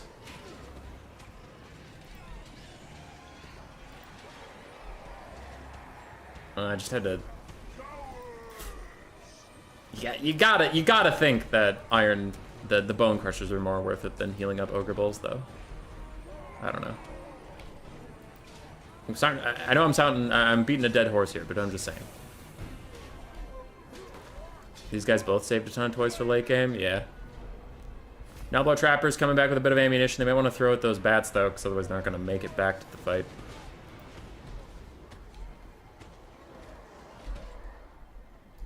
Ogres pull ahead on the balance of power.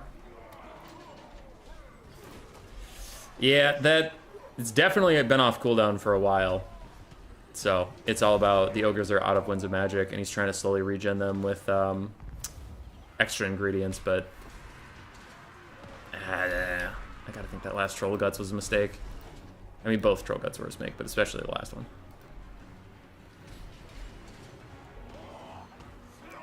Like right there. Like right there. Come on. Like right there. Like right there. Oh, fuck. He's gonna rout.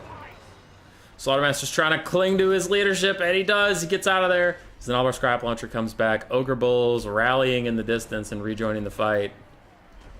And a rear charge from the Slaughtermaster gets some damage onto the Bloody Reavers, but then all of the Noblars start abandoning. Aranessa's here and just going to kick his ass, and yeah, I think the Ogres lose. Just an inefficient use of Winds of Magic in the late game, really killing him there. That's army losses. GG. Race will win it all. See you, Mossy. Have a good one.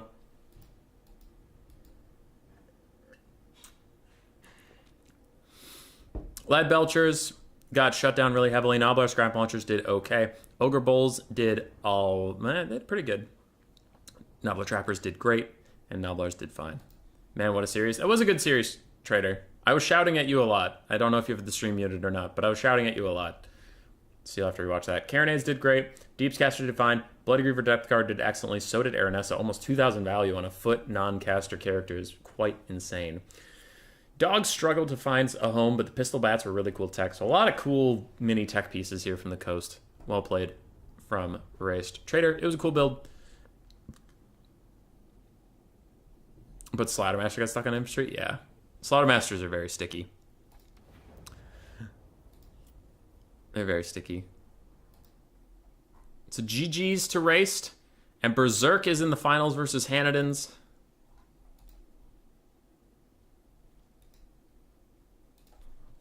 On my way.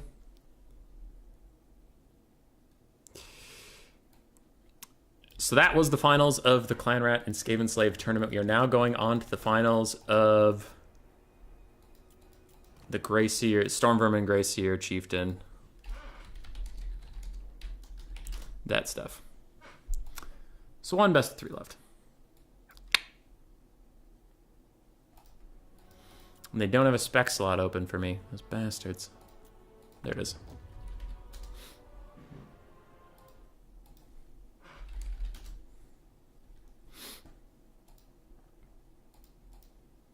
So Berserk did prevail over Shogunuk.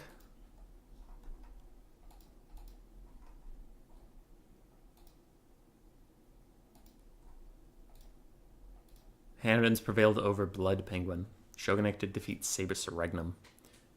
Is there a single game on this stream without undead in it? Yes.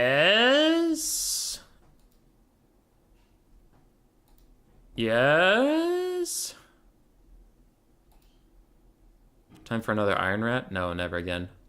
Coast Beastmen.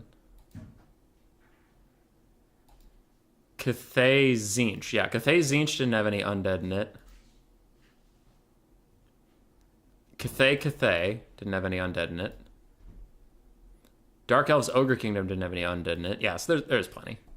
There's plenty as it's going forward.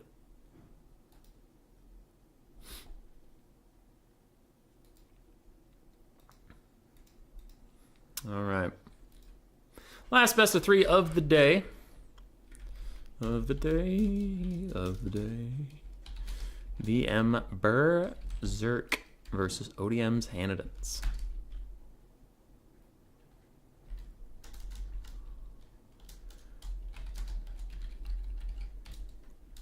Hanadins, a Demons of Chaos player, a Skull Cannon enjoyer, a Skull Cannon believer.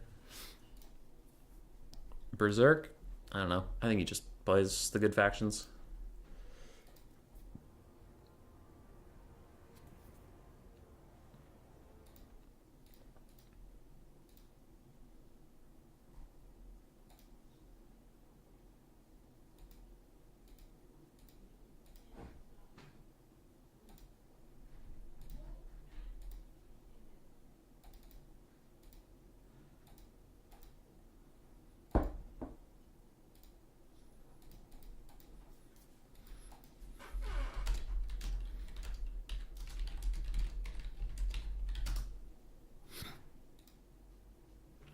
Okay, Demons of Chaos and Vampire Coast are the global bans. Wait, counts are up? Coast got banned? What the hell? Hanadins, you crazy. Ugh. Because I'm pretty sure Berserk is the one that banned Demons of Chaos.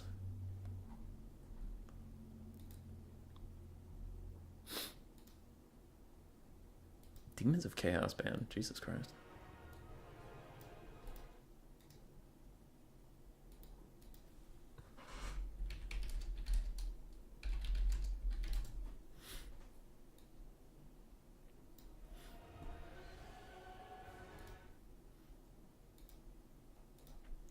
All right, the other tournament's finished up. Boom, boom.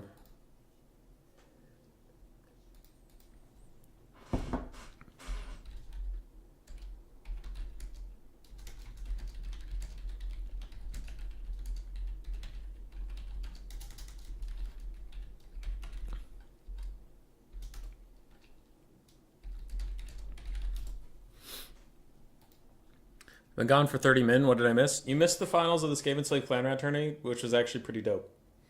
It went to all 3 games, and that's all I'll say about it. But like, it was good. It was good. Was any game a stinker in that one? Was any game? Game 3 bopped. Game 3 bopped. What was game 2?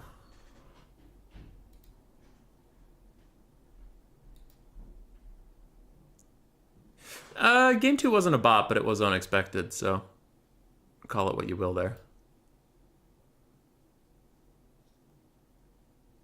Game 1 was pretty good, yeah. I'd say game 3 was the best out of the 3 games, but it was good.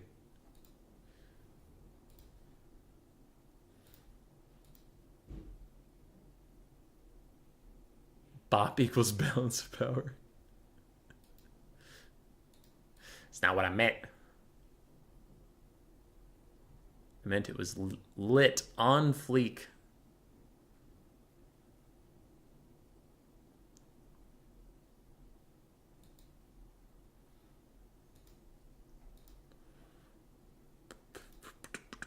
Still doing their picks and bans because they're both hovering on factions that are at the start of the alphabet.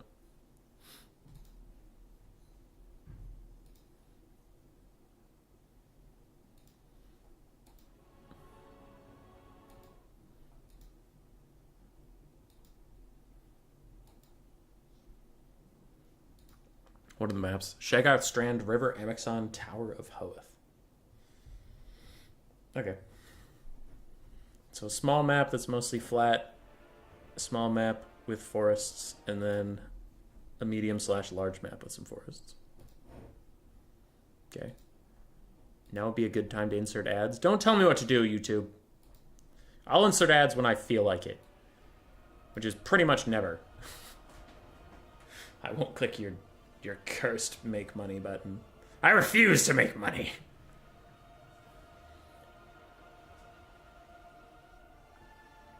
Also, most people probably have ad blocker.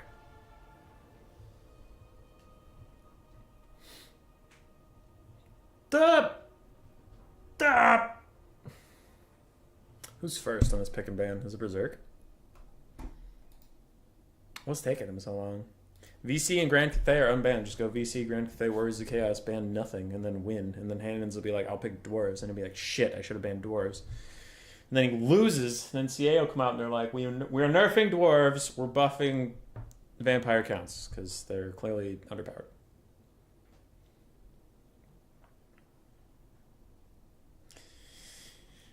Tank, renowned Vampire Counts player. Tank was in my Discord talking the other day about how Vampire Counts are super strong in land battles, but in domination they're pretty meh. And I was like, don't put this evil on me. No, CA does not buff Vampire Counts for domination, please God. They just suck. They're no fun to watch in domination. They're just not. Oh, I threw zombies and a corpse card at each point, and now they're just regenning on the point. This is interactive gameplay. Ugh, it blows. It blows.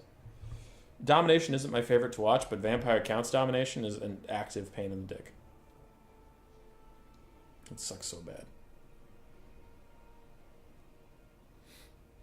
Because counts in land battles are like,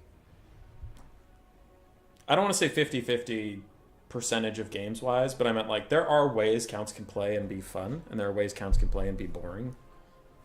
When they're balanced, right? When they're balanced. Currently they're not balanced, so I don't generally enjoy watching them in any state. But like domination, it's just the way they win is so boring that I just don't think it's ever going to be interesting to watch counts play dom. Are you serious? Vampire Counts aren't hot dom? According to Tank, and I haven't watched too much, but when he was talking about it, I'm like, if that's true and counts aren't amazing in domination right now, if they get buffs, I'm going to lose my fucking mind. Nerfing dwarves to compensate. Let's give Thoric a Mortis engine. Alright. Berserk did go Warriors of Chaos, Tzeentch, and Grand Cathay ban Tzeentch. Hanadins went High Elves, ban Tzeentch. Berserk is going Warriors of Chaos. We have Warriors of Chaos versus High Elves. VC are kind of like dwarves. VC have a 64% win rate, number 2, not good enough. Yeah, I was just talking about what Tank was saying. And I have paid zero attention to like the domination meta scene. So I don't know what's strong or not. I haven't watched any since the Warhammer World Cup. So I was just talking about what one guy was saying, but I was like, it was just like, they're weak at domination. I just got like, you know, I got those Vietnam flashbacks where it's like, no, please. No Vampire Counts buffs, Daddy, please. I'll do the laundry, I promise. So basically, since their main playstyle is really monotone and boring, they can't ever be OP meta picks. Yeah. Arrows need buffs. I don't know if arrows across the board need buffs, but certain range units do need buffs. A lot of the Wood Elf range units need buffs. Dark Elves and High Elves range units are fine. Tomb King's archers might need buffs, but they aren't that bad on DPS. Their main problem is just being skeleton archers, so one burning head goes burnt and they die. Maybe it's not the worst thing in the world, though, because they're undead. Trying to think. Empire archers are chilling right now. Bretonnian archers feel like they're chilling because they're super cheap. VC and Tomb Kings get smashed by Brett and High Elves in turns 2v2 last night. That's cool. Just need healing changes, crit goals, being super strong, push them into being a blob. They used to play much more Cavs and Dog. Yeah. Yeah, Shogunik, I agree. It's like, counts can be fun. It's just there's sometimes where they're not, and currently the meta is that not.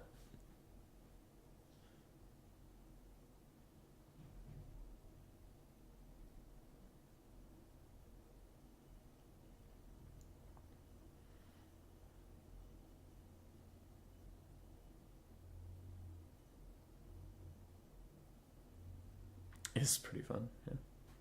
I have a blocker up, right? I can look at these armies. How are we doing on these armies?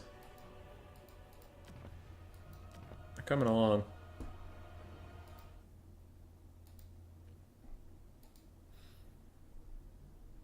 I have mentioned this before, and I maintain it.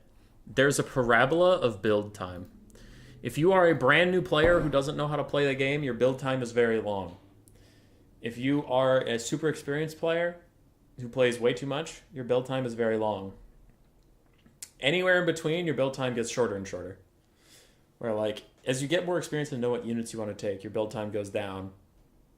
But then it starts to come back up as you get, like, apparent, just like alleged, you know, according to watching high level play for 3 years now.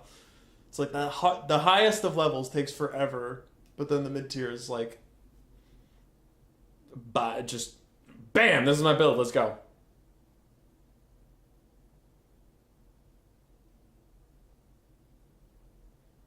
VC healing is the only thing that seems to make them stupid. Nerf that, they will come back to reality. Yeah.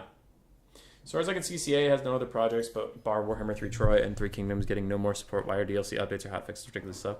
I don't know, and they missed another deadline. They had said that we would get a roadmap in January, and we did not get that. And I asked them where it is, and they ignored me.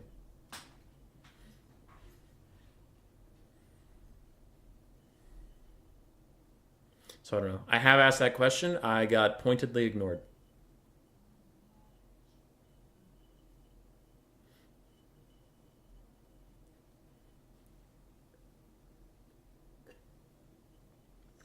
They're too busy making 40K. I hope that's not true. 40K will be hype, but I'm more of a fantasy man, so I at least want Warhammer 3 to get its, like, time. Before, like... We botched this game on release. We gave it no DLC or support. Let's go to 40K. And it's like, come on, at least give it a shot. They said roadmap in February. Yeah, they pushed it back. But they had said in January. And I asked them, when's it coming in February? And they ignored me entirely. There was an announcement to content creators that I can't tell you about. And I won't. Because I'll obey their rules.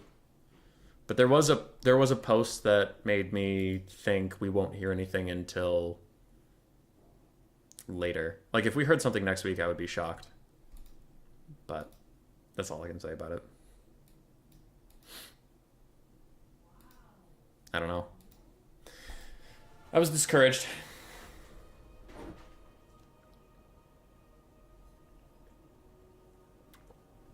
Discouraged to say the least. I think Chaos Dwarves are going to be... So here's the thing. I think they have done 1 out of 10 job communicating what the fuck's going on. I think they've done a 3 out of 10 job with speed of updates. Because to be fair, we can't forget the post-Immortal Empires. They were putting out a patch like every 2 weeks. Were they big patches? No. But they were doing it, right? And even to, again, be fair... Not just focusing on multiplayer, they add the endgame crisis scenarios. They did a lot of bug fixes and tweaks. They toned down minor settlement battles. Do you remember that? Every minor settlement used to have a minor settlement battle. Now, a lot of the times, they'll sally forth. Like, they did all that stuff in patches right after Mortal Empires. Like, that's why I give them a 3 out of 10. It's still a really bad score. It's 3 out of 10. But I am trying not to forget. As soon as Mortal Empires came out, there was a ton of patches, and then they fucked off. And that's why their score went way down. But here's what I will say. I think Chaos Dwarf DLC, when it comes out, is probably going to slap.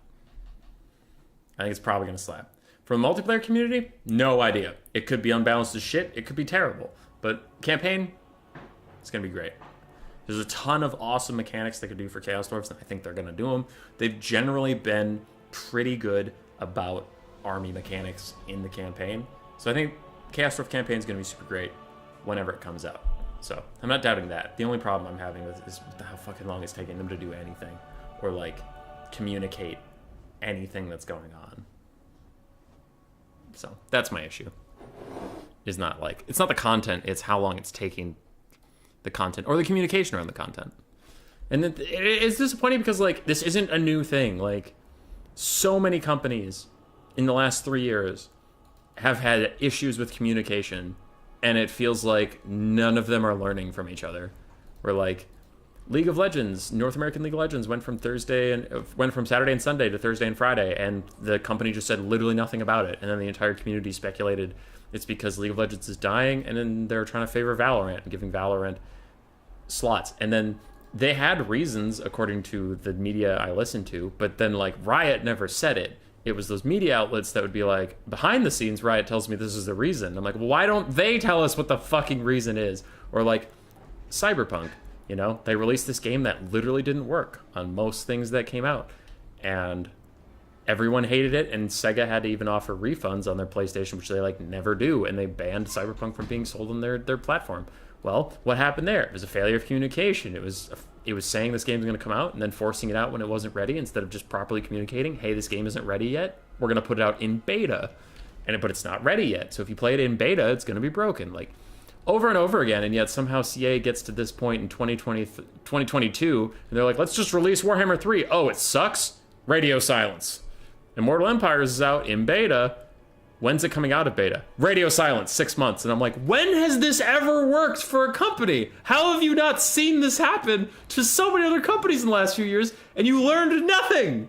I don't know. It's just, they have completely fucked up the communications game.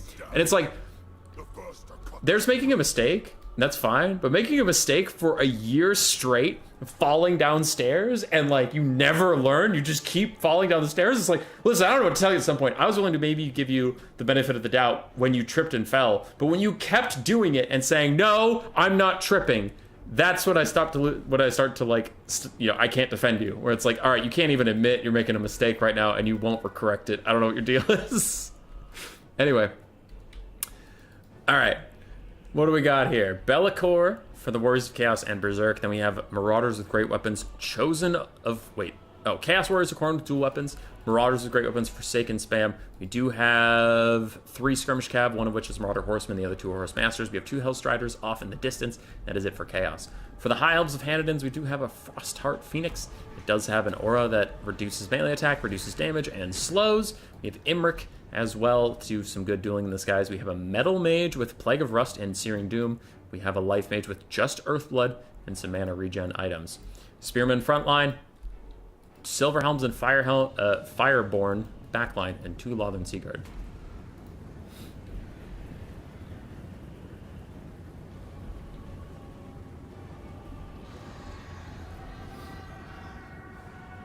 All right. It's a little bit of skirmishing, but with the High Elves bringing just a couple foot archers, they can deter Chaos from purely skirmishing them because they're outranged by these archers, and the archers will outtrade Cav generally as far as range attacks go.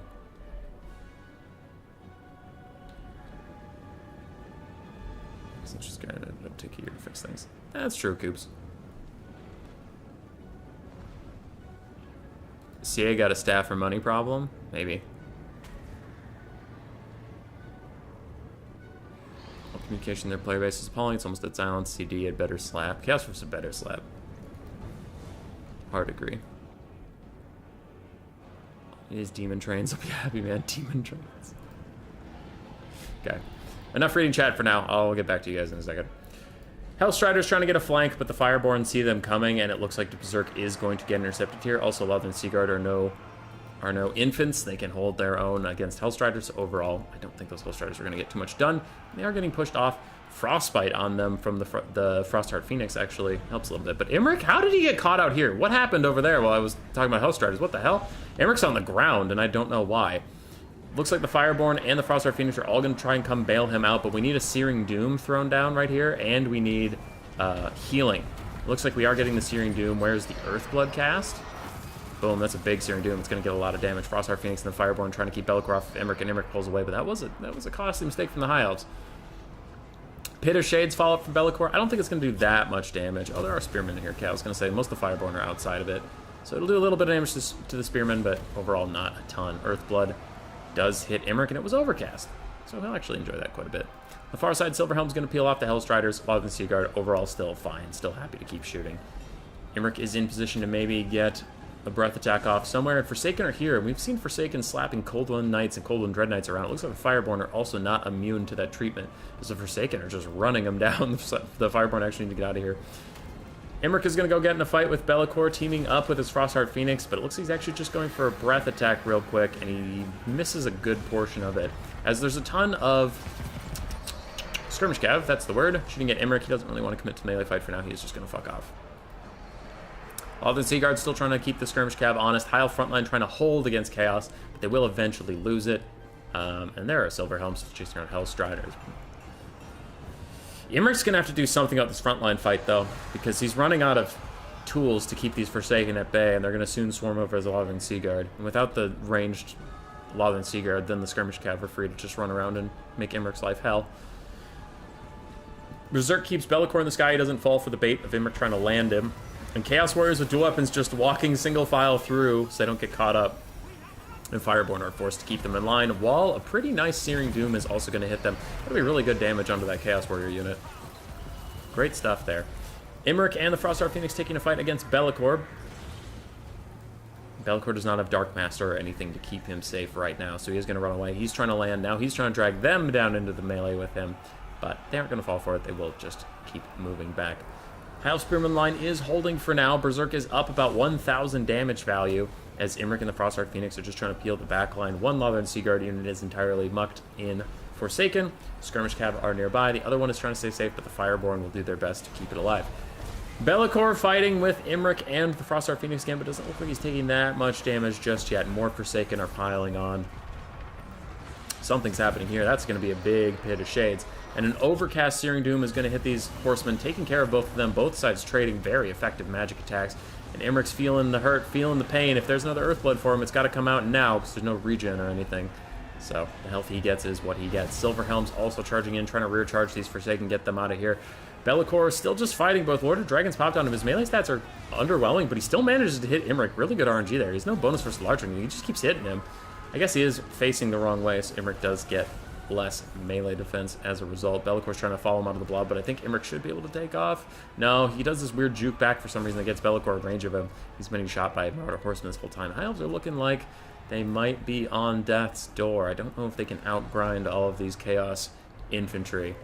As you see, their front line is falling apart a bit. Be'lakor is still chasing Imrik down, even manages to rout him. Elcos Mystifying Miasma going to slow him, do a little bit more damage. But with Imrik routing, Chaos does take the lead on the balance of power. They're still ahead on the damage value by about 1.5k. I think that might be it for the High Elves.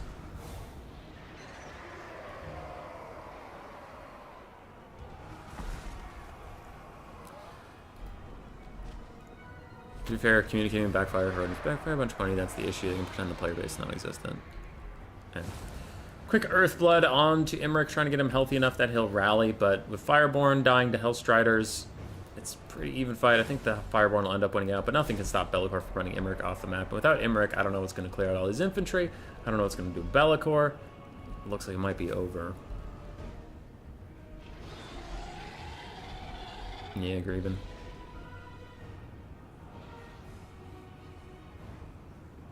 If the fair communication they make is we have no intention of balancing the game because it won't make us money, then yeah, it will backfire. That'll be a win for Chaos.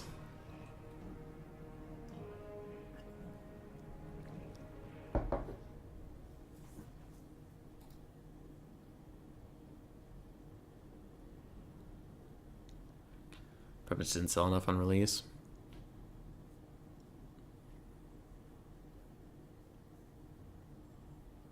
Just a James Bond villain. Imrik didn't die, so it's cool. It doesn't seem cool, Mr. Black Knight. Be'lakor, 4,100 value. He just don't miss. Forsaken chopping their way through the High Elf front line. Skirmish Cav did pretty well, even though they were being focused by a lot of the Seaguard for most of the game. Hellstriders did fine. Marauders did fine. Imrik struggled to get his value back. Dragon Princes and Silver Helms were just used to peel the backline constantly, so they couldn't really get the damage value they wanted. Frostheart Phoenix, unfortunately, was underwhelming in the duel. The Metal Mage and the Life Mage did their best to keep things afloat, but it was not enough. Love and Seaguard got really good value. Spearmen tried to hold, but they did not. They could not stop the Forsaken. There was too many. They were all like chop, chop, chop, and the Spearmen were like die, die, die. Game 2, can Hannon's pull it back or VM's Berserk win the day?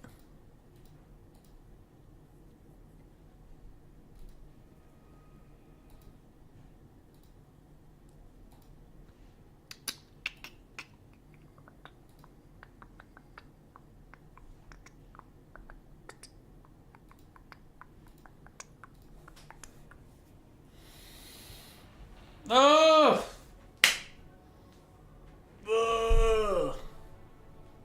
I'm so glad. Man, wait, no. I'm so tired of seeing Be'lakor. I hope some other lords get played in that faction. Warriors of Chaos? We did see Sigvald earlier this stream.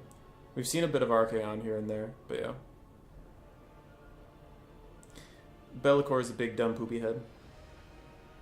He's usually so expensive that he is like a significant portion of your army, but I don't know. I was talking to Bjorn about this a little bit last stream, 2 streams ago. I don't know. It's not that Be'lakor is boring to watch, it's that nobody likes to see something a majority of the time. Like, variety is the spice of life, and you just can get sick of seeing the same stuff. How's it going, Bowmore? Good, good. We're on our final best of 3. Either 1 or 2 games left in the stream. Who would be the next Chaos Lord, though? Like I said, Sigvald and Archaon are actually pretty decently meta.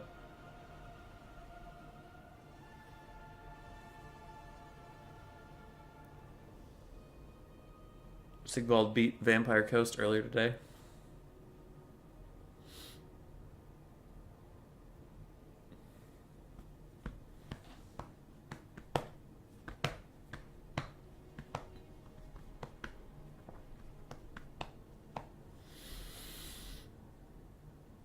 Duh, I'm sleepy.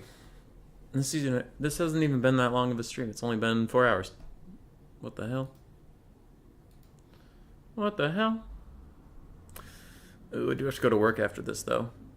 Next new one, I mean? I don't know. Are there even any Chaos Lords left to do? Who was that guy before Kolek? He's checking out Chala. Wasn't there some guy, like Azavar cool? Something? Go to bed? No. Slaanesh versus Empire? Yeah, Hanadins went Empire, Dark Elves, and Ogres banned Vampire counts.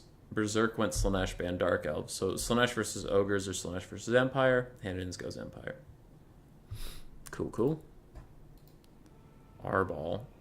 Azavar is dead. That hasn't stopped him before. Isn't Rapunzel dead? They brought her back for this.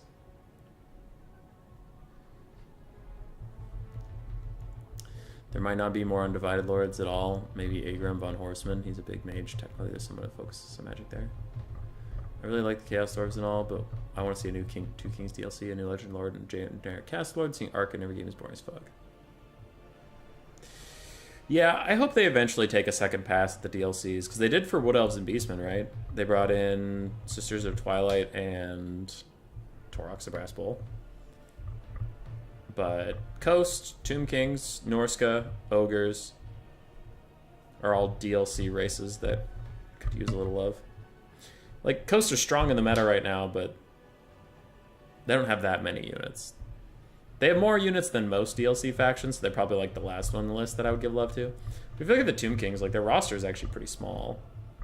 Norska's roster is small when you really think about it. Like, it looks like it has a lot of units, but it's like... Alright, they have 3 versions of dogs. They have, like, 4 versions of marauders. It's not actually that big of a roster. They have, like, 3 versions of trolls. Prawn should be dead since she's a few hundred years old, but was never killed on screen. Azavar is the only time dead and big name for the old world. He's much similar to Archaon lore-wise.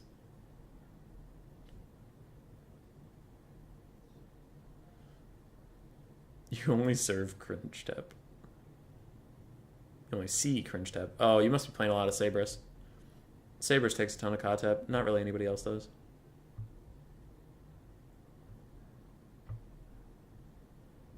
We get a second DLC, race sesh faction. The current trend is 2 per game. That would be hype. I don't know who they would do, though. There's some options, but none that are standing out as hard as Chaos Dwarves. Like, Chaos Dwarves are very, very stand out the next race, for sure. And then after that, it's a lot of, like... I mean, maybe Nippon, but they're probably too close to Cathay. I mean, maybe Ind, but I heard there's some racial problems there with, like, old depictions of that faction not being very PC, so they're probably not going to do it. There's Snake Men, but how different are they from Lizard Men? Like, there's gnomes, but are gnomes that different? So, or hobbits, or whatever the fuck you want to call those guys. The moot. People live in the moot.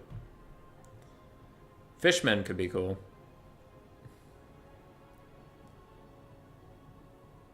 There are a lot of potential marked chaos characters. I expect to see the monogods getting fleshed out a bit. Yeah, the monogods could use some stuff. I don't think the warriors of chaos need more stuff, but like the monogods could use some more lords because they still like each have like 2. Valkia, Scarbrand, Festus, and Nurgle. And even in the campaign, Festus isn't Nurgle, is he? He's warriors of chaos, right? So if you click on Nurgle, it's still literally just Kugoth Plaguefather. Oh, Old World's in the new upcoming tabletop thing? Oh, I don't know. I'm not a big tabletop guy.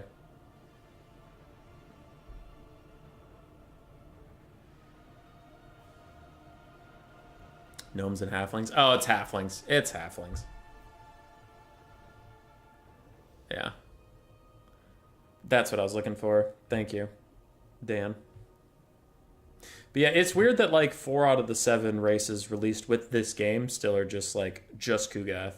And they got a DLC, but it's not like Festus. For some reason, Festus wasn't a Nurgle Lord. He's a Warriors of Chaos Lord. Which is dumb. He's on the Nurgle roster in multiplayer, but in the campaign, it's still just Kugath. What up, Caradoc?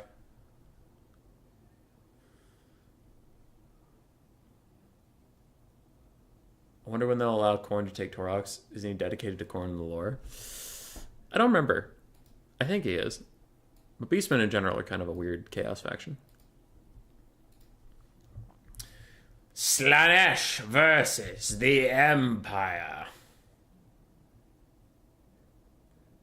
Tiger Manor implied to be some sort of Cathay, and the Mountains of Heaven are both part of Inn and attached to the Monkey King. I don't know what Beast Fiends are. You're all just screaming at me now.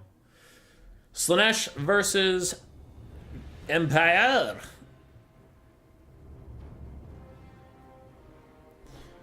Hanniden's on the back foot. Can he turn it around?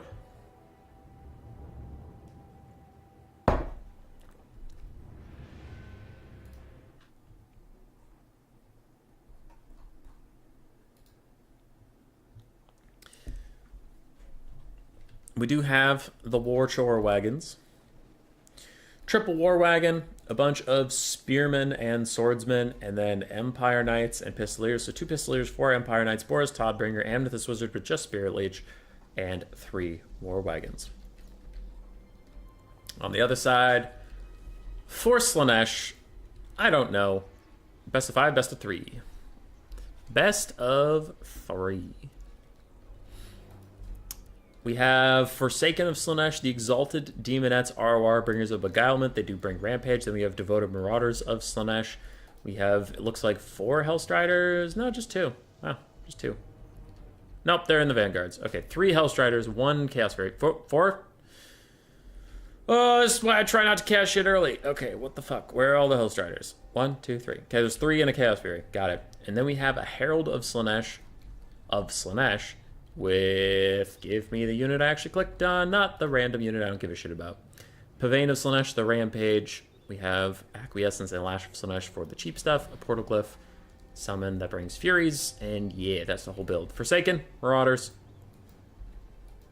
Hellstriders, Herald.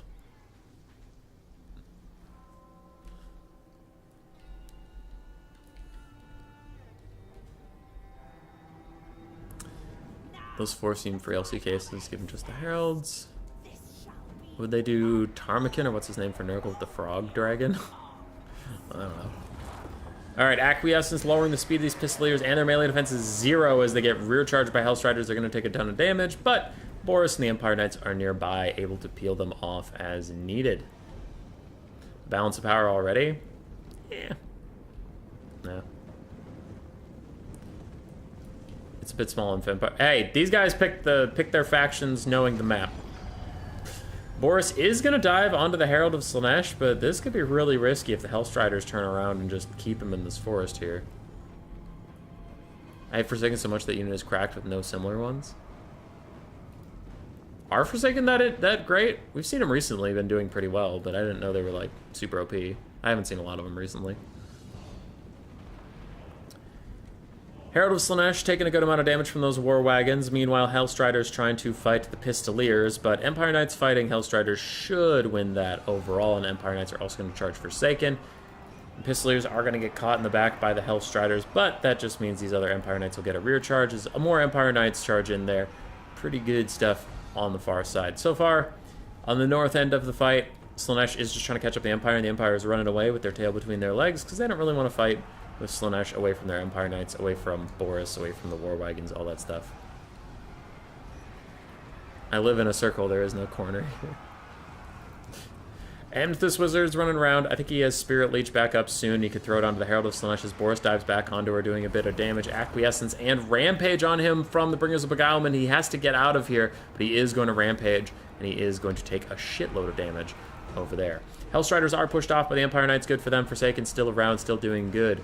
Somehow the Rampage hasn't quite affected him yet. A Spirit Leech hits the Herald in the face, and Boris is just trying to get out of here. That Rampage is constant from the Bringers of Beguilement, so there's no getting out of it. He just needs to not take enough damage, and I'm really shocked he didn't have to Rampage at all. Empire Knights running through the main field just to charge the Bringers of Beguilement and get them off Boris, but Boris didn't need it. He actually did just get away. Chaos Fury summon nearby Boris will lose its leadership, but it seems like it's okay. Chaos Furies are chasing War Wagons, but War Wagons cannot be caught by mortal men. They do have the Scourge Runner thing where they take 0 damage in melee as long as they're moving. Herald of Slaanesh is very low on HP. Slaanesh infantry just trying to catch up to the Empire. Anywhere they can fight the Empire, they will beat them in melee combat, but most of this Empire build is a kite build. Boris lands on the Devoted Marauders. He's going to do some damage, but they're all ITPs. Doesn't give a shit. What was that? Fascination? Okay, so they're trying to rampage the War Wagons, but they're just shooting the Hellstriders, and they have 3 Empire Knights to help peel them off. Pistoliers do get caught in melee with the Bringers of Beguilement, taking a lot of damage and getting rampaged. Another Acquiescence onto these Pistoliers, who are also going to get rampaged. Couple mistakes here from Hanniden's, really letting his Skirmish Cav get into melee with the Bringers and just getting murdered. That is a bit of a mistake. Also, Boris fighting random Marauders isn't going to do anything. They're ITP, they won't tear her out. So Boris needs to commit a little bit to Lord Snipe of the Herald of Slaanesh. He's actually just going to get narcissismed. The War Wagons still rolling around. Hellstriders do manage to catch them for a second, but Empire Knights will peel them off, and War Wagons still firing into stuff. Looks like now they're firing at the Bringers of Beguilement. And Boris nearby. He does have pretty good leadership debuffs. Maybe he should commit in on the fight and just commit to hitting that lady and getting her to start demonic instability, but the War Wagons actually might just take care of that for him. Just getting real low. She throws out her second Fury Summon in desperation. Balance of power shifts heavily against Slaanesh. Though they have a lot of infantry left, it's probably just not going to be enough against the War Wagons with all their crazy ammunition. Empire Knights charging in. Herald of Slaanesh real close. Human Boy said, what was that after one of your roosters crowed? Nice. Another Spirit Leech should take the Herald down low enough that her crumbling will take care of the rest, and without her, the leadership of Slaanesh will spike down. No caster, no Lord. War Wagons, 1,000,005 ammunition left. Empire will take us to game 3. Australia's supposed to be nice, I thought. No.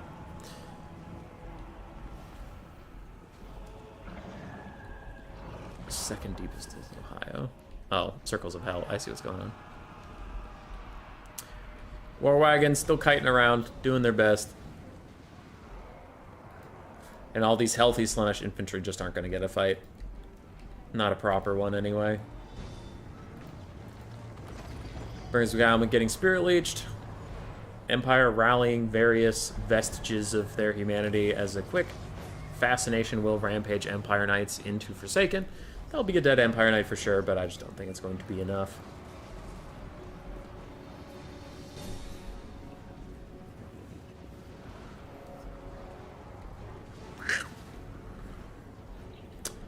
Go, War Wagons, go! Go, War Wagons, go! Go, War Wagons, go! Slash could probably kill all these Spearmen left easily, but they just can't catch the War Wagons. And Pistoliers. Hands is up almost 2,000 gold. Not gold. Gold value. Oi! Another Spirit Leech onto the Bringers of Beguilement, trying to just get them into demonic instability, crumbling. Get rid of that Rampage source. Then the Knights can get a lot more aggressive in cycle charging as soon as that Rampage causing infantry is gone. There they go. Now without fear of rampaging ever, the Empire will shoot Forsaken until army losses takes their souls. GG. You all thought the Empire was doomed. What are you? What are you, drinking on the cups? I don't know why my camera's so high. Oops. Hey, it's me, your boy. Herald Slaanesh, not a lot of value. Brings of Beguilement did great. Forsaken did eh. I mean, they killed the front line, then just wandered for a lot. Hellstriders and Furies were not enough to shut down the Empire Kite, and a bunch of Marauders were not enough to shut down the Empire Kite. Boris ran around to debuff stuff. Spirit Leech caster 1,200 value on him. War Wagons about 600 apiece, but they sniped out the cash, so they did what they had to. Empire Knights did very well. I mean, well, they paid for themselves, but they did what they had to. And Pistoliers struggled a little bit, but yeah.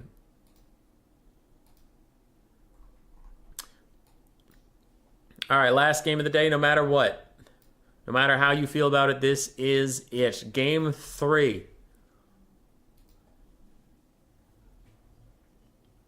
Who will take it home? Who will win the whole thing? Who will get the big money over Steam? Steam only. Steam gift card, 25 schmeckles. Will it be you? Will it be your friend? Will it be your cow? I think you need AP cab for Slaanesh for 4,000 for 1,000 versus Knights with 100 armor, probably.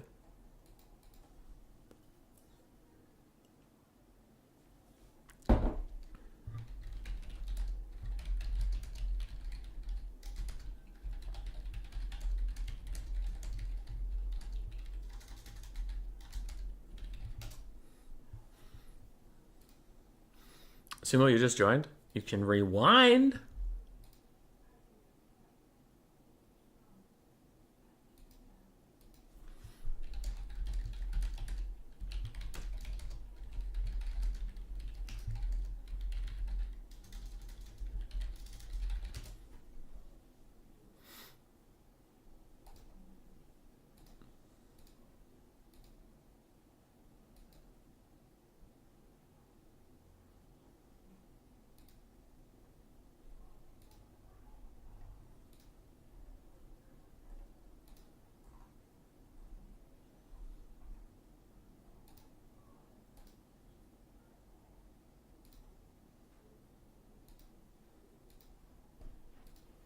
Hey, Deadly Dude.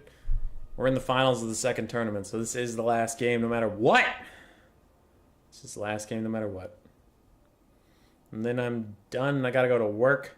And then after work, I gotta come home. And then after I come home, I gotta make biscuits. I don't know. I fell off a cliff there. My bad. My bad, son.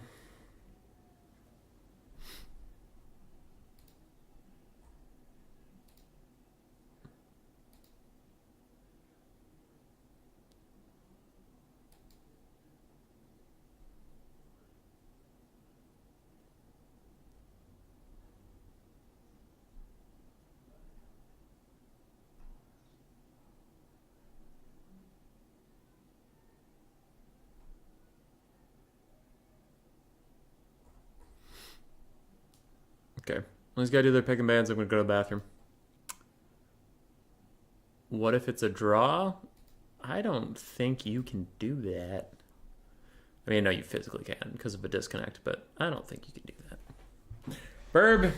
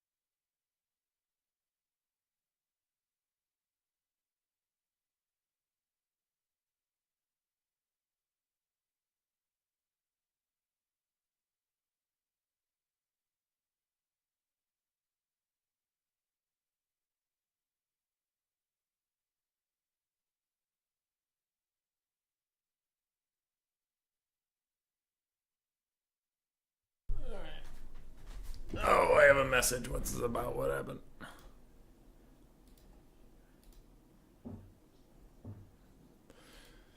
Alright, Hanniden's went Dark Elves and Khorne. His opponent has to pick one faction to play into either of those. One of these days, humans should watch just start a stream and then leave and go to work. And just leave it there.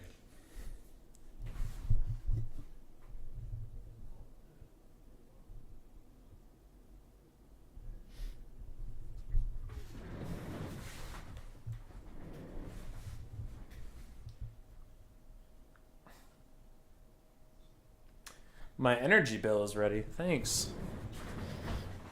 Thanks, Minnesota Energy. Milk or cereal first? Cereal first. Cereal. Cereal. Cereal. Don't be stupid. Cereal first. If you pour milk into an empty bowl and you pour cereal on top of it, something's wrong with you. You have a disease. A disease of the mind. There's no room for debate on this. I am right.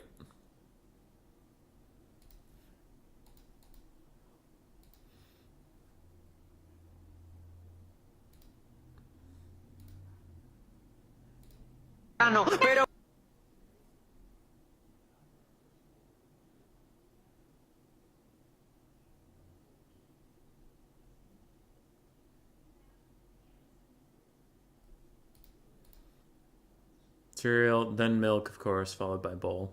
That was pretty good.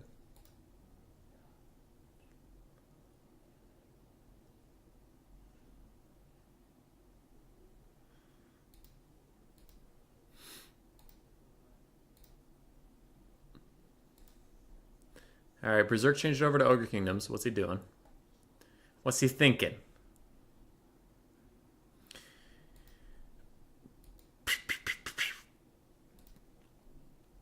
Could only be perfect if you pour cereal first. I don't understand. Milk first makes no sense. How do you know how high to make the milk since cereal is going to change the level of the milk? You're being starved of land balance amounts, which is def better than Dom, but no offense. You're the only content creator interning regularly that I know of. Is that Sumo? What was the context for that statement? While I appreciate it, what was the context for it?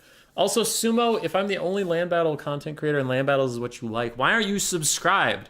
Why do I have 0 subscribers? I need more. More power. we hit 4,000, which was hype, and then there was like a big, I don't know, the YouTube algorithm just picked us up, and we got like 200 more subs pretty quickly, and now it's tapering off again. But we'll see. I lament about this to my mods all the time. All the time. Khorne versus Ogre Kingdoms. All right, that's a banger to end it out on. But I am so worried that, like, because I started covering the game 2, May of 2021. I started covering the game. Silence and the Fury came out, so Torox's DLC was the first hype thing I was covering. I was a super small content creator. And then the Game 2 slowly wound down as Game 3 hype built up, and I was streaming a bunch in the Game 2 dying days. Game 3 came out. It was a fucking train wreck. So we grew very, very quickly for like literally 10 days, and then it dropped off because Game 3 dropped off.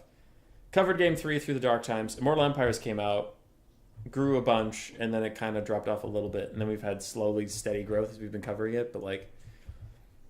Yeah, I will say viewership drops when new content drops because Turin and Anticity and like much bigger, cooler streamers come along and they're covering the game again, and their viewership just like, you know, they're doing stuff so their viewership skyrockets and we get pushed out of the algorithm. So it's actually funny that like I keep lamenting my mods. I'm like, I'm both excited for the new DLC, but also my channel does way better when the game is not in a good state because the big fish leave the pond and then I get to exist. Where it's like, I mean, our stream average these days have been like 60 people, which is nuts. Because before Immortal Empires, it was around like 30 was average. So we've like doubled in consistent viewership in the absence of other streamers. So it's like, it's tricky because I'm like, man, I want new content for the game to thrive. But I also want all of those streamers to stay the fuck out of the space.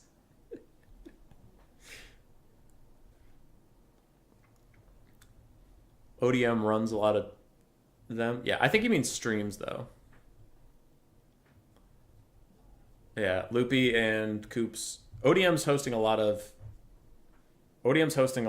tourneys. BBB's hosting a big tourney right now. But I think they're talking about the streams.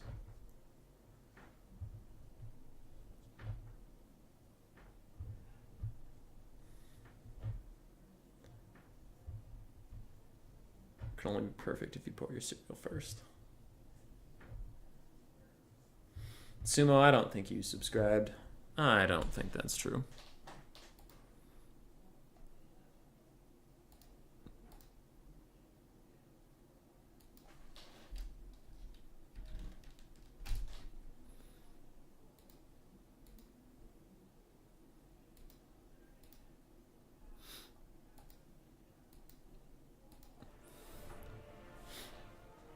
Yeah, streams. No, there's plenty of land battle community hosts.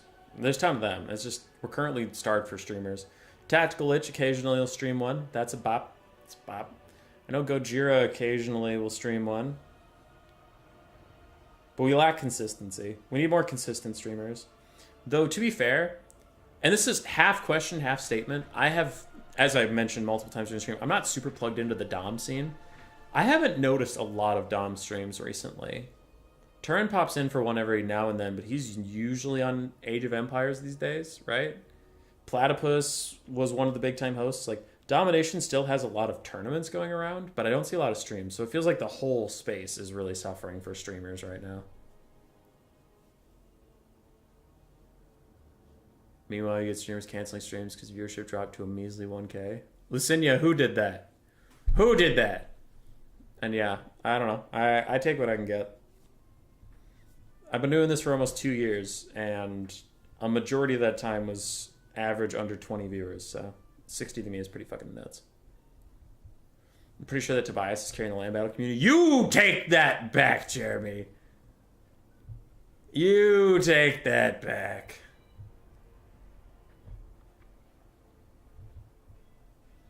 There are more land battle streamers than Dom, I think. Maybe. Turn's a big one, though. Like, Turin is a big content creator, and he's for Dom, so I think he counts for like 5, right? Because Turin's average viewership is like 1,000, which is 15 times mine.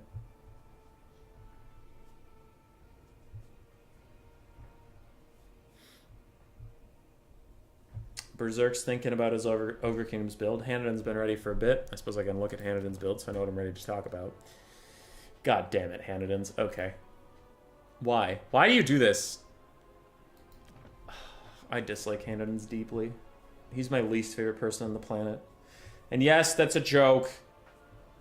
Hanadan's is a good guy. He hosts, well, I don't know who specifically hosts them, but he's my point of contact for most of ODM's tournaments. I have a lot of streams of ODM land battle stuff every Saturday. So Hanadan's a great guy. I was just kidding, but he has a meta take that I just absolutely disagree with, and he's bringing it again. All right, last game of the day. Taking down the blocker for the final time. We have a Skull Cannon. He loves Skull Cannons. I still hate them. I still hate them. He's made his case for why he likes them. He sent me replays of them doing good. I still don't like Skull Cannons. I've seen a lot of replays. I've seen a lot of live games of them doing very badly. Now, Hanadan's makes them good, but it's one of those questions of, are they good or is Hanadan's good? Is Hanadan's just good? Because it's kind of the same as like Anticity or Void Lulls or someone telling me a unit is good, and then I see no one else use it, and when they do use it, it dies instantly, and it's like, I think you might be carrying this unit. I don't think this unit is carrying you. But we got a Skull Cannon. Especially versus Ogres. What the fuck's it gonna do versus Ogres? On that is the Mino Bus. 3 Minotaurs of Khorne with great weapons. We do have 2 Marauder Horsemen throwing axes. It looks like we have 2 Fleshhounds of Khorne, 1 Chaos Warhound of Khorne, a front line of Marauders, yes, Marauders, and then Valkia, the bloody. Turin dreams of esports sponsorship, and he thinks Dom's the only route, I think. Yeah, I don't know. I'll cover what I like. I do what I like, generally. I mean, if I agree to something, I'll stick to it, like CA's non-disclosure agreements. It's not like, I do what I want, and if I want to spoil non-disclosure agreements, I will do that. It's like, no, I signed a piece of paper. I won't. Actually, technically, I never signed shit, but that's more of their failure of HR and not. Anyway, I'll honor the spirit of the agreement rather than pinpoint the fact that I never technically signed their piece of paper because they forgot to send it to me. They were like, hey, I heard you wanted the content creator program. I was like, yeah, I have enough subscribers to fill your thing. And they're like, that's cool. Did you fill out the paperwork? I'm like, what paperwork? We'll send it to you. Hop on in. I hopped in, never got paperwork.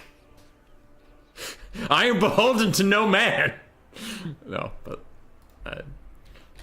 I just act as if I did sign it because obviously it's just being a good sport. I did have a Skull Cannon do recently well versus Tomb Kings. That's hype. All right, for the Ogres, 2 Gnawblower Trappers, 2 Lead Belchers, 2 Man-Eaters, 1 Man-Eater with Great Weapons, and an Iron Gut that has the same symbol, so that was another Man-Eater. Then a bunch of Ogre Bulls, some with Iron Fist, some without. We have a Slaughtermaster of Beasts with Curse of Honor here and Flock of Doom. And the Sky Striders. How can I forget the Sky Striders? This game does have Human Boy good enough. I am good enough. That's what my lovely fiance says to me every time we see each other. She says, good enough. Human Boy, I don't want to seem like a dingus, but to me it seems very unlikely to make a living out of YouTube. That's why I have a day job. That's why I have a day job. I just do this on the side. Just take it easy. No! Yeah, I will. I have to go to work after this. Skull Cannon, actually getting really good damage value off on the Lead Belchers. Alright, Skull Cannon, there you go. You did it. You killed some Lead Belchers. Meanwhile, Khorne's just chilling. Skull Cannon doing a bit of kiting. Doing a bit of fuckery. Turning around, firing at the Man-Eaters. Missing. Back to fuckery.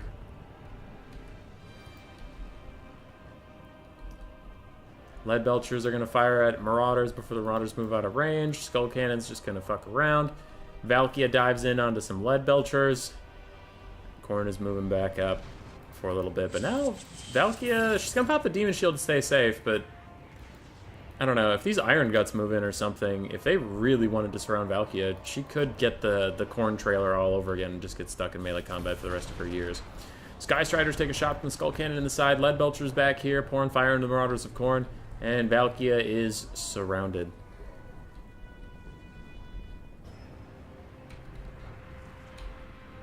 Just make reaction videos to other people's content with sexy clickbait pictures. I'm not sexy, though. I don't have boobs. I can't make that kind of content. The wrong gender. Alright, Valkia is still stuck, and now the Sky Striders are even going to come fight her. She's taking some damage. She does maybe have a way out over here, but the Sky Striders could cut her off as far as that angle goes. Khorne needs their Skirmish Cab to get involved here. They need to peel Valkia, otherwise she is going to die.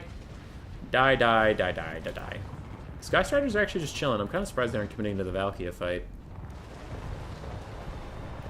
Fleshhounds dive in. Minotaur's coming around. Where's the third Minotaur? There he is. Valkia tries to kill some Noblar Trappers. Meanwhile, Ogre Bulls are going to charge straight into the Marauder Horsemen. And a Curse of Honor here is going to make sure that they don't fight back in any capacity whatsoever. Still surprised the Sky Striders aren't diving onto Valkia, taking one Ogre Bull off and just keep the Sky Striders on her. But it looks like the Sky Striders are instead going to try and countercharge Minotaurs, I guess? These Iron Guts are getting worked on. They got separated from their Noblars. There's Noblars on either side, but they charged up without the Noblars, and now they're just stuck. Flagadoom doing a bit of damage. Skirmish Cav running away from the Ogre Bulls. Didn't take that much damage from the process. Fleshhounds of Khorne about to start disintegrating soon. Valkia still fighting a bunch of Ogres, but they need harder hitting stuff than just basic Ogre Bulls to really take her down. Minotaurs of Khorne are getting their day's worth out of the Sky Striders. They're doing so much damage comparatively, because they cost like 600 gold less than the Sky Striders. Now, they are also taking a lot of damage, don't get me wrong, but I'm pretty sure Hannons is happy with how that went. The Skull Cannon is shooting him in the back. Sky Striders taking a lot of damage, down to negative leadership, do manage to rally. It looked like a tough one for them. Lead Belchers get attacked by the Marauder Horsemen of Khorne with throwing axes. With 44 weapon strength and 32 melee attack from their frenzy and such, they should be able to do pretty good damage over there. Sky Strider is actually catching the Skull Cannon, which wants to reload in melee combat somehow. He's cast Warhounds. Maybe you have to come back and bail out the Skull Cannon. Who knows? Lead Belchers peeled off. Other Lead Belchers doing okay for now. Fleshhounds of Khorne going to chase some Noblars and get kills. Now this is Khorne. It's not Warriors of Chaos, so they do need kills to charge up their army passive, so chasing off things is actually kind of critical.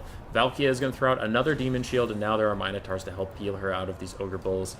I think Berserker's really going to want, if he looks back at the replay of this game, he's going to want to have committed something that actually does damage to killing Valkia instead of just surrounding her in 2 Ogre Bulls and leaving her there, unfortunately. Sky Striders beat the brakes off of this Marauder Horseman throwing axes that tried to stop them, but that does buy time for the Skull Cannon to turn around and fire its shot, and it does hit, taking the Sky Striders down to 3 models. A coffee on me for the land battles. Thanks, Subo. You're the best. Well, you're not the best, but you're close to the best. I'm the best. I'm always the best. Skull Cannon going to commit to fight with the Lead Belchers. This is a pretty safe fight to commit to, and it just wants to recharge some ammunition, but it is going to fuck off as the Sky Striders come charging on it. Barely enough leadership to keep them in this game, but charging does give them a bonus. And yeah. Balance power is about dead even, but I think Khorne has got this. Things are looking really good for the boys in red. Now, Maneaters with great weapons. The Iron Guts trying to hold it down as Fleshhounds and Valkyrie are going to commit to the fight against them. Minotaurs have seen better days, but they still exist. There's 2 of them still on the field. One of them's at like 1/5 HP, which in Khorne Minotaur status means a ton. You already got more cash than Turn today? I did? Did Turn make any money today? What happened? What happened? But I do appreciate everybody who's been donating. It's actually kind of shocking. We take those, and we appreciate it. But I also don't know how to express gratitude well. I'm a broken man. Skull Cannon fighting some Ogre Bulls, trying to stay safe while still getting its ammunition back. Dismember going to slow everybody down in this area. Minotaurs of Khorne, the more injured ones, are going to charge into the Maneaters and just take the L, while the other Minotaurs try and get somewhere else, get a little bit better of a position. Valkia peels off the Lead Belchers. Skirmish Cav of Khorne coming back in with plenty of ammunition left. Love left to give. Sky Striders rallying with 2 models. And Lead Belchers also rallying in the distance, but dogs are going to be on top of them before too much longer. And Marauders need to come back and support their Minos, buy them a little bit of space, as Ogres are actually peeling off the Minotaurs pretty good like. Iron Guts taken out, but we do still have Maneaters in here. We still have a full health Slaughtermaster. And another Flag of Doom. No, it's a Curse of Honor here. Curse of Honor here onto the Skirmish Cav. Valkia might be able to buy him a little bit of space. Bounce Power's dead even. Lose the clothes. The only way is to show gratitude. Every win that counts. Thanks, Grieven. Alright. Ogre Bulls, Slaughtermaster. Everybody's still surrounding Valkia at this moment. There's no Man-Eaters nearby, though. Both of the Minotaurs of Khorne are pushed off. Looks like. Yep. We just have the Skull Cannon. Just have some Chaos Warhounds. It's coming down to the very end as Marauder Horsemen charge into melee very briefly to push off the Ogre Bulls with Iron Fists. Then they will run away. They have tons of ammunition left, so that ammunition might want to be saved for Man-Eaters. I shouldn't say tons, but it's a good amount. Valkia is holding on. Unfortunately, that was a lot of axes thrown at an already dying Ogre. Basic Ogre Bulls, all that's left for mass in this area, and it looks like, yes, the Skirmish Cav of Khorne is going to go into melee, chasing off the Ogres, try and save some of their ammunition. Actually, they still have Fire at Will on, so they're burning through their ammunition rather quickly as they get rear charged by the Ogre Bulls. That is going to be an unfortunate time for them. Skull Cannon fires at point-blank range into the Man-Eaters. Minotaurs of Khorne charge back in, trying to take down some of these models. Marauders are also here fighting. Khorne's Skirmish Cav, however, did hold the line as far as leadership goes, and they are able to chase off the Ogres without too much issue. In the woods, we do see some Marauders of Khorne and Noblars trying to come back. Ships in the night passing by each other, and they don't even know what is happening to them. Skull Cannon didn't use real ammunition. That's just an attack animation as it tries to get out of the Ogres surrounding it. Man-Eaters, Grey Weapons pushed off. Marauders barely holding it down. Minotaurs all shattered and gone. Chaos Warhounds with Frenzy can come back. It is an absolutely wild game. Hot Tub Stream when? When I feel like it. Which is whenever YouTube allows me to do pretty much straight up porn, I guess. Because that's all a Hot Tub Stream is. It's just an excuse. Skull Cannon doing a little bit of kiting, a little bit of hijinks, shooting some Ogre Bulls. Man-Eaters they have high enough leadership to come back, and they do need to be chased off. I wonder if the Skull Cannon will be committed to that task, but the Man-Eaters cannot be allowed to come back, because they can do some pretty significant damage. Oh, fuck, they're going to come back. Skull Cannon's still trying to kite around. That'll free up the Man-Eaters, and they're coming home. They're coming home, mama. I don't know who's going to win this. I'm very concerned. Both sides are just, like, completely out of gas. Skull Cannon's going to commit to a fight with routing Ogre Bulls to take very little damage, but also still gets ammunition back. But that did... You could have done the same with the Man-Eaters. Maybe kept them off. Marauder Horsemen throwing axes. No more throwing axes for them. 4 more for the other ones, but they are just going to run in as a bit of a body blocker. And I think with Valkia still alive and the Slaughtermaster holding up most of the Ogre's balance of power, he is a pretty poor melee combatant. He has some Ogre Bulls nearby. One big Flock of Doom overcast. Does a little bit of damage to him, but he's just trying to peel off the last of these Khorne units, and he might be able to do so. Chaos Warhound's leadership tanks. They are going to rout. Marauder Horsemen rout. Basic Marauders also going to rout. Skull Cannon manages to keep chasing. Man-Eaters shatter. Basic Ogre Bulls running. These Noblar Trappers need to be chased down by Skirmish Cav. I really haven't seen too many Ogre army abilities used yet, but it's not like a Sword of Khorne is really going to matter at this stage of the game, so I imagine we'll just see some Horns of Khorne used later on. Noblar's coming back, not going to be enough to help. There's a very healthy Marauder coming in. I think Hanon's is probably going to take this one.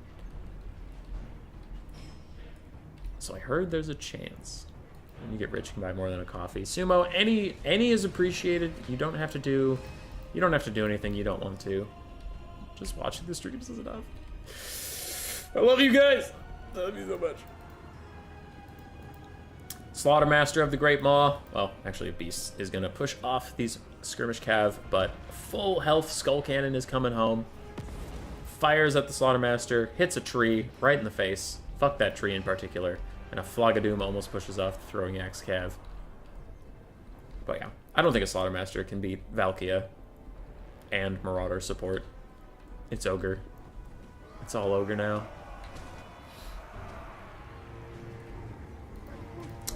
Horsemen pushed off. The battle is simplifying greatly. Ogres are back. Ogres are going to charge into some Marauders. Ogres are going to hold. And I don't think the Marauders will. Maybe. Yeah, they're getting beat up. They're going to beat up real bad, boss. Both sides are, though. Oh, shit. Who's going to rout first? Marauders of Khorne rout first, then the Ogres rout. Hey, it's a mutual routing. Skull Cannon just trying to get some ammunition back, chasing the Noblars off.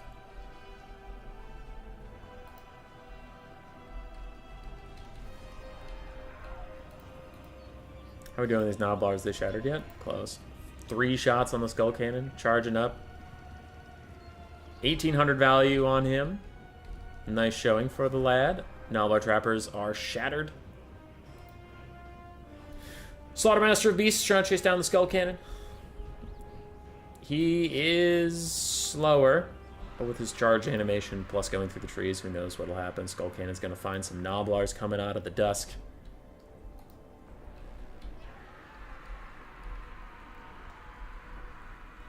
Valkia sat there for like a full minute. Yeah.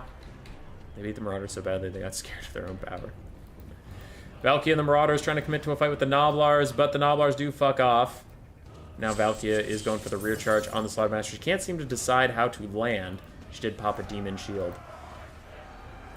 Big hit onto the Slaughtermaster, the Great Maw. One last Flock of Doom from him. It's even Overcast. He really wants to get rid of these guys, but a Horn of Corn is popped on them, giving Valkia 80 melee attack plus 20 bonus for Slarches. She is 100 melee attack de facto versus the Slaughtermaster. Gnoblars are back in the distance, but I just don't think this guy has it left in him.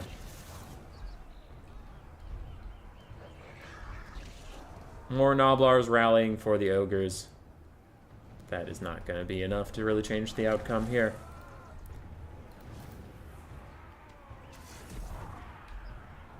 Gnoblars are all gone. It is just the Slaughtermaster. Gets extra ingredients pop, but he doesn't have a Butcher or anything to heal him up. That will be a GG.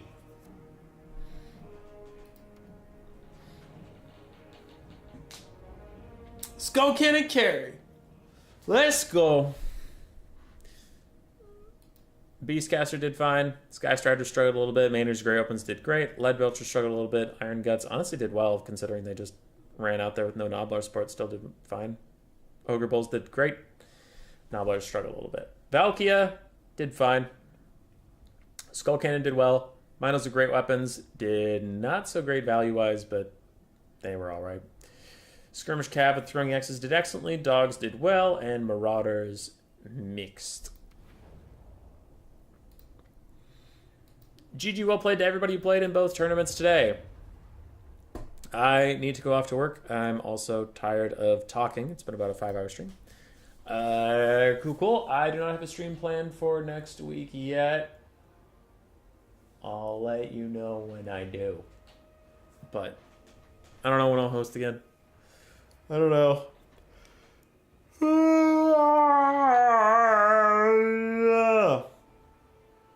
Okay, goodbye.